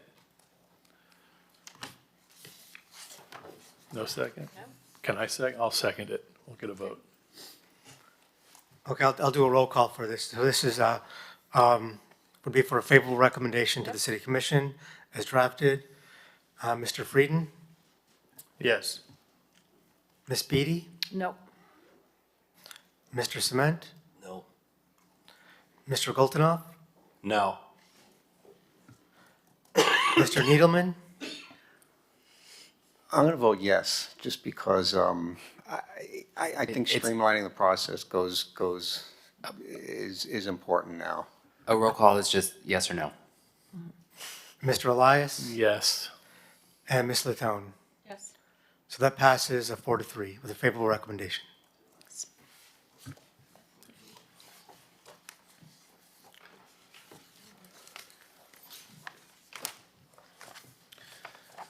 Okay, we're on now to I believe 14 and 15 are companion items, Planning Board 240703 and Planning Board 240698, West Avenue, Alton Beach Bayfront Overlay District, and Development Regulations. So we're going to take the next two items together, and this staff report for us begins on page 161 of the board packages. Now, just for an overview of the process, because this does include an FAR increase, it would have to go through the same six-step process that we mentioned earlier, that the Washington Avenue incentives are going through. This is the first step in the process. After this meeting, there will be a community outreach meeting, followed by a second planning board meeting, then a city commission review, another community outreach meeting, and then ultimately a final adoption hearing, if that's the case, before the city commission. So this proposal includes a new Alton Beach Overfront Overlay District, which would amend the RM3 development regulations, specifically to the property located at 1250 West Avenue. This would include the construction of luxury house residential units. This includes an increase in the maximum FAR, or floor area ratio, from 2.75 up to 8.53, as well as a building height increase from 150 feet to 435 feet. The applicant is also proposing to modify certain setback requirements. These modifications are listed on page 165 and 166 of the board packages. This includes a chart showing what's required, what's proposed, and the difference compared to what the code requirements are right now. On page 166, we provided a summary of the applicant's proposed FAR and height bonuses. This includes, as proposed, an FAR bonus of 1.0 for not exceeding a density of 55 apartments per acre, FAR bonus of 0.5 for executing a covenant prohibiting short-term rentals in perpetuity on the property, an FAR bonus of 1.25 for the design and construction of a Baywalk extension at the Bayview Terrace condo, an FAR bonus of 1.0 for obtaining a building permit within 5 years, an FAR bonus of 1.25 for redeveloping the property on the east side of West Avenue with a public parking garage, and a building height bonus of 285 feet above the current maximum height of 150 feet for a project that implements all the above bonuses, allowing for a maximum height of 435 feet. The proposal also includes an additional 10% FAR bonus via the transfer of development rights, potentially resulting in a maximum FAR of 8.53. Now, we noted in our report, this would be a increase from the maximum size currently allowed of 228,000 square feet. The applicant did provide an infrastructure analysis and massing studies as part of their application. Now, we also noted that the applicant did reference the nearby Waverly condo as a comparison site. So for that reason, we did provide a comparison of this proposal with the Waverly site. And this comparison can be found on page 167 of the board packages.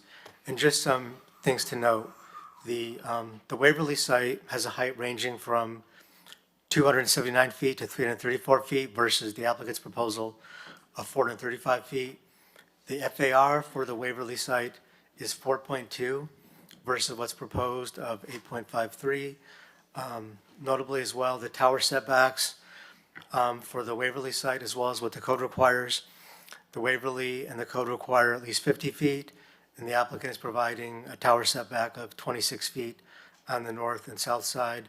We also noted that the Waverly has a frontage or a width of their tower that ranges to 60 feet to 90 feet versus 180 feet proposed, 148 feet proposed for the development site. Now, we did note in our report that while we do believe that certain bonuses as proffered by the applicant may be appropriate, we do believe that collectively they result in an overscaled project that is hostile to its surroundings.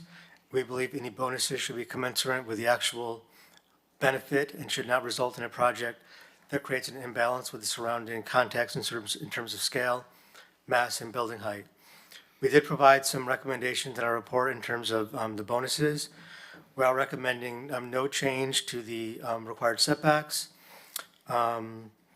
because we're not supportive of the tower width of 148 feet. So we do believe that the existing setbacks, which would allow a width of 100 feet, are more appropriate, especially at the height that's being contemplated. We are recommending that there be no bonus for the reduced density, and also no bonus for obtaining a building permit within 5 years. Typically, projects that receive approval from a DRB or planning board get the building permit within 18 months. We do believe that 5 years is excessive and does not warrant a bonus. We believe that bonus for restrictive short-term rentals should be limited to 0.5. That may be commensurate with other pending proposals in the city. We do believe the bonus for development and construction of the Baywalk should be limited to 0.5. And we believe that the bonus for replacing existing transit uses on the east side of West Avenue with a public parking structure should be limited to no more than 1.5, and that the additional 10% FAR bonus also not be included or be eliminated. We're also recommending that the proposed height bonus should be limited to no more than 150 feet. So in summary, we're recommending that the bonus does not exceed 2.5 and that the maximum building height does not exceed a total height of 300 feet with no modification to the setback requirements. After the applicant's presentation, we asked the board to provide comment and feedback and continue both these, both the ordinance related to the comprehensive plan and the LDR amendments to a date certain of January to allow us time to have the first public outreach meeting before the January meeting. With that, I'll turn it over to Mr. Larkin for the applicant's presentation. Thank you, Michael. Can the presentation be pulled up? And Michael, do you see Michael Stern's hand being raised? I think he's probably under MS. Yeah, that would be Yes. that would be likely. Would you be able to promote him? I don't know what the. I think he has his hand raised. When it's time for him to speak, he can speak. Just within a minute, it'll be time. So Okay. if you want to go ahead and promote him, it would be good. So good afternoon, Mr. Chairman, board member, staff, Michael Larkin, 200 South Biscayne Boulevard. Oh, We're- before you start, this doesn't require disclosures, right? That's correct. This is a Okay, so I want to make sure, legislative because I matter. think a lot of us may have met, okay, go ahead, sorry, Michael. No problem, no problem. Here today representing the applicant. With me today is Kobe Karp, our architect of record, my colleague Nicholas Rodriguez, Adrian Dabowski from Kimley Horn. Michael Stern is in Germany right now, but he is wanted very much to participate, so you'll be hearing his voice very soon. So we're excited to participate in this process. It's a very long process, as I'll describe to you all later. It starts now. It culminates with a second reading at City Commission in April. We do think that this tower is appropriate for this neighborhood. It's contextual.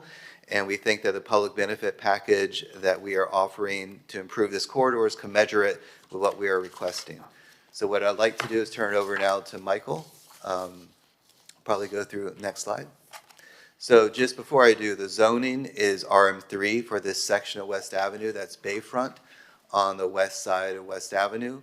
When you get past the Flamingo, it reverts to RM2, but on this particular section of the corridor, it's RM3 all the way down to about Bentley Bay, where it again transitions to a CPS zone. Next slide. And this is the extent of the Alton Beach overlay. Originally, we wanted to confine it to the boundaries of our property. Staff had suggested, well, if you're going to be pursuing a redevelopment of the Bikini Hostel property, include that. So we did, but just as an early note, we have no interest in the floor area from the Bikini Hostel property. That can remain there and have it benefit the city when we donate that property to the city. Next slide. So this is where I have Michael Stern. Is he promoted already, Michael? Yes, Michael, are you Can you hear there? me? Yes, can you hear me? Yes, very well. Go ahead, Michael. Okay, great. So I'd like to, sorry, is there a way that I can see the slides while I'm speaking? Don't think so. I don't. He swipes over to the screen share part. I think you probably can if you dialed in via Zoom. You just have to swipe over the screen, you can see the Yeah. screen share. Oh, you mean just, yeah.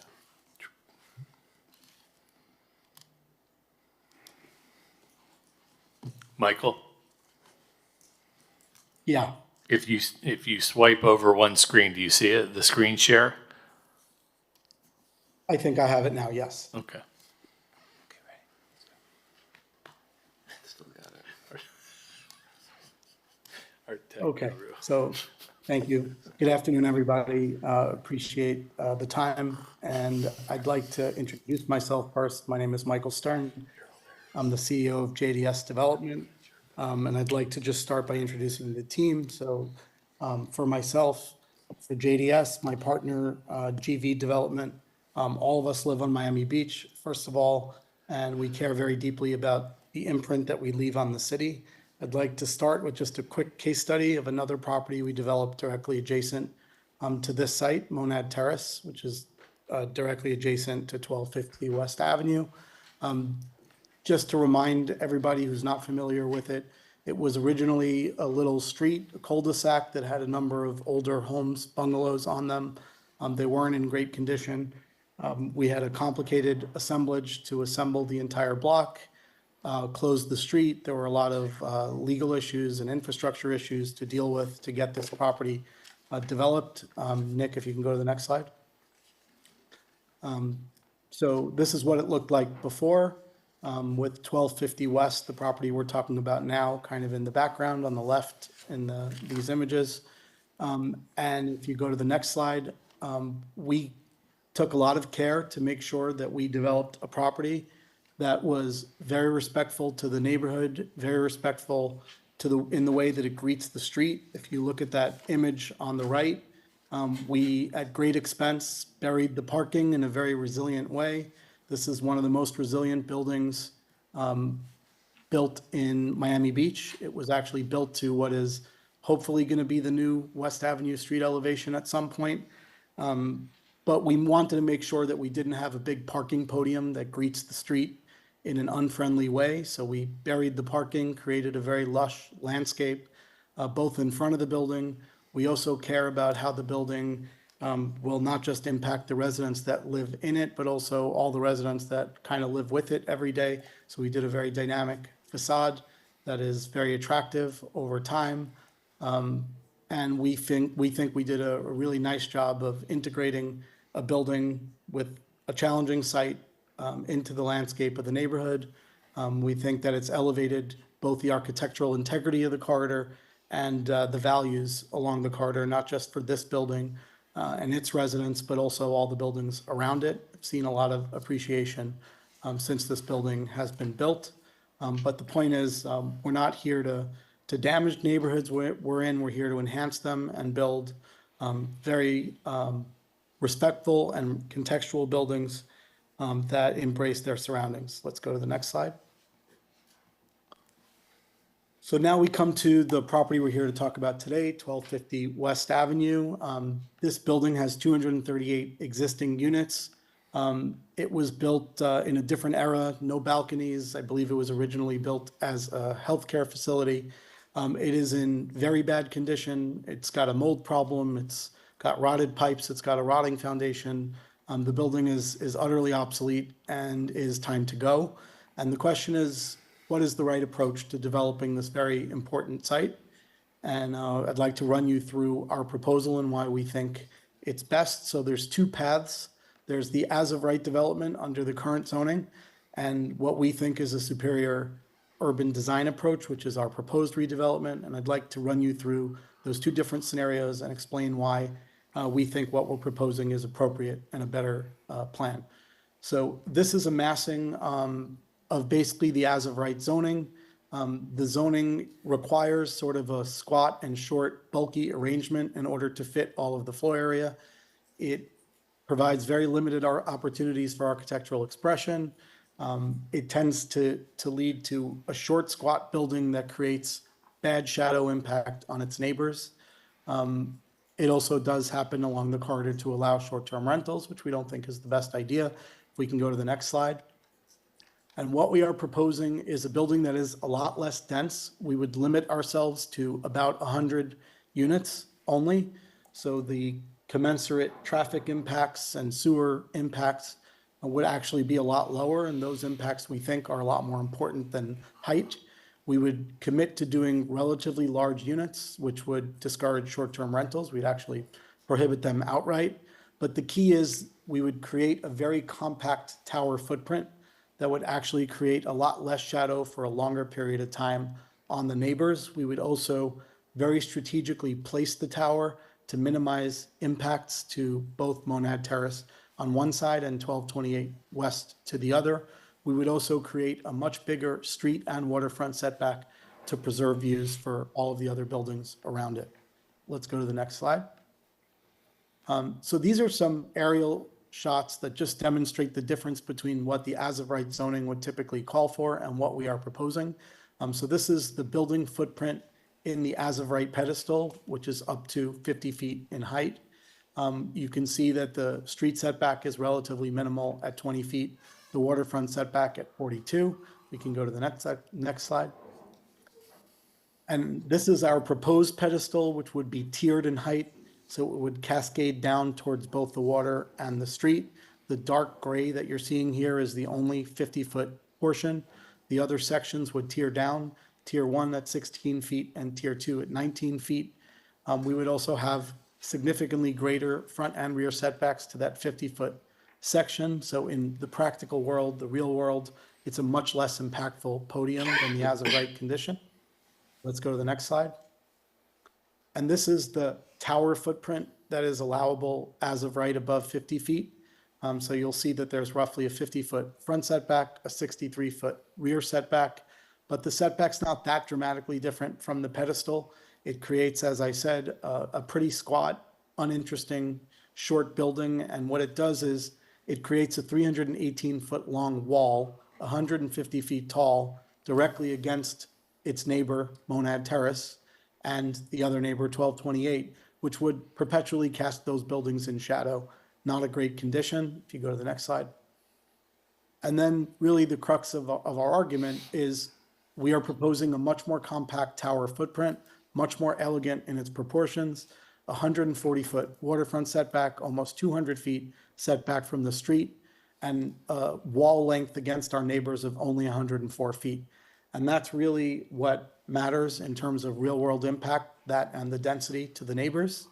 I think once the building is going to at least match its height, that the length of that wall becomes more important in practical impact to the neighbors. The building will not overwhelm the street between the tiered pedestal and being set back as far as it is, and it preserves views to its neighbors, including the Waverly, by being significantly set back from the water for the tower portion. And I'd love to run you through some slides to show some of those real-world impacts. So this is looking at the building from West Avenue in front of 1228. This is an as-of-right massing with a pedestal and a tower above that at 150 feet. If you go to the next slide. And that's our tower massing with that cascading tiered podium and a much more elegant, slender tower floor plate. Let's go to the next slide. This is actually from a balcony at a West Avenue facing Monad unit. This is the real world impact on the street side of that as of right condition. If we go to the next slide. And this is the proposed condition with that step pedestal and the further setback of the tower from the street. By placing a smaller, more compact tower in the middle of the block, the real-world impacts are actually a lot less to both the street and the two neighbors. We go to the next slide. We have a straight-on view. So this is straight on from West Avenue looking at the building. And what we are proposing, sliding the tower mast back and stepping the pedestal and creating a much more elegant condition. And it does have, we are asking for some side setback variances, but there is a greater side setback to the as-of-right condition, given that it's a variable based on height. So we are asking for some setback relief on the sides, but it's still a greater setback condition than the as-of-right on the sides. Let's go to the next slide. And this is a shot of the building in context.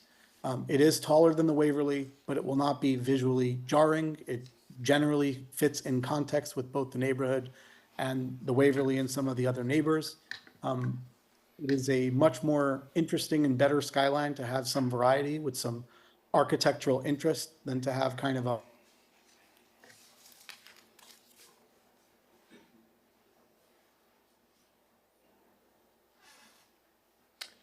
I don't know. Michael, did we lose you?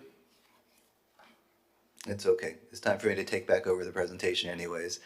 So this is a view of Biscayne Bay looking back toward the east, toward the beach. You'll see that there are different buildings at different heights throughout this whole corridor, you know, going to Flamingo on the north, the Waverly, then our proposed project in red, then you have the Floridian down south, the Icon.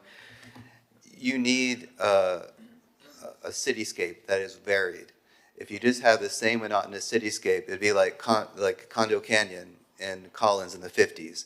A bunch of fine people live there, many of my clients live there, but still you have replicated one after the other, these short squat buildings with the possible exception of the Bath Club and Charlie Seeger's like Lime Green, 6000 Indian Creek, which is interesting. But beyond that, it's a replication of the same building typology, which is monotonous. So I think in any cityscape, it would be better for a city to encourage buildings of different heights, like is along the West Avenue corridor. Next slide.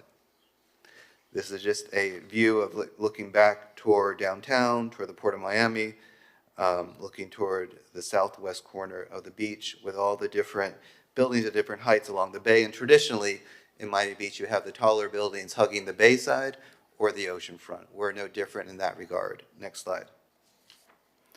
This is again, if you're at Port of Miami, looking eastward toward the beach, again, you're gonna have a whole panoply of different buildings of different heights, particularly along the bayfront. Next slide. This is the public benefit summary that I alluded to a little bit earlier. What Michael Stern intends to do, because the Bikini Hostel is such a nuisance to the surrounding neighborhood, is that he has offered to purchase Bikini Hostel and upon approval of this project, demolish it, get rid of it. And what we have thought would be helpful is to construct a parking garage at this location. As you all know, West Avenue is being raised, hopefully within the next year. With the raising of West Avenue comes deletion of over 100 on-street parking spaces. Many of the buildings on the east side of West Avenue between West and Alton don't have any on-site parking. Our parking garage will be about 120 spaces. What will happen, we'll convey that garage to the city upon its completion. Now, if you all have different ideas about what could be better at this location, we'd love to hear from you. And ultimately, it's up to the elected officials to weigh in, hearing from you and from the residents along West Avenue. The next part of our public benefit package would be completing the missing Baywalk segments behind the South Bay Club, 1228 West Avenue. Of course, we take care of our own. Then there's a short segment between the Capri and the western end of Lincoln Road that we would also handle with that proffer. What we've heard over the last week is that, well, these Baywalk, these missing links are fully funded by the GO, and that was true, I think, because the construction cost estimates that were the basis of the GO bond were done from 2020, 2021, and each year since then, construction costs have dramatically escalated. So it's true that most GO bond projects were probably funded at the 60, 70% mark, but there's a shortfall in funding now. So we would step into the gap and do that. And to the extent that there's no gap, which I highly doubt, then the city commission would have the utter discretion to transfer that to West Avenue to help there with any cost overruns or any other thing along this corridor. And then finally, we were asked to broaden our public benefit give back to think not just of West Avenue, but this will be an iconic project for the whole city, so why not think about something that could benefit the city? And a lot of folks do use the county health center down there in Alton. Right now, it's been rendered an unsafe structure. They are seeking a tremendous amount of state funding with county funding. We'd like to add to that mix, but ultimately, again, it's up to you all and the city commission to see if that's the appropriate type of proffer. Next slide. This is a rendering of how the parking garage could look with a liner unit facing West Avenue. Of course, all the parking area be appropriately screened. Next slide. These are the missing links of the Bay Walk, starting on the right on the south behind the South Bay Club, and then our segment, which is 1250, 1228, and then a much smaller segment between Lincoln Road and the Capri on the north. Next slide. I'm just curious with the Bay Link, Michael, so Okay. Bay Link, they were just gonna leave it empty? I mean, the unfinished portion was just gonna sit there? They haven't given the easement to the city to build it. They haven't bought the easement, and they haven't granted the easement All on right, either so if of I those. understand the public benefit, they're gonna do that for you, but you still have to get the easements? I don't know. I don't have the details on that, so I all can't right. speak to that. It's going to be through a development agreement with the city that's just now starting to be negotiated, but the idea is that we would proffer the funds to the city. I think the city has a contract with Rickman. Rickman's also doing the West Avenue raising, so it makes sense to have them also do the Bay Walk. Like, for instance, for South Bay Club, I don't think that they have to, it's almost like a series of dominoes. Like, the property to the north of the South Bay Club doesn't have to open their Bay Walk until the South Bay Club segment is open. So I think the city is focusing upon that. They made the much progress there. But your client's gonna complete it whenever, okay. We'll be doing the funds. I do think it's underfunded now with the GO bond, so we'll be stepping into the breach. Next slide, please. And this just shows you like the benefits of the city for those, all the elected officials, of course, are concerned with city finances. You can see a 7-time increase in the amount of city property tax that comes to the city based on the completion of this project. And then what we try to ask our economists to do on the right-hand side is to estimate, okay, if you're gonna build this new luxury building, there's obviously gonna be an increase in household income, and how does that translate into spending patterns? And what they found was that I think it'd be about 23 million for the increase, and then 149 million would be added to the city's economy, meaning buying at restaurants and retail shops, because it's like a good money multiplier effect that will be very helpful for our So city. each new potential resident's gonna spend $1 million in the city? Not sure how per that year? would work, but That's a pretty high number, $149 million. yeah, we're going to be working with our economists on that as well, to refine that. Next slide. And this is a legislation summary. This is obviously residential accessory uses are permitted. No outdoor restaurant seating that's seen as a nuisance in this neighborhood. Floor area bonuses, a height bonus, or side interior setback. Michael, sorry to go back one step. The bottom floor, the retail of the parking garage you're donating to the city, the retail will remain with the owner with what type of tenants? You know, we've talked about civic uses there. It could be code enforcement shares it with the police station for a mini substation there. Could be really anything. It'd be good to have an office use. Oh, for the city though? Yeah. Oh, I okay. think that'd be our first choice. Right, but the retail on the bottom, I thought, okay, As long good. as there's an active use there and it's not a dead elevation facing the street, Right, okay. you know, that would be fine. Just Michael wants, developers always want to control the corners adjacent to their development, so that's just one way of ensuring that'll be a nice quality use there and not something that would be disastrous. So, Okay. so again, going to 4, like we, as Michael alluded to, we are modifying the interior setbacks. There are permitting some minor setback encroachments. And although we love this board, we're trying to streamline the process and just have mechanical parking be done on an administrative basis rather than coming to you all. The transfer of development rights, as I think this through, it's really not necessary for our project, and we will probably be revising our legislation and deleting that because the floor area that comes with the Bikini Hostel property, we want it to remain with Bikini Hostel property. If the city would like to embark upon a TDR program and sell its development rights to a developer that's fine, and then the city could use those funds to construct attainable housing somewhere. But as I think it through, I think it's just causing confusion We don't need it. We're not using any development rights from the Bikini Hostel property. So next time you all see this on January 7th, that'll probably be removed from our legislation. Next slide. This is just an example. We've heard that our bonus system is confusing, it's innovative, it's too new, this hasn't been done before. But as you all know, in Miami Beach, our recent history was in the 80s, it hovered close to bankruptcy. So they opened the door to developers. They had developers go through a bonus system that was present in the 90s. The bonus system was based upon, this is an excerpt from the old zoning code. The bonus system was based upon design elements and, believe it or not, just average unit size of apartments. The greater the apartment size, the greater the FAR bonus. Next slide. And this is the bonus system. You have a density reduction to 55 units per acre, leaving us only with 104. This is a substantial reduction from today. We'll proffer a covenant that prohibits short-term rental. We will fill the funding gaps for designing construction of the right-of-way improvements and or missing Baywalk segment. We'll obtain a building permit within 5 years. Of course, I've heard the critique from staff that could probably be reduced a little bit. We were trying to give ourselves some wiggle room because while I dearly love the building department, it does require a lot of effort to get through that building department. So, but there's room for change there. And what's the last one, Nick? I can't see it. It's okay. We'll come back to that. So this is just a slide with regard to the traffic study showing that, yes, even we're going to reduce the trips and we're going to have that commercial use that's closer to Alton, likely retail, but that is, even with all of that, it leads to a net reduction in the net new trips for our project. Next slide. And the water and sewer analysis came late. It came in actually yesterday. It showed that nothing wrong with the water lines in the area, but the Public Works Department, through its consultant, is concerned about the sewer line being a little bit old in this area. So we're going to have our civil engineer talk to the Public Works Director to see what we can do about that to try to help out with that issue. That's one of the benefits of going through this. This is an exhaustive process, but it identifies infrastructure issues up front and allows us to tackle them. So I think that's a smart way to go.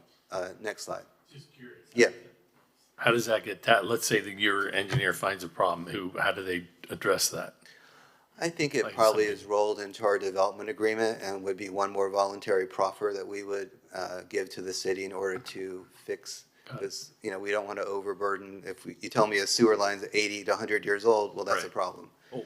So, Okay, so can I ask, let's say you were to rebuild what's there today, would that not be allowed if there was an issue with the sewer capacity? If you could build as a matter of right, he's Matter of asking. right, I mean, or maybe that's for Michael and Nick.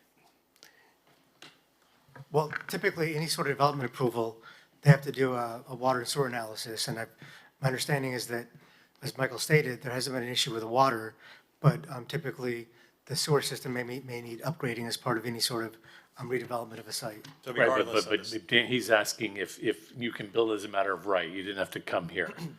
What, is that I don't process review- still in place? I don't review any sort of water or sewer analysis, so I'm not sure what that process is for, if this is demolished and if it's rebuilt. Good question. so Matthew, to your point, it's hard to say. They have to do it anyways, but we're under the magnifying glass here and subject to negotiation with the city. So I think the city's in a position to ask us for help, whereas if we're going as of right, they may not do so. okay, as part of the conditional use process, and is this in a zoning district where they require a conditional use permit? No. No, Okay. no. The 50,000 square foot rule applies to commercial, industrial, and MXC. And the last, before we get to there, just one back. So this is the timeline I talked about earlier, starting with you all. Then we have a virtual meeting in December, January 7th, back to you all for the formal transmittal hearing. First reading before the commission in February, March, another virtual community meeting, and then April city commission. And then ultimately it requires DRB approval at some point after that. Unless you put an Oh, so understory on. we're not, Unless you put an we're not understory moving on, then this you're today. good. That's No, right. this is the sixth-step FAR review process. So this is just a I know, review, all that debate. continue. So all we would be doing is agreeing to move it to the, to the. Provide any comments and then continue Okay, till got it, January. got And it, then, okay. I'm sorry, Mr. Chairman, just, I think, and you've been very generous with the time. As Michael Stern wanted to comment on the last 3 to 4 slides, and then that's the end of our presentation. Okay. Michael, you there? Yes, I'm here. Okay. Sure, just wanted to just show some images. You could just scroll through them, Nick. We took a lot of your time, but just some real-world images in context showing the condition from the water, generally in context, and how the building greets the street. And with that, we'll take comments, questions. Okay, is there anyone in chambers to speak on this? Come on up. Ladies first, actually. Never mind. Guess not. Okay, fine. I'm kidding. I'm joking. You've been here long enough. I mean, I have been here 4 hours, and I tell you what, you guys are doing God's work, I swear. But I am a neighbor. I'm at the Waverly. My name's Mike Dorsch. One of the things which said was comparing the as of right versus this new development. And they want to preserve the views for those at the Waverly. Well, they're not preserving my view. I'll have people looking in my bedroom. I bought my unit 12 years ago. I researched zoning and realized that nothing between me and the Floridian at 650 West could be built higher than 150 feet. And pretty much this What's the height of the Waverly, do you know? Pardon me? What's the height of the Waverly? I'm on the south side. I looked at Monad. No, I'm saying, do you know the height of your building? We provided it in a report. So the Waverly ranges from 279 feet in height to 334. Okay. I think it's a 34-story building. I'm on the 24th, Okay. and I think the Monad comes to maybe 18. I don't know. But I didn't oppose Monad, number one, because it's as of right. Number two, it's a nice building. I look down on it. If they get $2 million a unit, great. I look down on it. That's wonderful. Also, I own a unit at Floridian, and when the 5 Park was built, I didn't object to that because we were getting a whole city park. And the alternative was this massing of buildings, which would have been hideous. And it didn't affect my corner of view too much because I was already looking at the continuum and everybody else. But in this case, this building will directly impact me. They show a massing of the as of right. Well, they're not going to do that because they built Monad, and they're just going to, pardon my French, piss off all of the people they just sold to if they put a building 20 feet next door. Right now, there's a pretty wide setback between that building. So I think the alternative of just saying, well, let me go higher, well, that might help Monad today versus the as of right, but it's not really helping Monad today versus what's there because they have a pretty good setback with the parking lots between the two buildings. So I'm not sure why suddenly we should break from tradition and let these guys go higher when you're going to get overwhelmed with every building between there and the Floridian wanting to do the exact same thing. And also, I like the neighborhood because of the people that live there. It's a diverse crowd. It's a young crowd. And it's a neighborhood. The big buildings come in. The people with their Bentleys show up. The neighborhood isn't a neighborhood. There's these big fancy buildings and nobody's there. Listen, I look down on Monad, half the people aren't there. Whereas the other units, they're all out walking their dog, they're normal people. The flavor of the neighborhood is going to change with high-end, $2,500, $5 million residents, and my view gets lost. And I don't think they should have that right. They can build whatever they want to build within the code. And Monad was a very good example of that. Why suddenly they're going to go buy the bikini hostel to save the neighborhood? Nobody cares about that bikini hostel. And I certainly would rather have the bikini hostel than a parking garage, which I don't think we need either. So from my point of view, this project should be DOA, dead on arrival. And I hope you guys all feel the same way. Thank you. Ma'am?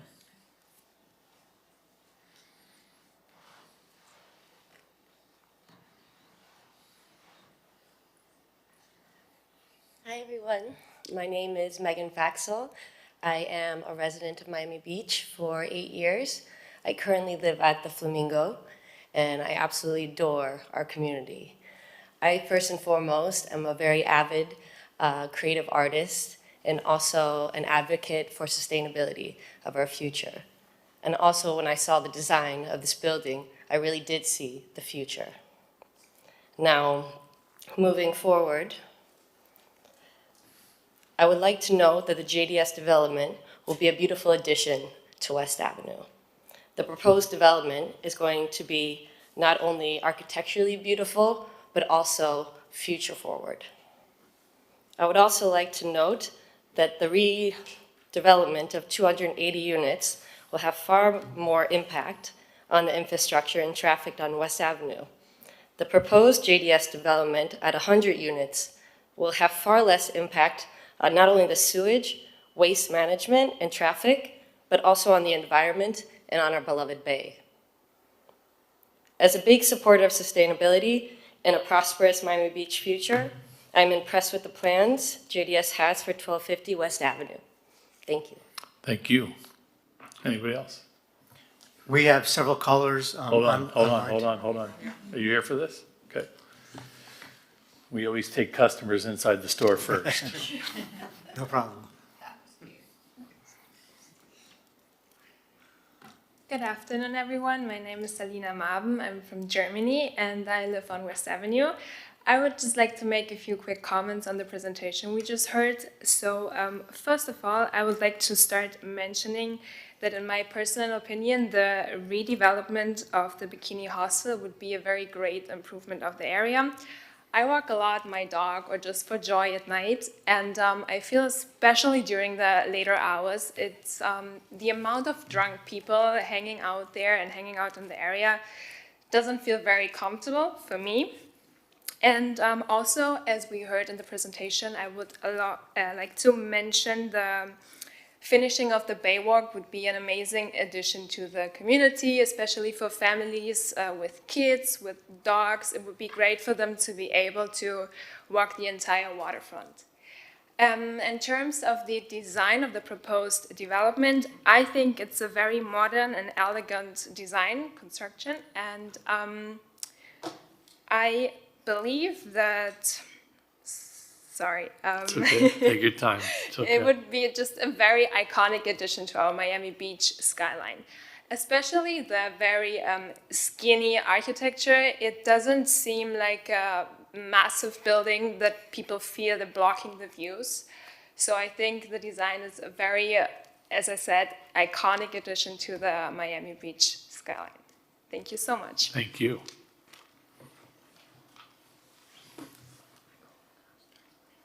Good afternoon, everyone. My name is Tim Carr with the West Ave Neighborhood Association. I just wanted to review the statement in case you did not have a chance to read it last night that we sent out from our board meeting yesterday.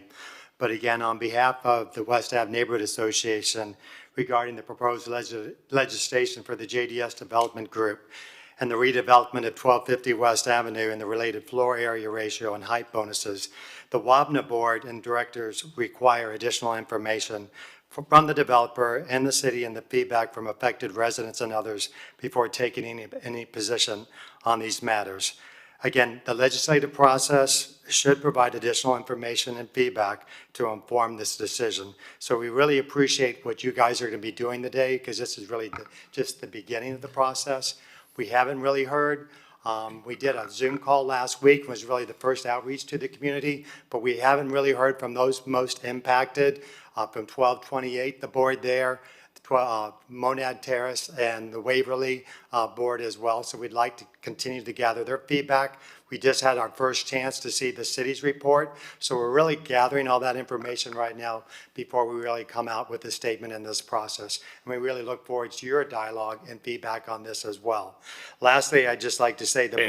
As you saw, so this is just the first step, and then there's going to be, I think, a community workshop kind of? Okay. And we're going to have, the city's going to have, as Michael has said, 2 more outreaches, once in December. I think the other one is in February. So again, I'm happy to be at the beginning stages of this process, and we'll be listening attentively to your comments as well in this whole process. But just in closing, again, the board does appreciate the public benefits that are being proposed by GDS and the connection and the positive impact that it can have on our community as well. Thank you. Okay. Tim, question for you. Is this the first that you've learned about this, or have you had any conversations with the developer in the past? No, we've been talking, and, people have been reading pieces and stuff like that. So we actually had a presentation to our board prior to all this so that we could get up to speed and everything. Were you able to offer any insight at that early stage to the developer? Not really, just really taking in the information of what they provided, and we're really kind of waiting on the city's report as well in that process. Okay, thank you. All right, thank you, Tim, everyone. Tim, sorry, just one more Yes. question for you. Could you talk about, I guess, the perceived benefits for the West Avenue corridor? With the, I guess, removal of the bikini hostel, the donation of, the public parking, kind of what that means with them raising the roads, how that offsets the Sure, parking needs. and again, our job is to represent the community and solicit feedback from the residents.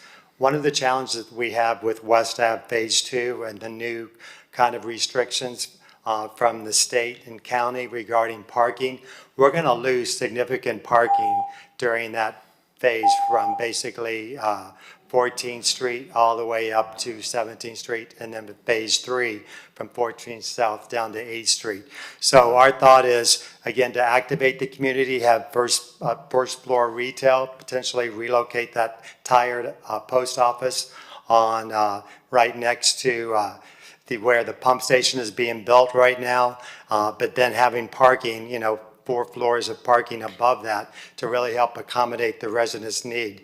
They don't realize it now, but we have already been working with the city for a couple of years now on the parking analysis and really the extreme need that residents are going to need, especially a lot of the properties around here, because a lot of them, on the waterfront do have parking, but the ones across the street are smaller buildings, and a lot of those people do depend on So you would street welcome a parking. parking garage there? Yeah, so this kind of gets ahead Absolutely. of what your seeming need, I guess. Absolutely. It's interesting because I've heard the exact opposite, so I appreciate that. No, That's good. what It's did good you feedback are, as because we- I'm welcome, like, again, this is the early stages. We welcome everyone's feedback in this process so we can make the most And you'll informative actively decisions. participate in these coming meetings? Okay, great. Absolutely. All right. But I welcome, Elizabeth, anything that you've heard as well. So, Thanks. I've heard that you don't need a parking garage and that you've got plenty of parking and that some of the parking down on the south end is not even utilized.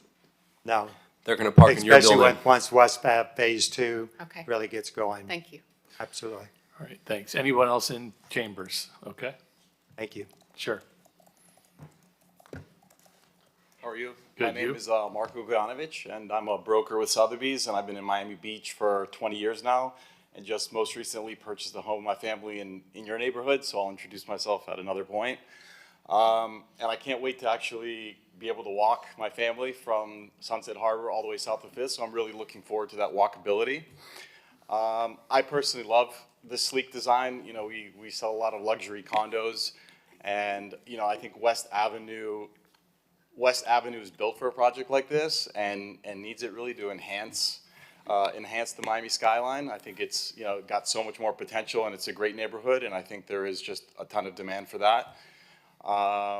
And yeah, looking forward to Bikini Hostel, not necessarily being there for, the appeal. And I think the design of this project is amazing, and the way they designed it is better than, a little more clunky and bulky feel. So, thank you. Appreciate your input. Yep.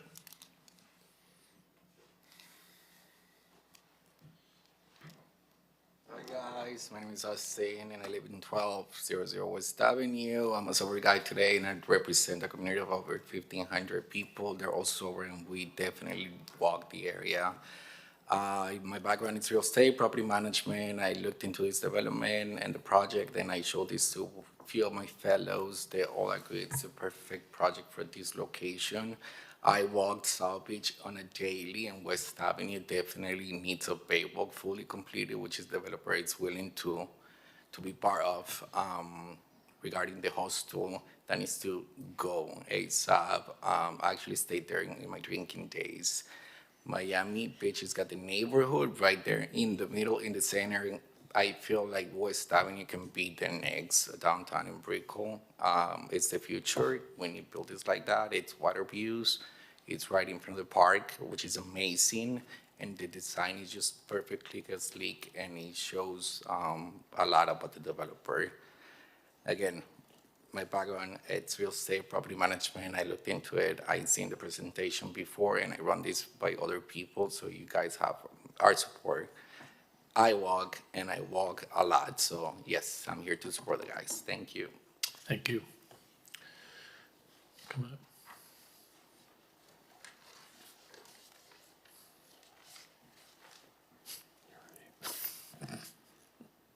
Hi, good afternoon. I'm Isabel Giardini, and I live in West Avenue, next door to the 1250.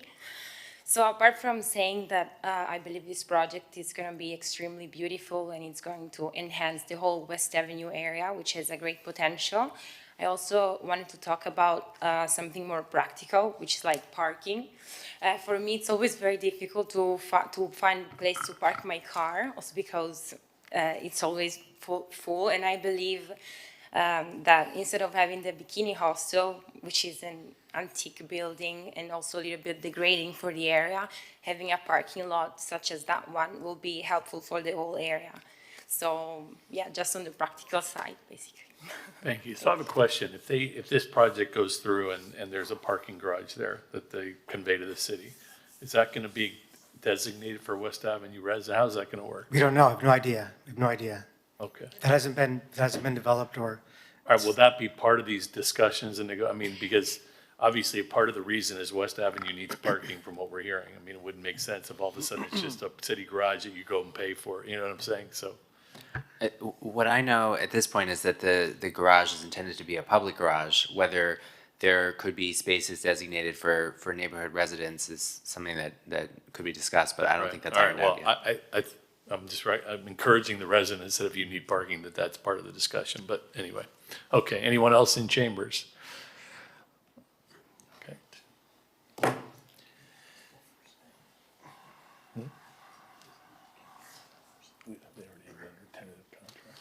Hello, everyone. My name's Sean Sanofani. I've been living down here in Miami Beach for about What's your address? 12 years. I live on 1241 West. Okay, thanks. So I'd be excited to see this project go through. It looks from the design like very majestic and like just the wow factor of the green. It would be like the big brother of like Monad whenever you would develop it. So it would bring like the wellness. I'm a wellness professional, so like I love anything that like is different than what's there right now. It looks like a college dormitory. So like that has to go for sure. I'm not sure about all the details, and I'm sure you guys will figure that out.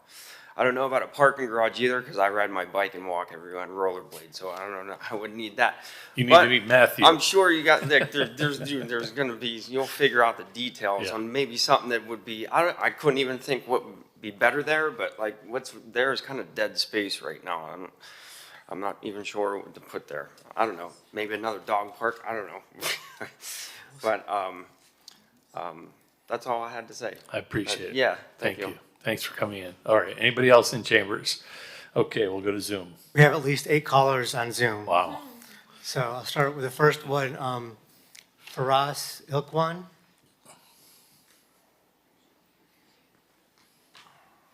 Yes, hello, can you hear me? Yes. Yes, thank you. I see a lot of people in the chamber today, so who came, with the developer's presentation. So unfortunately, I couldn't be there. But I'll try to make this brief. My comment today is in strong opposition to the applicant's proposal, a 450-foot skyscraper on West Avenue with an FAR increase unheard of to 8.53.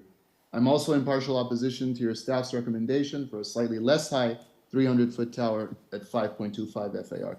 As a policy issue, and this probably should be addressed by the City Commission, I think that stacking unlimited FAR bonuses for tangential public benefit is a slippery slope that would ultimately destroy the unique character of Miami Beach, especially as compared to other overdeveloped parts of the county.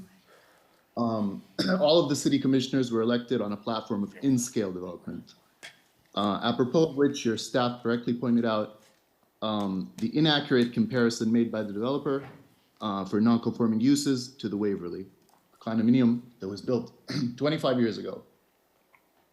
Under completely different circumstances.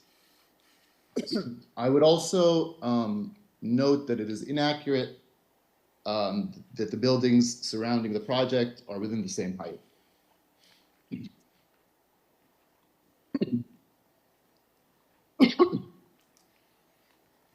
Finally, I would just like to address one point of the FAR bonuses, which is the public garage, for which the applicant is requesting a 1.25 FAR increase. And your staff has also requested a maximum of 1.5. This lot, 1255 West Avenue, is a very narrow lot, under 10,000 square feet, wholly inappropriate for this purpose and incompatible with the surrounding residential properties.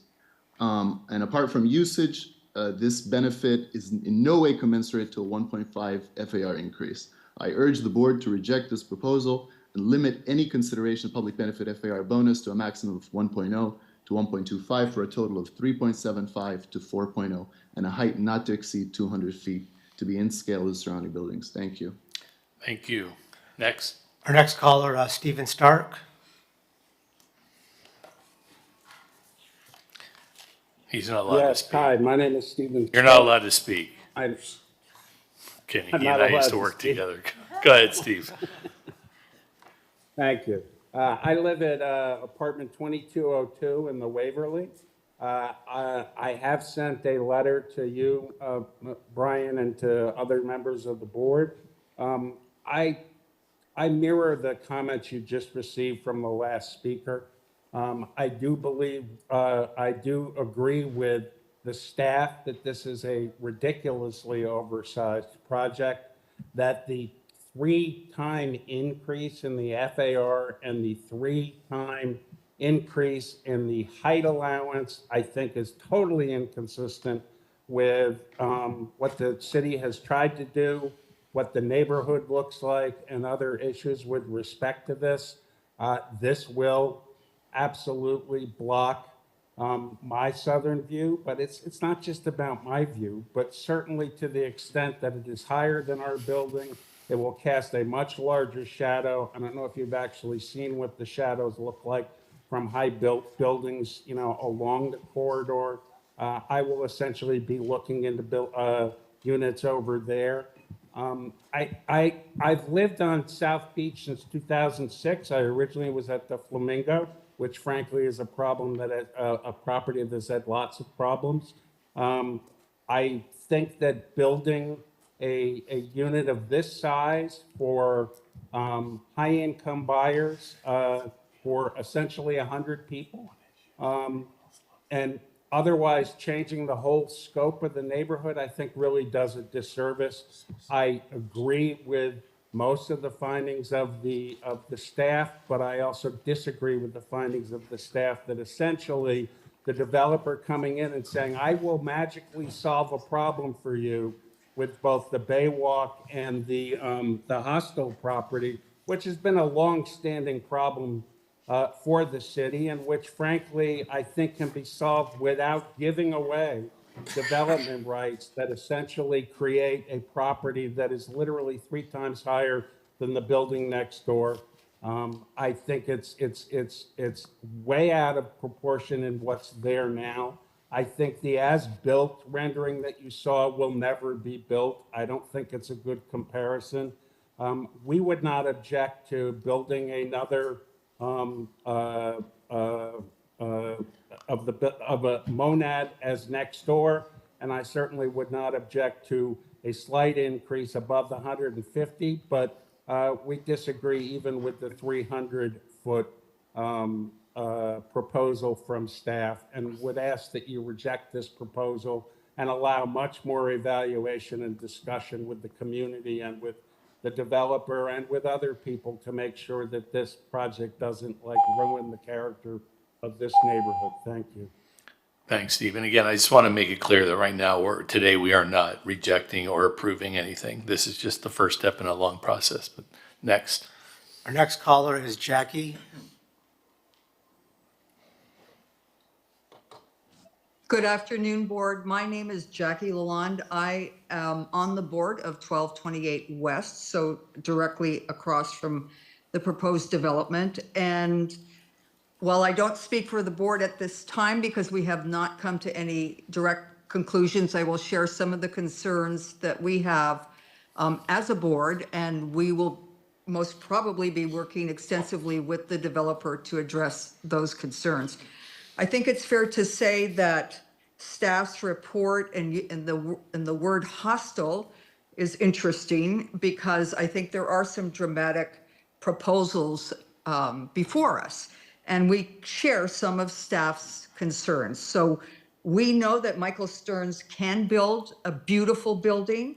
We have no objection to a building being built that's beautiful and appropriately scaled. I think he's got a good track record doing that.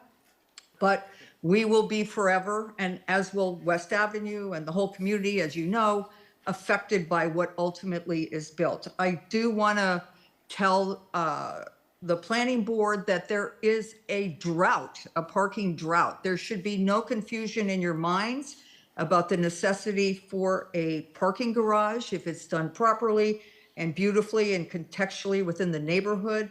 I do think we would want to work with the city on dedicating some spaces. Many buildings have no guest parking, only, limited parking for the residents that exist. It's a dire issue, and we are happy that they are proposing that as part of their package. And I don't think there's anybody that's going to sit up and stand up for the bikini. I can't imagine that would exist.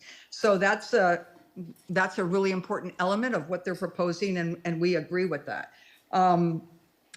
We just look forward to having extensive discussions with the developer. We have a lot of input we'd like to give to all of you, to the developers, and obviously to the city. But we hope the city will be open to reserving some of those potential parking spaces for surrounding buildings. And having said that, we do encourage this development to go forward. I don't know if it's going to be as proposed. We don't know, but something needs to be done there that will be contextual and beautiful, and I think Michael can do it.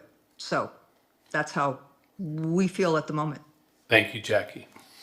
Next. Next caller, Natalia Sanchez. Hi, this is Natalia and David Greenberg. I live at Unit 5A at Monad Terrace, one of the units right on the bay. I'm a normal person who lives at Monad full-time. I was originally skeptical about a large building being built right next door to me, but I must say now that I've heard the developer speak about the proposed building, the more I think this project is actually great for Monad and the entire West Ave neighborhood. I just don't think other developers would bring this much benefit to the table for the community and would be so considerate to the adjacent buildings. So here's what's jumping out to me from the presentation I just watched. The significant setback from West Ave and the Bay is a huge win. That's a really big setback. Also, the building's not taller than other tall buildings in South Beach, so I just don't understand why people are saying the height is at all inappropriate or out of scale. It's basically around the same height as the other tall buildings. We know from Monad, I live at Monad, this is a developer that really cares about design and style. So this new building very likely is going to look amazing, which I think will be beneficial for real estate values, quality of life. So I think that's going to be a huge win. I live across the street from the Bikini Hostel. It is absolutely a win to remove the Bikini Hostel. It's a nuisance. It's not good. That is a real win. And of course, helping to extend the Baywalk, anything that gets that done is awesome for the neighborhood. So look, someone's going to redevelop this property on West Ave right next door to us.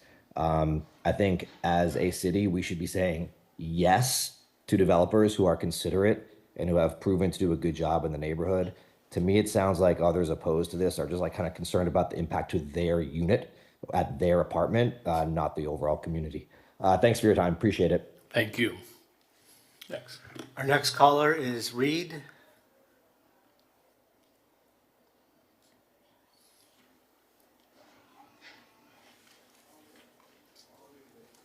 Reed?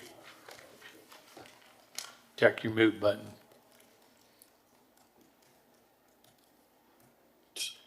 Thank you. I'm unmuted now. Appreciate the assistance.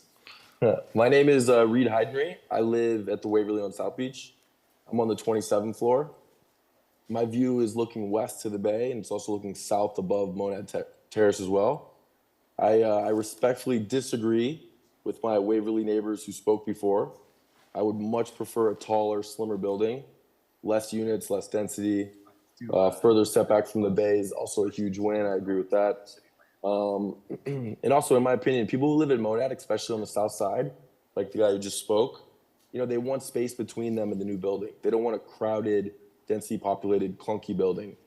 The Monad residents also there, you're used to a taller tower above them, the Waverly to the north. So I don't think they would mind as much. Back to the Waverly, people who live on the 30th floor of the Waverly, they have units at the Flamingo looking into their bedrooms already. So it's nothing new. I agree with the last guy that, you know, said it's more about people's individual views. And again, I'll take Bentley's next door over drunk tourists staying at the Bikini Hostel for $30 a night, all day, every day. I'm a big fan of this building. I think Michael Stern did an incredible job with Monad Terrace, and I hope it gets approved. Thanks, Reed. Next. Next caller, Alex at italcraft.com.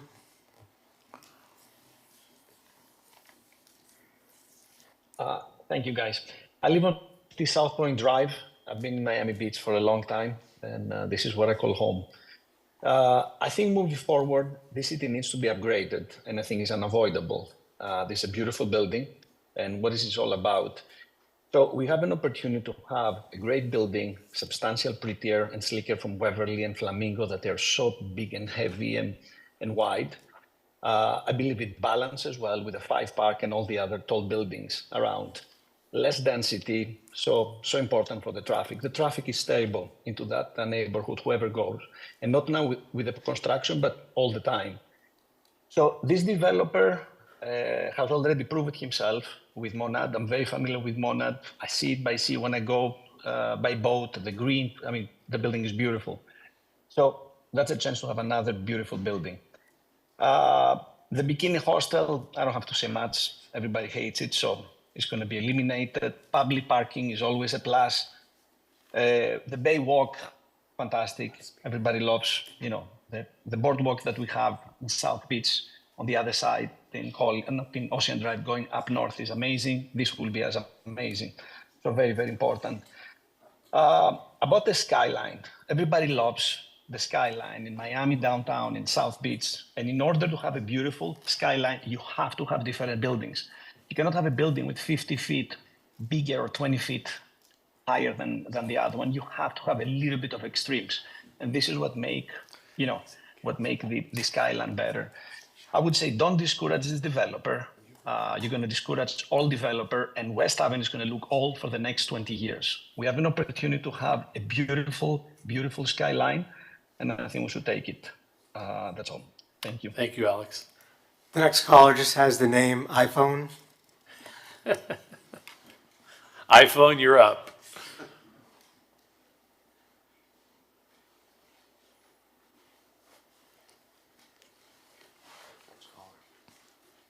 They may not know. Just unmute yourself. Hello, Luciana here. That might be me. That is That's you. you, yes. You're Unknown. good. Yeah, just introduce yourself you. and your address. Thank you so much. My name is Luciana. I live at the Waverly. And besides apologizing for not having my name on my phone, I don't know how to do it.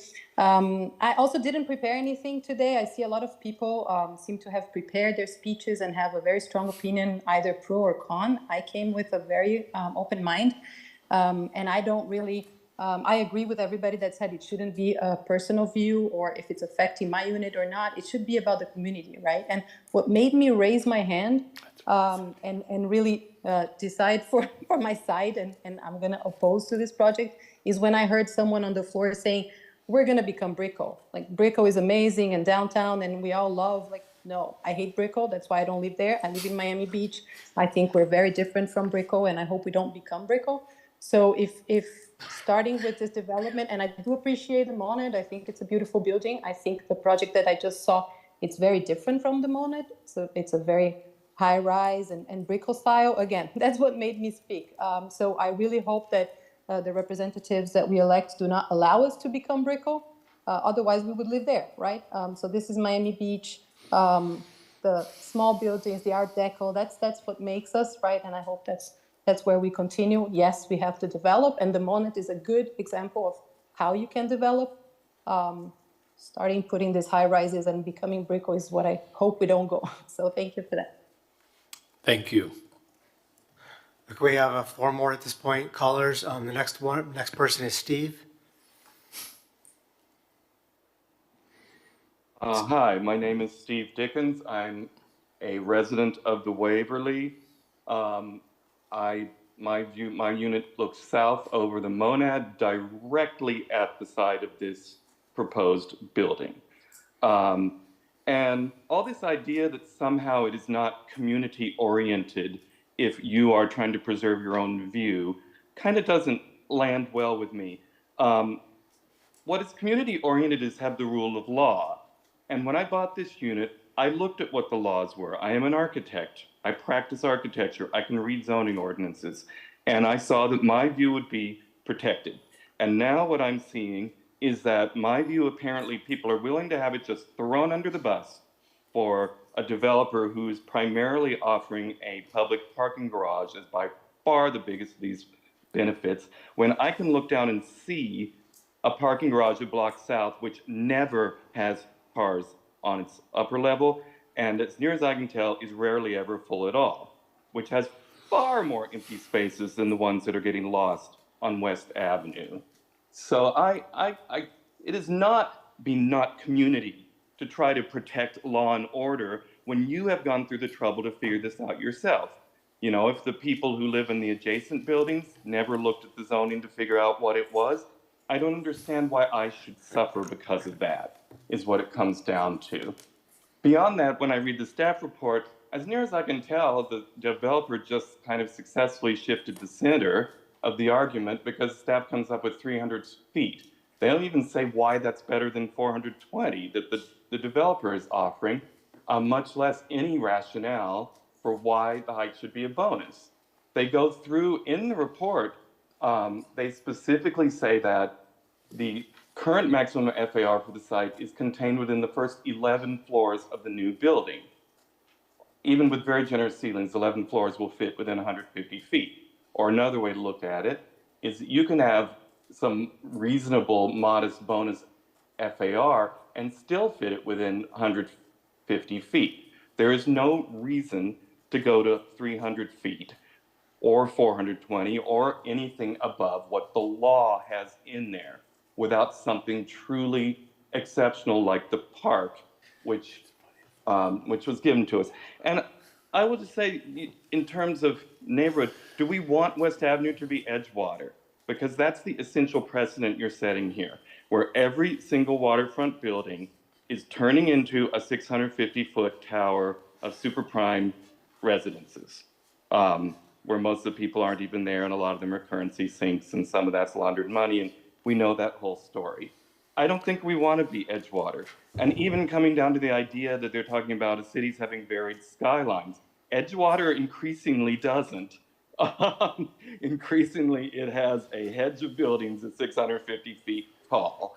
So, and what's say this doesn't happen here? The board allows this, and the commission allows this one. You know, well, Bayview Terrace is probably next. And what about Southern Towers, and really any of them? Because when your incentive is suddenly to go 3 times as tall, or even to go higher at all, your incentive is to sell out, because we're seeing that happening on building after building after building in Edgewater, and in the waterfront part of Brickell too.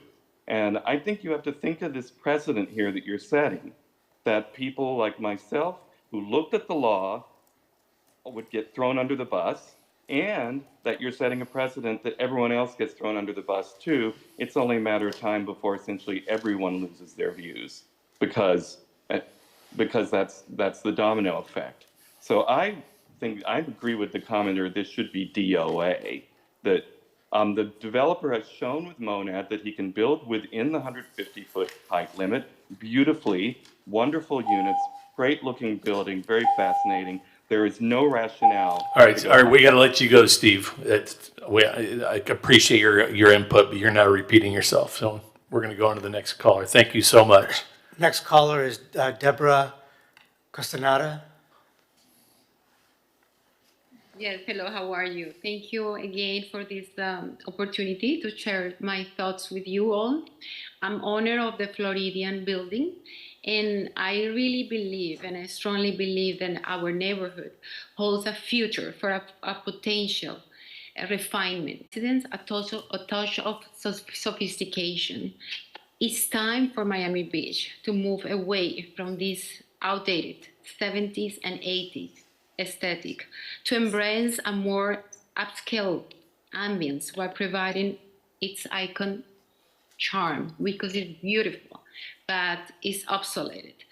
That transformation is essential for Miami Beach to remain relevant and avoid becoming obsolete, as seen in growth of neighborhoods near to the bay. By doing so, we create communities that will evolve into more exclusive environments, welcoming high-end developers that will only embrace our quality of life as residents. I strongly believe that that this will appeal Miami Beach, and I'm very supporting of this wonderful project, and I'm very happy and pleased that Bikini Hostel is being replaced in a beautiful neighborhood. Thank you so much. Thank you. Our next caller is Daniel Seraldo. Hey guys, Daniel Seraldo here with Miami Design Preservation League. And I remember growing up in here and seeing where you could walk and see the bay easily. There was a lot of housing for residents that work here. And then one day it was bought up and all the buildings were knocked down and replaced with a luxury condo, also called Monad Terrace. In spite of the loss of these residents, at least the new building was beautiful within the existing zoning envelope. Now, next door, another condo takeover is happening. Are the residents of that condo there today to speak? Is the vision of the planning department and this planning board to only have new luxury homes and condos that are out of reach except for only the most wealthy? Seems like another solution looking for a problem. How about we address code enforcement issues at the hostel without a high-rise being the only solution? Where is that in our comprehensive plan? Is there any affordable housing component of this proposal? What is a real public benefit? Can we find parking and address the hostel without a major upzoning for an all-luxury high-rise? And finally, in an era where Tallahassee is already preempting our zoning rights, are we really going to be rushing into a major upzoning when we don't know whether the state will make that apply throughout the city? And I point you to Fifth and Alton. We were told this could only happen here, and now we're dealing with the prospect of high rises even along Ocean Drive. So I urge you to please be very careful when proceeding with changing zoning. Thank you. Thank you. Our next caller is Isabella Gomez.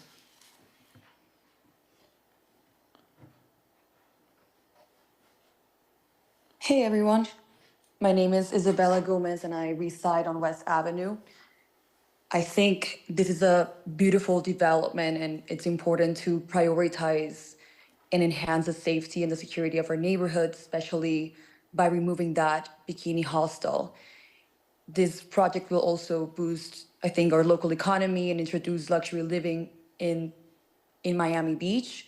And I think it's something that will align perfectly with Miami Beach's vision to create a more safe and vibrant community. That's all. Our next caller is Eric Marshall. Hi, Eric Marshall, resident of the Waverly and West Avenue resident since 2001. And wow, you guys put in some hours. I stopped by that office at 10 this morning and you're on item 3 or 4 and 3 o'clock. Thanks for the diligence. I'm the one that submitted the planning and audio visual aids a couple weeks ago, October 14th, I believe is part of the minutes there. As an attorney, I saw that letter of intent and I went through it. And itemized the different ones about the resiliency code. And I wasn't sure if I was doing it correctly. And then I saw the report by Mr. Mooney. And since we agreed on most of them, I felt like I did, with regards to the different criteria. I see that you're doing your diligence, which is certainly appreciative.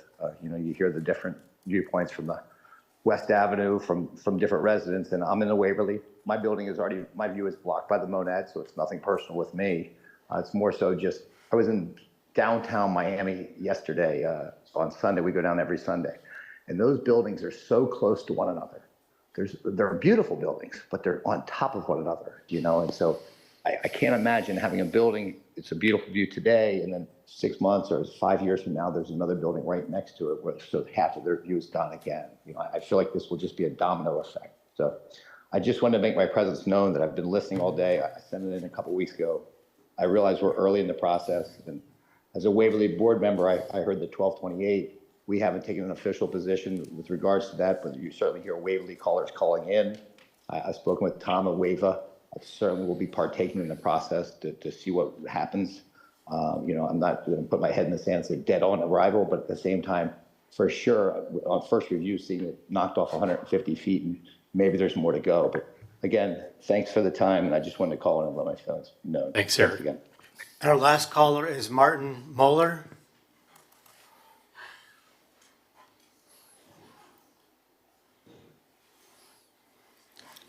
Can you hear me now? Yes. Thank you. I'm Martin Moeller. I'm also a resident of the Waverly, and I'm here to express my absolute firm opposition to the requested amendments to the comprehensive plan and to insist that the developer of 1250 West Avenue be allowed to build only a matter of right project on the site and not under any circumstances a taller tower. I speak not only as a resident of a neighboring building, but also as an architectural curator, historian, and educator. Much of my research has dealt with urban history and specifically what makes cities successful or unsuccessful. This proposed tower is precisely the sort of project that threatens a unique neighborhood such as ours, architecturally, socially, environmentally, and ultimately, surprisingly, economically. Its scale would dwarf not only adjacent buildings on the waterfront, but also the low-rise inland neighborhood that is essential to the character of South Beach. The project is obviously aimed at the so-called super prime market, meaning that it would be only lightly occupied for most of the year, and its owners would do almost nothing to support local businesses or street life. As we all know perfectly well, with all of those apartments would be air-conditioned year-round, pools would be meticulously maintained, and untold energy and other resources would be expended as the units sit almost empty. But it's on the economic front that projects such as this are most damaging ultimately.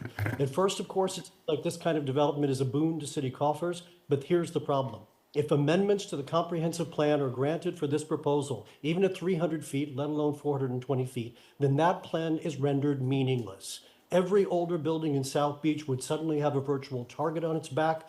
The market would shift immediately to one in which all properties become valued solely based on their ability to be transformed into super luxury complexes that would maximize profits for the developers. That begins what I call the terminal super prime cascade, in which the community faces accelerating population loss, closures of local shops, restaurants, and other businesses, and destruction of historic architectural fabric and culture.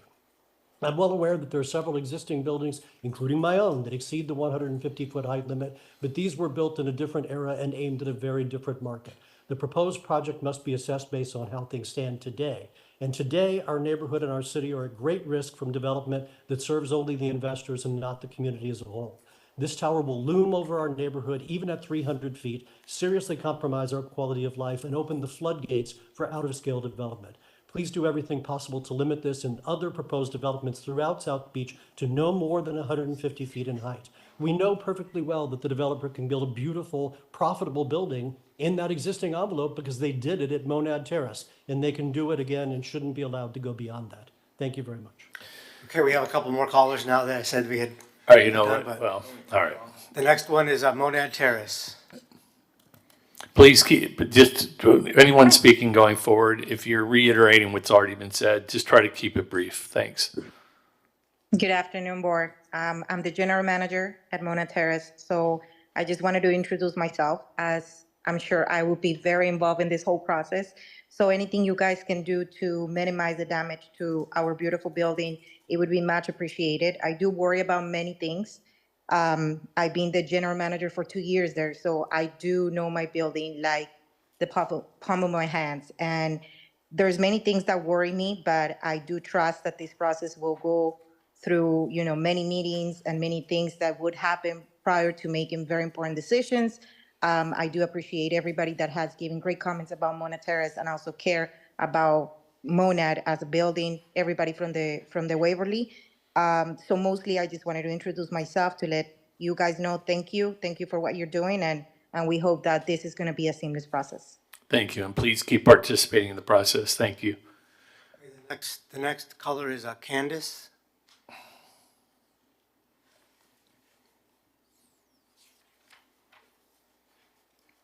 Candace, can you Hi, hear me? can you hear? Hello? Yes. Yes, you're there. Hi, good afternoon. Okay, my name is Candace, and I'm a resident of Miami Beach for the past 15 years. I'm a condo owner of both primary and investment properties there. I live on Belle Island, and just to mention about the style of this new project coming forward, I live in a colonial style building, and it's a constant fight. People want to paint it white. People want to try to modernize this building. So it seems to be what the community wants, is this modern style in Miami Beach. And another point I want to bring up is that talking about this making the area unaffordable, but these older buildings are becoming unaffordable. I also have a unit in a historical building, and between the repairs and assessments, a lot of people have to sell because they simply cannot afford it, and the building is deteriorating. Also, I do use the Venetian Causeway to run, walk, and just enjoy being outside, and that has become kind of a hazard between the scooters, the bikes, everything going on. I think the Baywalk is a huge benefit for the health and the well-being of the community. And also the building is it's very tastefully done, and it's in line with the future of Miami, the future of construction, and it's just cutting edge. And I would urge anyone that's afraid that this is going to start looking like an area of Brickell or Edgewater, I would really urge you to take a look at Monad, because it was done very tastefully. You have a lot of greenery around, and we're in Miami Beach. I don't think we're ever going to have that feel of Brickell. And it's done very discreetly, tastefully, and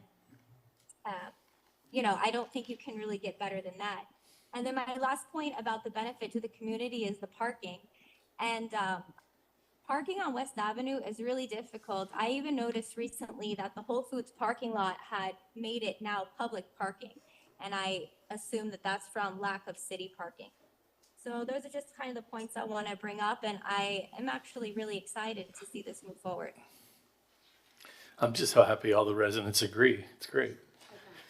So I would suggest we close the public hearing now. Yes. Close, quick. Is Michael Stern raised his hand again? No. So we're done with no more on Zoom? Actually, yes, his hand is raised again. All right, but he's the only one? Yes. All right, so we're closing a public hearing other than, the applicant, so. Yeah, just 2 minutes, Mr. Chairman? Yeah, and just remember, this is like exploratory. and, Understood. There's a lot more to go here, so we're Yeah, not making decisions. I'm not going to today. rebut the 20 speakers at Yeah. all. Just that we do understand it's our obligation to reach out to our immediate neighbors. Jackie Lalonde is a friend, and she'll be tough on me, and she's on the board at 1228. Monad Terrace, we feel strongly about. As you heard, there's a range of opinion coming from the Waverly, but we will still reach out to all of them.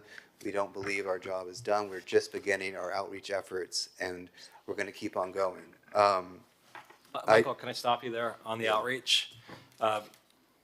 If you're going to be, working with neighbors, whether buildings or groups or anything, can I just ask that there be transparency, since this is a big ask of the public, of the height and the FAR, that any sort of agreements that may come from other private parties about this project for support, if that is something that happens, that be transparent so everyone is aware of that. Sure, it has to be. It's a code requirement. Thank you. So that's fine. I'll abide by the code. So with regard to the domino effect, and the approval of this being some type of catalyst to demolish these old condo, if you look up and down the condo buildings on West Avenue or in Belle Isle, most of them are in excellent shape. Even 1228 West Avenue is in great shape. If you start down at Bentley Bay, go to the Floridian, these have been well-maintained buildings. So this is definitely certainly a one-off based on its structural condition. I don't think the other buildings are nearly as in bad of a shape as this one. So I don't subscribe to this theory of the domino effect. And honestly, the last point is this is really like an anti-Live Local Act. I heard Daniel reference state preemption, but this is actually the opposite. You know, Live Local Act does not apply to the multifamily districts, but the philosophy of us is very much opposed to Live Local idea of just going in, preempting local governments and doing what we want.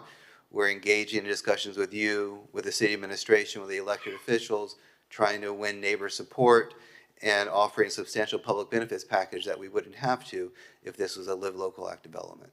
So that's all I have, Mr. Chairman, board members. Michael and I are happy to answer any questions you all might have. I have a question. I just want to make sure to what you were saying about outreach. I can't stress enough, the buildings behind, the buildings that are near, they have got to be contacted. And this is, it's too important.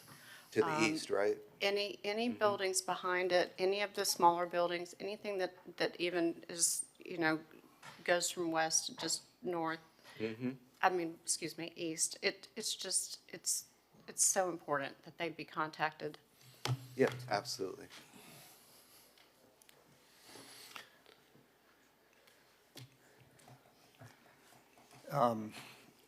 Yeah, and just, all I want you all to bear in mind is that this is recommendations to them because they're gonna go forward with public outreach, and so, I mean, I know we heard 1,000 comments. so I'll go be ahead. pretty quick. No, take your time, I just wanna make sure we Look, understand what's going on here. You know, what we've heard is a lot of people want to see, you know, they're talking about some of the older buildings on West Avenue, and they'd like to see them redeveloped. I don't think anybody's against that. The question is what goes in its place? And, you know, I think what you're proposing is really out of scale with not just West Avenue, with the city in general. You're asking for a lot, and you know, let me go back to when we had all our discussions over Five Park. You know, went on and on and on. Developer asked for all these things, a lot of meetings, this and that. And basically, there's a building there now, and if you ask most people in the city, they, I don't like that building, that was a bad idea, we should never do that again. We don't want to see that again.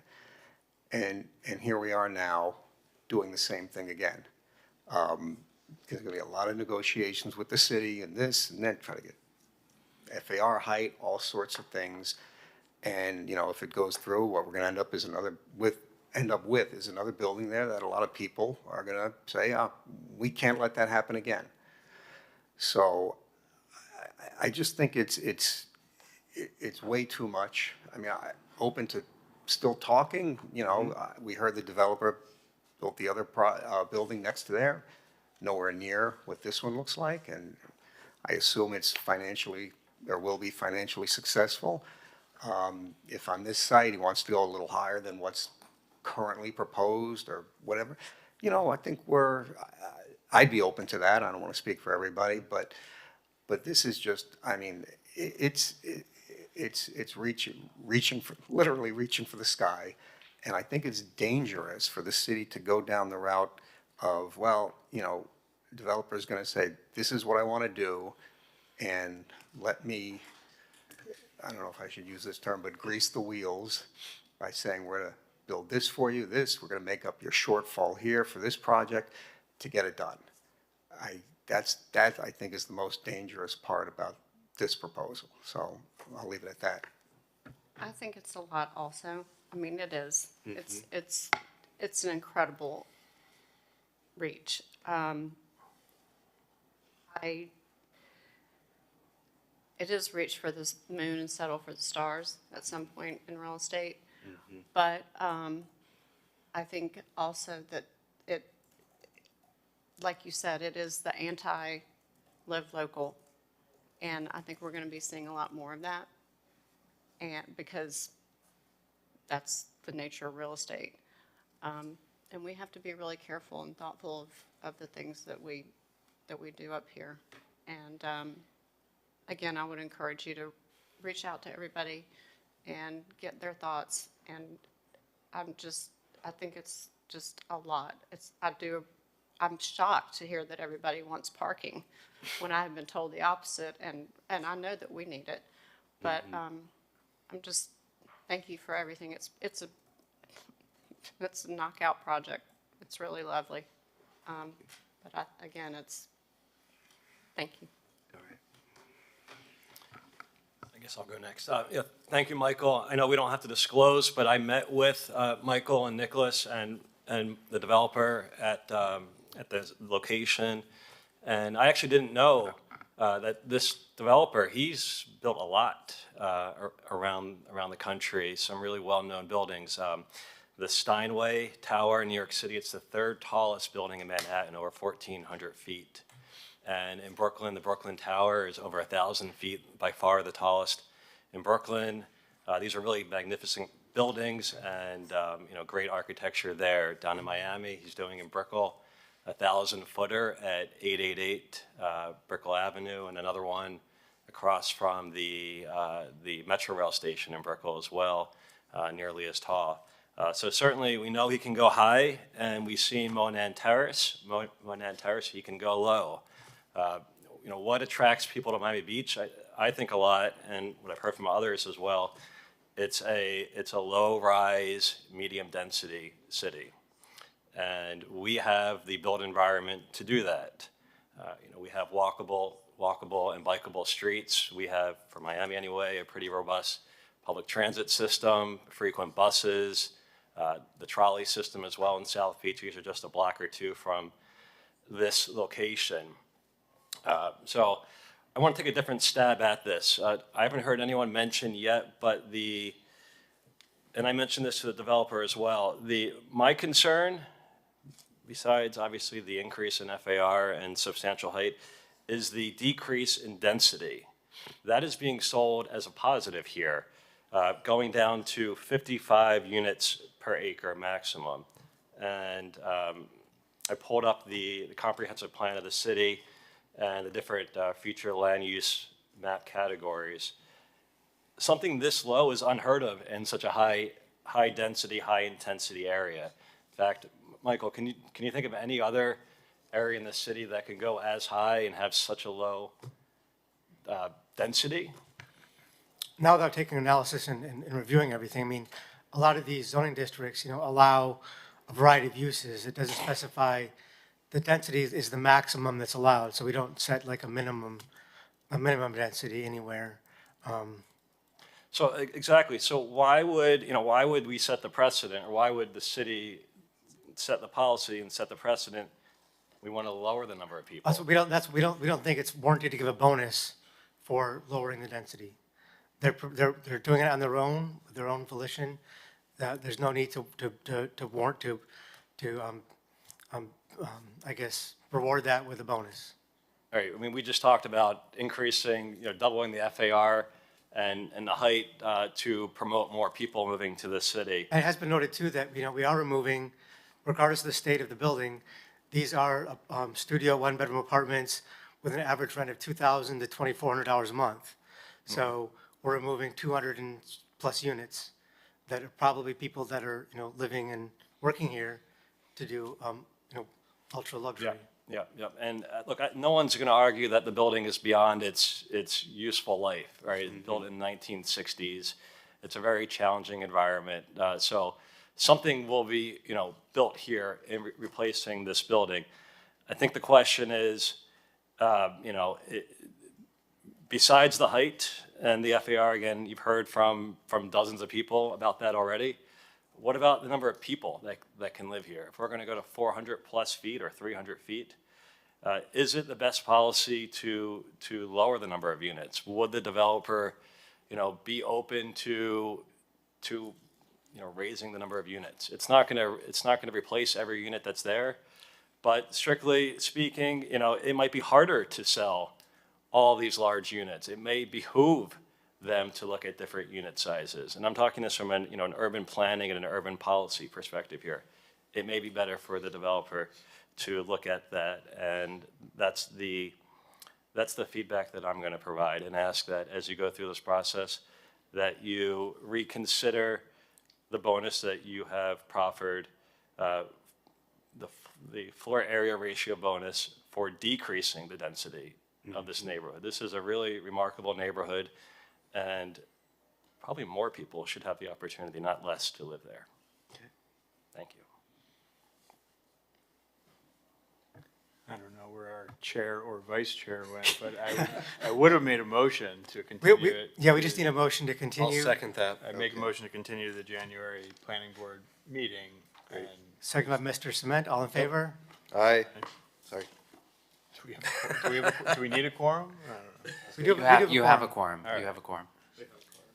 I would just note one last thing. Since Great we- job, everybody. I would just add one last note regarding the renderings that were provided. So we do have definitive information from the building permit for the Waverly. I would just ask for the applicant to go back and verify the heights and renderings that they're showing, because it looked like the renderings show that the Waverly was matching up with the height of this proposal, when actually this proposal as presented is 100 to 150 feet taller than the Waverly. So I just want to make sure that those graphics are accurately represented. I did notice that it's about 100 feet taller than the Waverly, and it just looks like the same height in the renderings. So then on that note as well, what is the reference that these heights are being measured from? You know, is it NGVD? Is it So I think grade? at this point, we're probably going to end up with a 10-foot height discrepancy. Yeah. Depending on, so, but that, in the overall scheme of things, that 10-foot is meaningless In at this this point. So I think at this point, just, we have the permit drawings, I can give them to the applicant, and we can have a direct comparison with the heights. Thank you all. We'll see you on November 26th at 9 a.m. Thank you very much. Thanks, everybody. Okay.